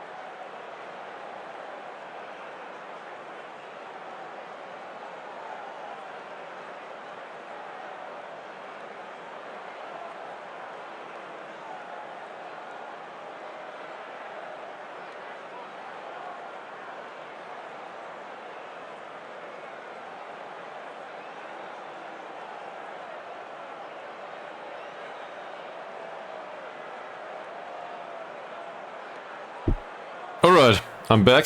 This time out I didn't forget to unmute the microphone. I also found a sausage, so that's a plus. And fresh ice cold water. Alright. Goals win matches, so that's true. How important is a good performance for you today? We need the away goals, preferably 4 or 5.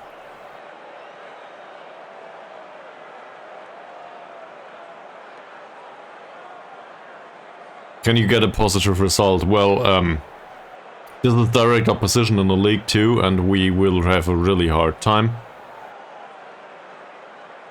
Would I take a draw? No. What a stadium.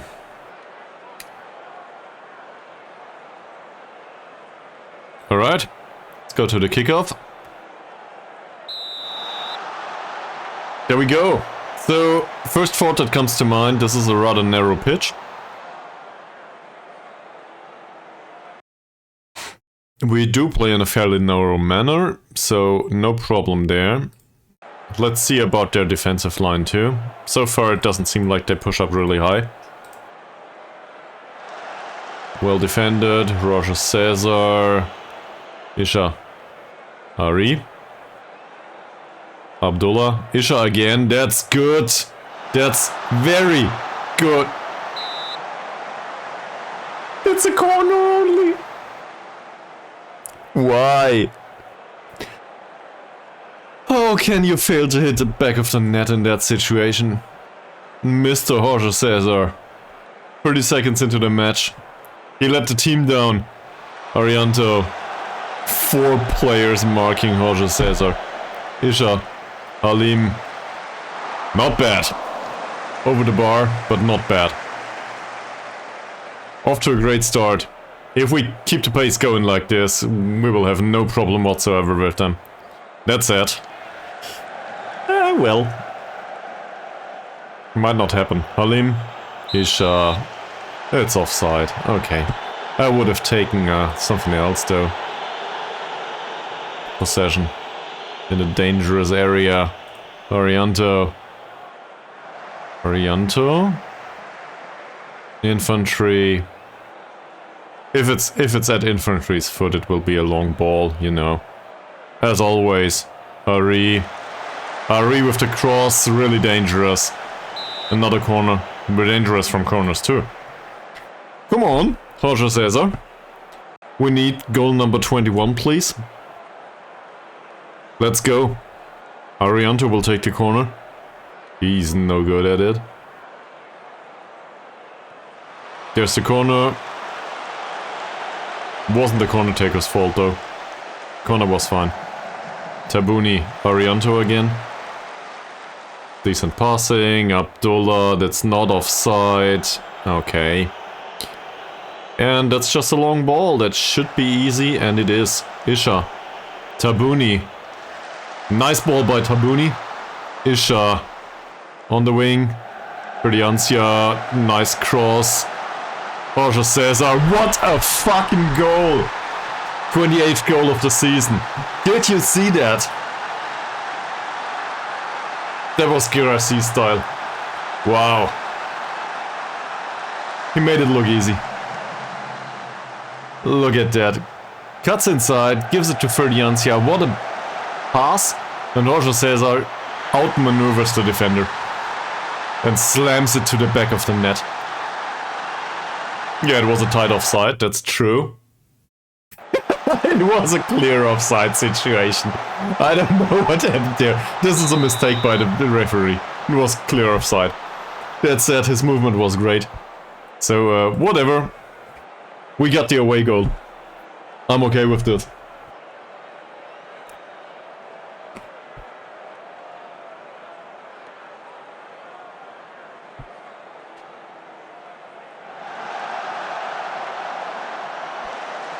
Oh, dangerous pass. Well defended. Jorge Cesar nearly recovered the ball there.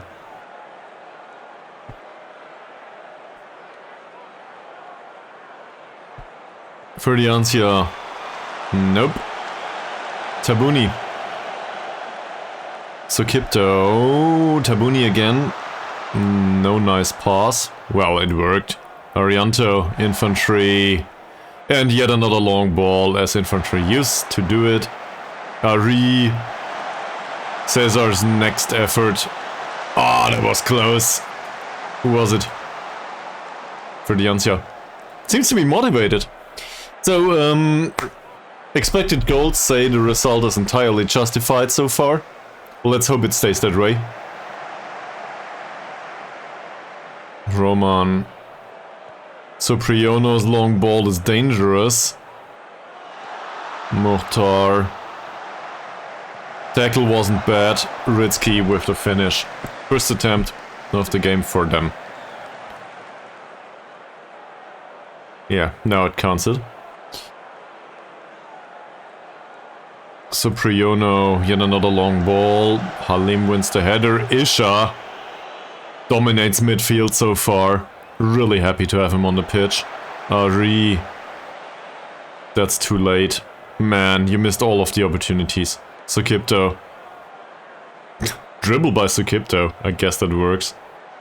And now Halim will play a long ball, won't he? There is a long ball. That's no good. Junaidi. Well defended by infantry. That fits. Ferdiancia. Ferdiancia and a shot. Should have taken the pass.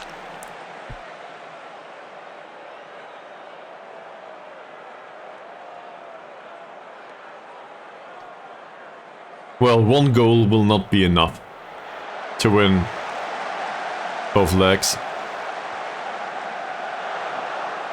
This is seriously no offside. I'm surprised. It was a nice combination, but well, this guy down here obviously needs to get his glasses. I'm not complaining, but I don't know what's going on here. Is this enough to praise the team already? Let's praise them. Hope for the best. Works well, no complacency so far. Aksha. Long ball, dangerous long ball. Infantry misses the header. This is exactly what I was fearful of. What a save. Good stuff, Owen.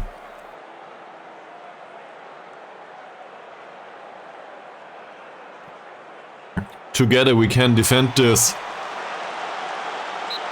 Once more, please.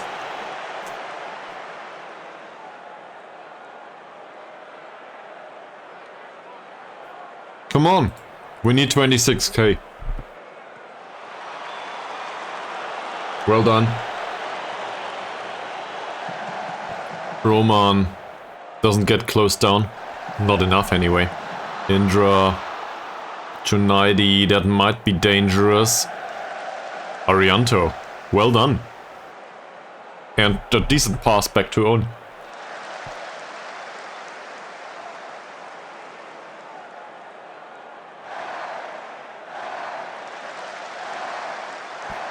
Arianto, nice long ball by Arianto. This might result in a corner. It doesn't. That's an idea. So, what's the reasoning, Chernollet?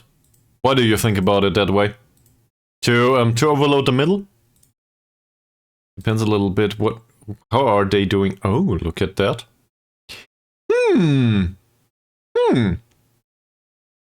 Why are they that tired?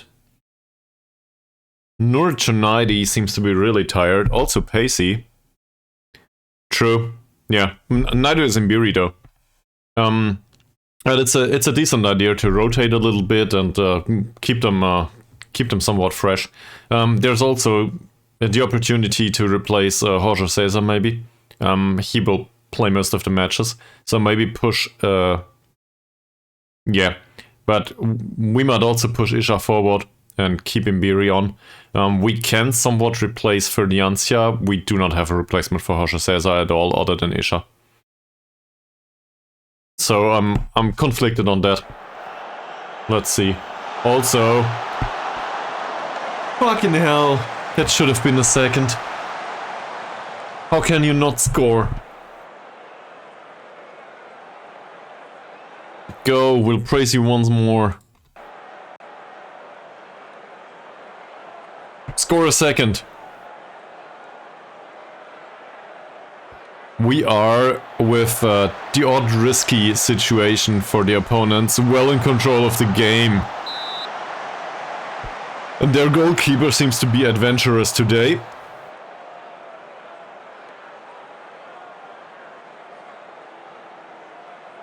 I will definitely want to give Imbiri 45 minutes. I just don't know, well, I guess I know where, mostly. That's not bad. No problem for Ari. Ari with the dribble. Tabuni. Oh, Halim. Abdullah. That's fine too. Ari. Nice. Nice! Isha, 8th goal of the season. Minute 43. We're cruising, I guess. And Ari had an assist. Abdullah's ball was totally fine. The central defender is totally out of it. Fantastic. I'm loving it.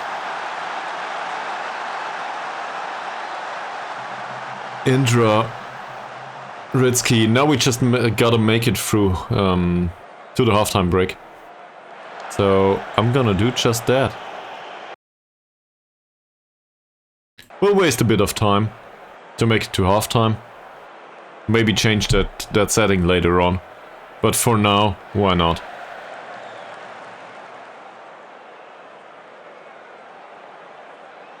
Aksha, that should be easy to defend. Halim wins the header. That's won by Ferdiancia. Indra's a good passer. Be careful. Mukhtar, that's good. Owen saves the day. What a save. One more minute to go. Let's defend this. Everybody's in the back with the exception of Isha. Come on, guys. Well done. And Arianto wins that one. Isha. Well, Isha, that's a great opportunity. What do you do? Finds Ari. Is this a counter-attack? Is this really happening? Oh, come on, Ari.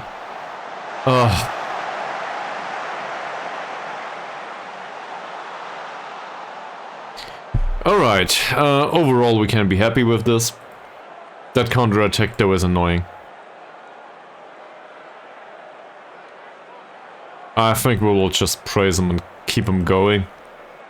The 6.6 rating by Arianto is no good, and neither is the rating of Abdullah any good. So let's tell them. That said, we expect a lot of them. motivated and inspired. I'm okay with this. So I guess the question is, do we need to bring on Imbiri immediately? I'm not sure about that. I think he can play 45, but I'd rather not risk it. Maybe give him 40 or something. 35. And I also want to waste their resources a little bit. So they brought on another player. Let's have a look at that immediately. I want to tire them out even more. I have a hard time determining the perfect time frame. So the moment they drop from fair to poor in central defense, maybe Imbiri is a really, really good idea. Midfield is somewhat similar. Preferably if everybody is in poor shape. That would be fantastic. His passing is shit. So let's close him down immediately. Finishing is okay, composure is no good, that says closing down. His dribbling is bad. Well, for a striker it's bad. So I guess we go with the hard tackling. Given that we are up by 2 goals, we can risk a yellow card, I think. And off the ball movement isn't great either. He is pacey though. So no tight marking for me. Did he have a weak foot? Yes, but I'd rather not do it in overall. Alright. Let's go with this. And do I leave the time wasting on? That's also a question. What do you think? Jorge Cesar, Tabuni, that's good passing. So Kipto, Kafa. Ferdiancia is not there for the ball. A Reese long ball. Just pushing the ball away.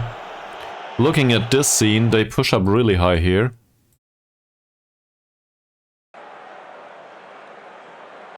See this? He's on attack duty anyway. Alright, you say time waste enough. Fine. I will go with that. I will also go with focusing down the left and down the right and passing into space. Given the acres of space that are behind Kafa and, well, maybe not Chunaidi. I don't know. Yeah, I'll go with it. That's dangerous. Owen saves. Way better than last match. Can these tactical changes be? Thank you very much. Let's have a look at this again. So, he's tired now. Can you stop continuing? Thank you very much. He's tired now. I think we have the time frame now.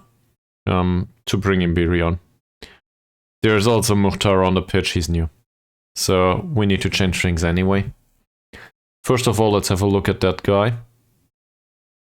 Oh no, he's not new. He's just not that devastated as everyone else. Okay. So, who needs to come off?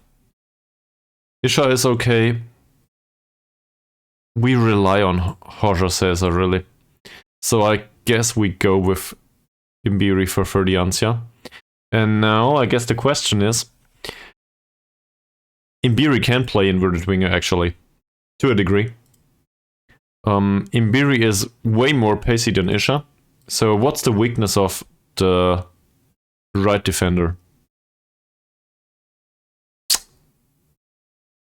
He's pacey. The weakness is jumping. So we switch these two, as you intended. Isha is a decent shot. He's a creative genius as far as I'm aware. Crossing less often, and the decent shot I'm not so sure about. His finishing is 8 and long shots is 7 or something. Yeah, technique is okay. I'd rather have him do the creative passes maybe. So, shooting less often for him. Imbiri shooting less often on him is okay too. He's not a perfect finisher, especially not from outside of the area. Taking more risks and stuff. Yeah, that's all good. Okay. Anyone's got any ideas? Yeah, fuck that. Let's go on. The youngster comes on. Do the third, Imbiri. Shouldn't be much of a problem. You're pacey enough to run past them. That header wasn't one, but Isha's there. Isha on the wing, I'm fine with this. Tabuni, Imbiri, Isha again. Creative pass comes on. As instructed, with the exception of Jorge Cesar not scoring. What a chance. He really just makes the difficult ones, right? Arianto takes the corner. No success. Arianto again. Decent. Jorge Cesar with another chance. It's a fair result so far. I'd rather not rely on 2 goals though. Can we maybe make it 3? Abdullah. Jorge Cesar again. Abdullah. Pradana. That'll be picked up by Mbiri. He's fast enough for that. Decent. Tabuni. Arianto. Still Arianto, easy pass towards Halim. Halim with the lob towards Ari. Ari with a cross. It deflects off the defender.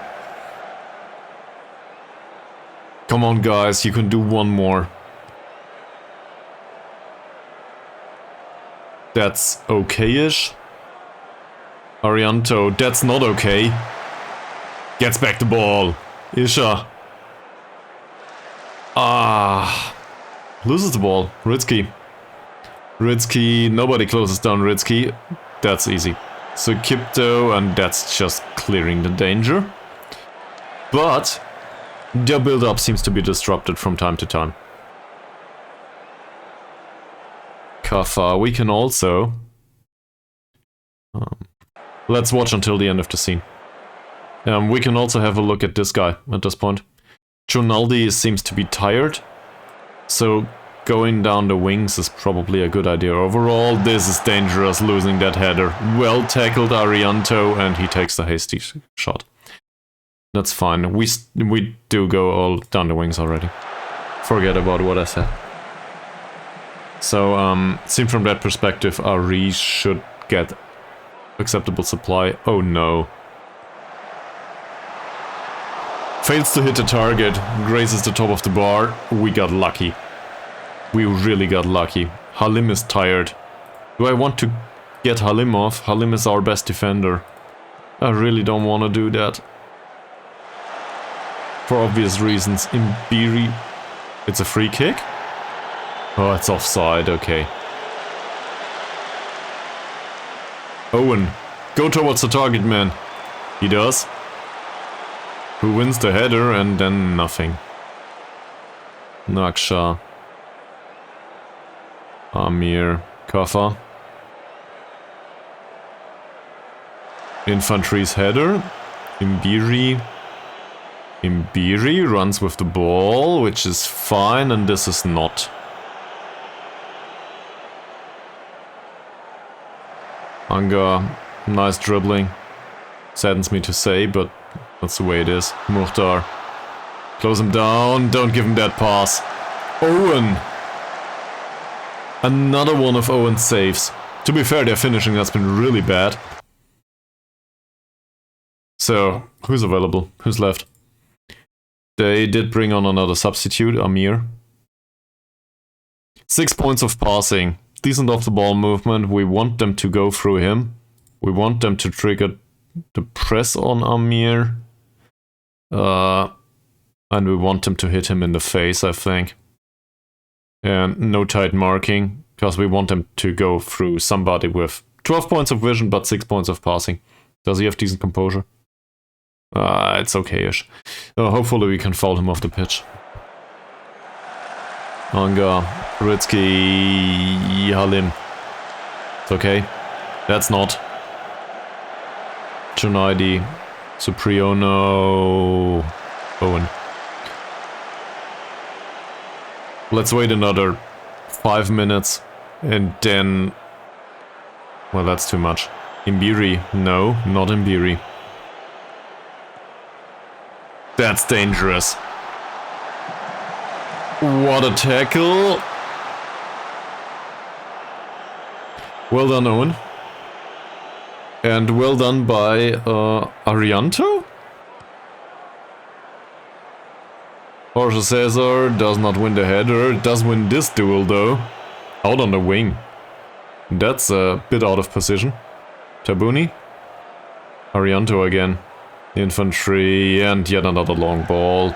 Isha's not the one for those. Not the way it was played anyway. Infantry. Jorge Cesar wins the header. Tabuni. Isha. There's the killer ball. Imbiri. Well, he tried. 67 minutes. Alright. Did they substitute all of their players? No, they did not. So, what's our best chance of scoring yet another one? Ramadan as a playmaker? I don't think so. Moody is freaking fast, but comes back from injury. Going through the middle, on the other hand, might be an idea. Given the central defenders are somewhat tired. Also, this guy's not that fast. And this is Moody's side. So that makes sense. Have to be careful because they have a box-to-box on the side of your tired center back. Okay. They have a... yeah, it might be a box-to-box. On the side of the tired center back. And he gets forward whenever possible, so yeah. We might do 2 substitutes though. There's good reason to keep Halim on the pitch. He's the best central defender we have. There's also decent reason to bring Haryanto on. He's not as good, but he's not tired. So I guess the question is, will he make it to through 20 minutes of the game? And will he do better than Halim? And I think the answer for this is... so first of all, Ari can come off. It's not like I'm annoyed with his performance overall.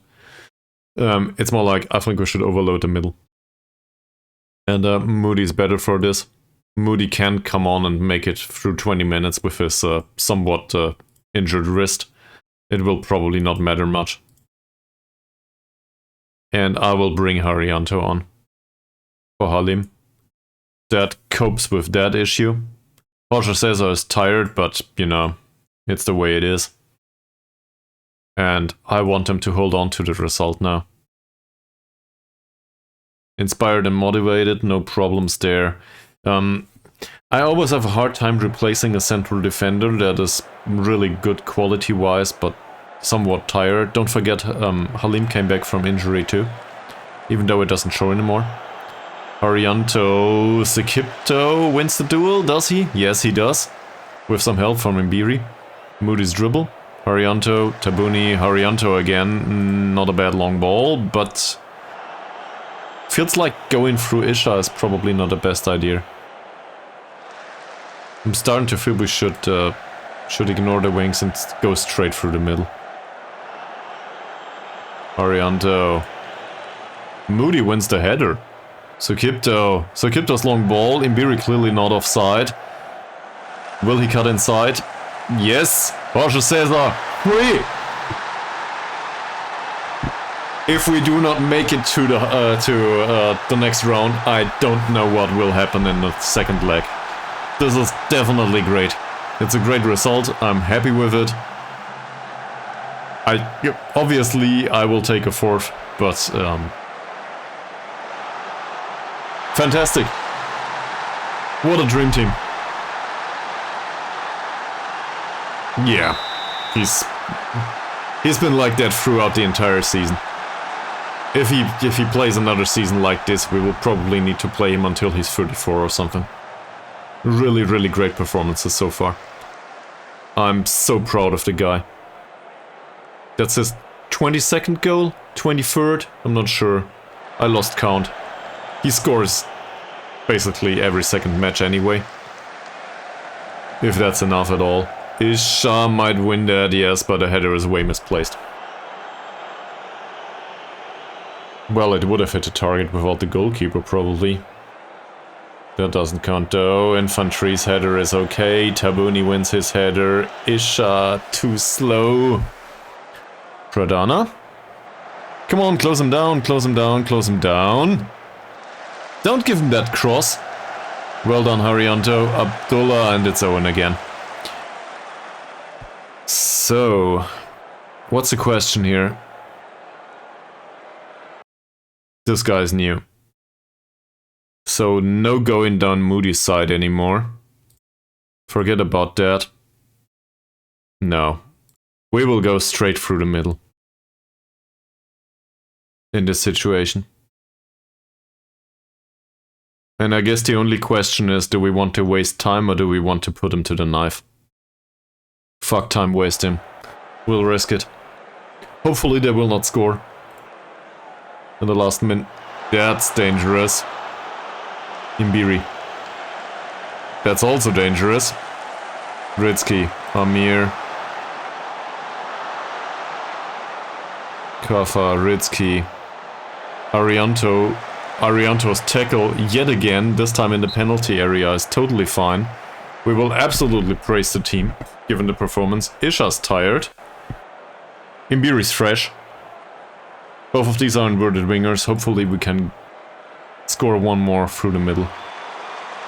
Arianto's header is fine. Sopriono. Is Mukhtar offside? Owen claims the ball. Well, I'm glad Owen had his weaker game in the last match. Not this time out. So Kipto, Tabuni, long ball maybe? Borja Cesar, tired. Isha, also tired. Nice killer ball, Imbiri straight through the middle, come on! Ah. Doesn't score. Tabuni though, great ball control. Arianto, nice header for Isha and Imbiri's finish. We can score a 4. Come on. We can do this. Suhendra with a long kick. Will we win the header? Yes, we do. Not yet. Look at the expected goals. We also got lucky. No, Tabuni. Don't do stuff like this. Mukhtar, Raracho, well intercepted by Abdullah. Sukipto, Imbiri. Abdullah doesn't fall off that much in recent matches. I expected less. That's good. Good passing, nice combination. Abdullah, really great combination. Imbiri doesn't take the finish. He takes Rocha Cesar. Hat-trick! 4 goals. 3 of Rocha Cesar. I'm so happy. This is exactly what we needed in a cup competition. And now we can waste time all the fucking way. Fantastic.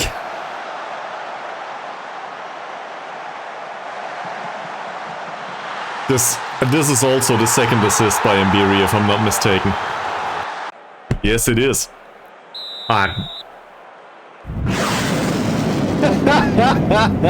Don't you overdo it. We might just get to the 1,000 bits spent at one point. It's great to have you back, by the way. Well, Champions League it won't be. That said, if we win the cup, we might just make it to the Champions League, being qualified through the cup after all. Owen! No! Why? That had to happen. I guess it's just fair.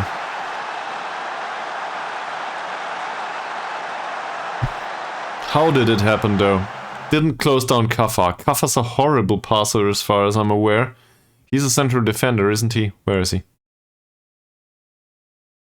Here. He's tired. He has 4 points of passing. That's an unlikely pass. Anyway. And this guy has good off-the-ball movement and infantry, not Imbiri. He's Parsibu. Where is he? That one. Off the ball movement, 8. 8 points off the ball movement. No great anticipation. He's just faster than infantry. And Owen's too late. This goes down as exploiting a weakness. Yeah, well, maybe. But I cannot instruct him to be even more defensively. Abdullah, Moody. Infantry wins the header this time. Jorge Cesar. Arianto. Sukipto. Tabuni again. Infantry. No, he is not. Oh no. He's definitely not. Imbiri next the ball off the opponent. That was dangerous. He wants to score a goal himself, I think. Aksha. Harianto. Abdullah. Harianto again with a long ball for Jorge Cesar. I don't know. Owen's decision making sometimes is a bit lackluster. I think all of them have some deficits somewhere. Imbiri again. Imbiri again. Is it yet another case of... third time?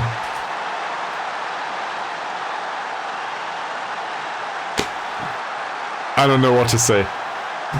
This is perfect. This is just sheer brilliance. Jorge Cesar with 4 goals, 3 assists by Bayu Imbiri. And look at that. This is the 3rd time in a row that an assist gets created that way. I'm so proud of the two. Everybody else has been doing okay. These two, outstanding. Absolutely outstanding.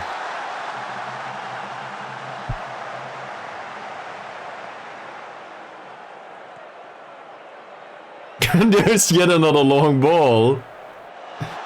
Barzibu, please don't give him another goal. Arianto's tackles today have been great too. Even if it doesn't show in the rating, he had 3 vital tackles that made sure that they didn't get additional chances. So I'm somewhat okay with this. Mukhtar, Isha, well defended. Arianto's header. Okay. Interesting choice. Mukhtar, Amir, long ball. It's fine. We scored 5 with 3 points of expected goals. So Jorge Cesar really shows them how to do it. Tabuni, infantry, long ball. Jorge Cesar again. Imbiri's not pacey enough. This time though, maybe. Isha. Isha, will there be a creative pass? Tabuni. 6 would have been a bit too much. On the other hand, why not?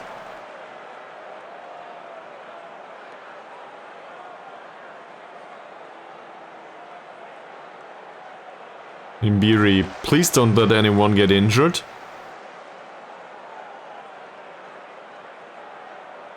Pradana. Pradana. Decent cross. Decent save by Owen. I will stay on feet. Yeah, that's on anyway.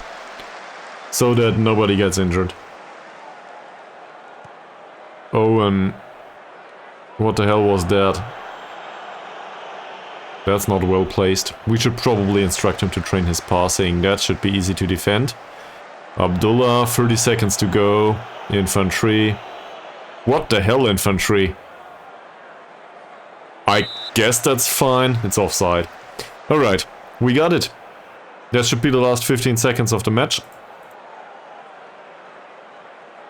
Waste some time. And we're done. Scoring 5 away goals. So they have to score 5 in the next match. Us scoring none. I think that's probably alright. I think we're through. This can be done by the youth team next time out.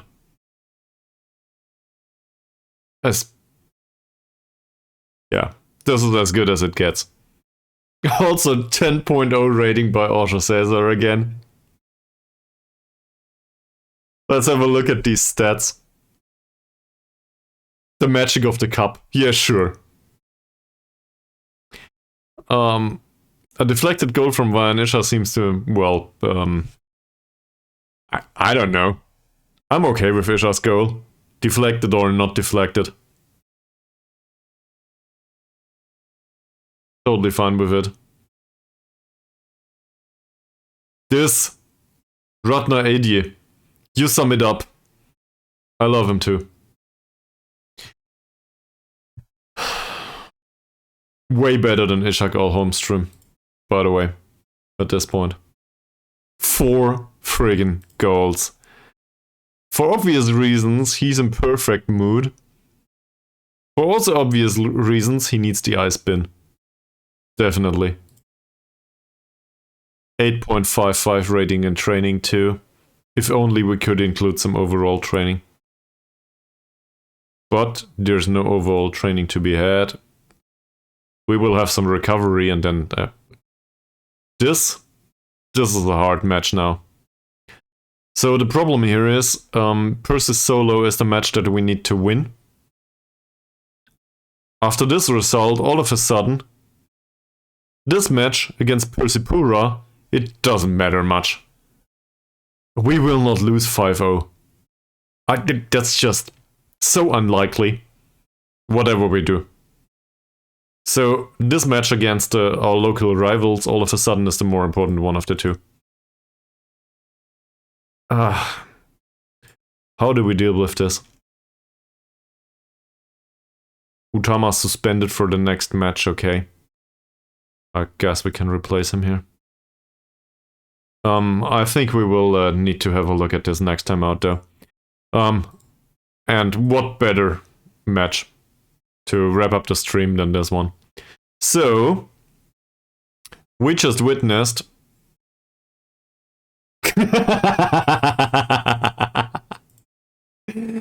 You might be right. We will find out next time. No, we will not lose 5-0. I'm jinxing it. Specifically, with intent.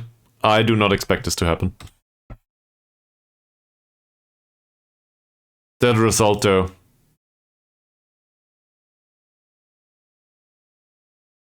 He scored 20 goals within the league this season.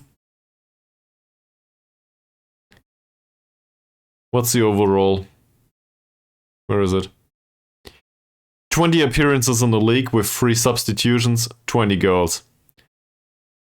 Indonesian Cup was 5 appearances, he scored 11 friggin' goals.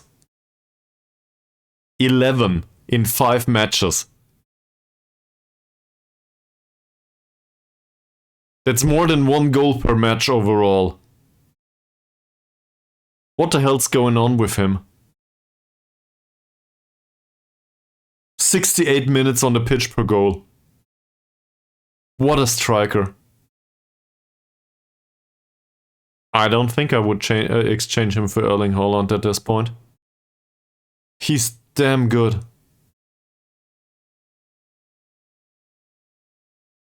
Really a striker in his prime. I'm so happy with him. Okay, yeah. As you can probably imagine, I'm friggin' tired. I will wrap up the stream now. I would like to thank you all very much for watching. It has been a great stream, at least for me. So hopefully we can continue that. I guess on Monday latest. Tuesday's not a work day in Germany. So maybe we will have a longer stream on Monday. No promises yet. But it kind of feels like this is a good opportunity. So yeah, I'm kind of excited for that. And I'm kind of excited to see where this club is going. So thank you all very much for watching, and I will see you all next time. Have a good weekend, and if there's an accidental additional stream, I will inform you on the Discord, as usual. Have a good night. Bye!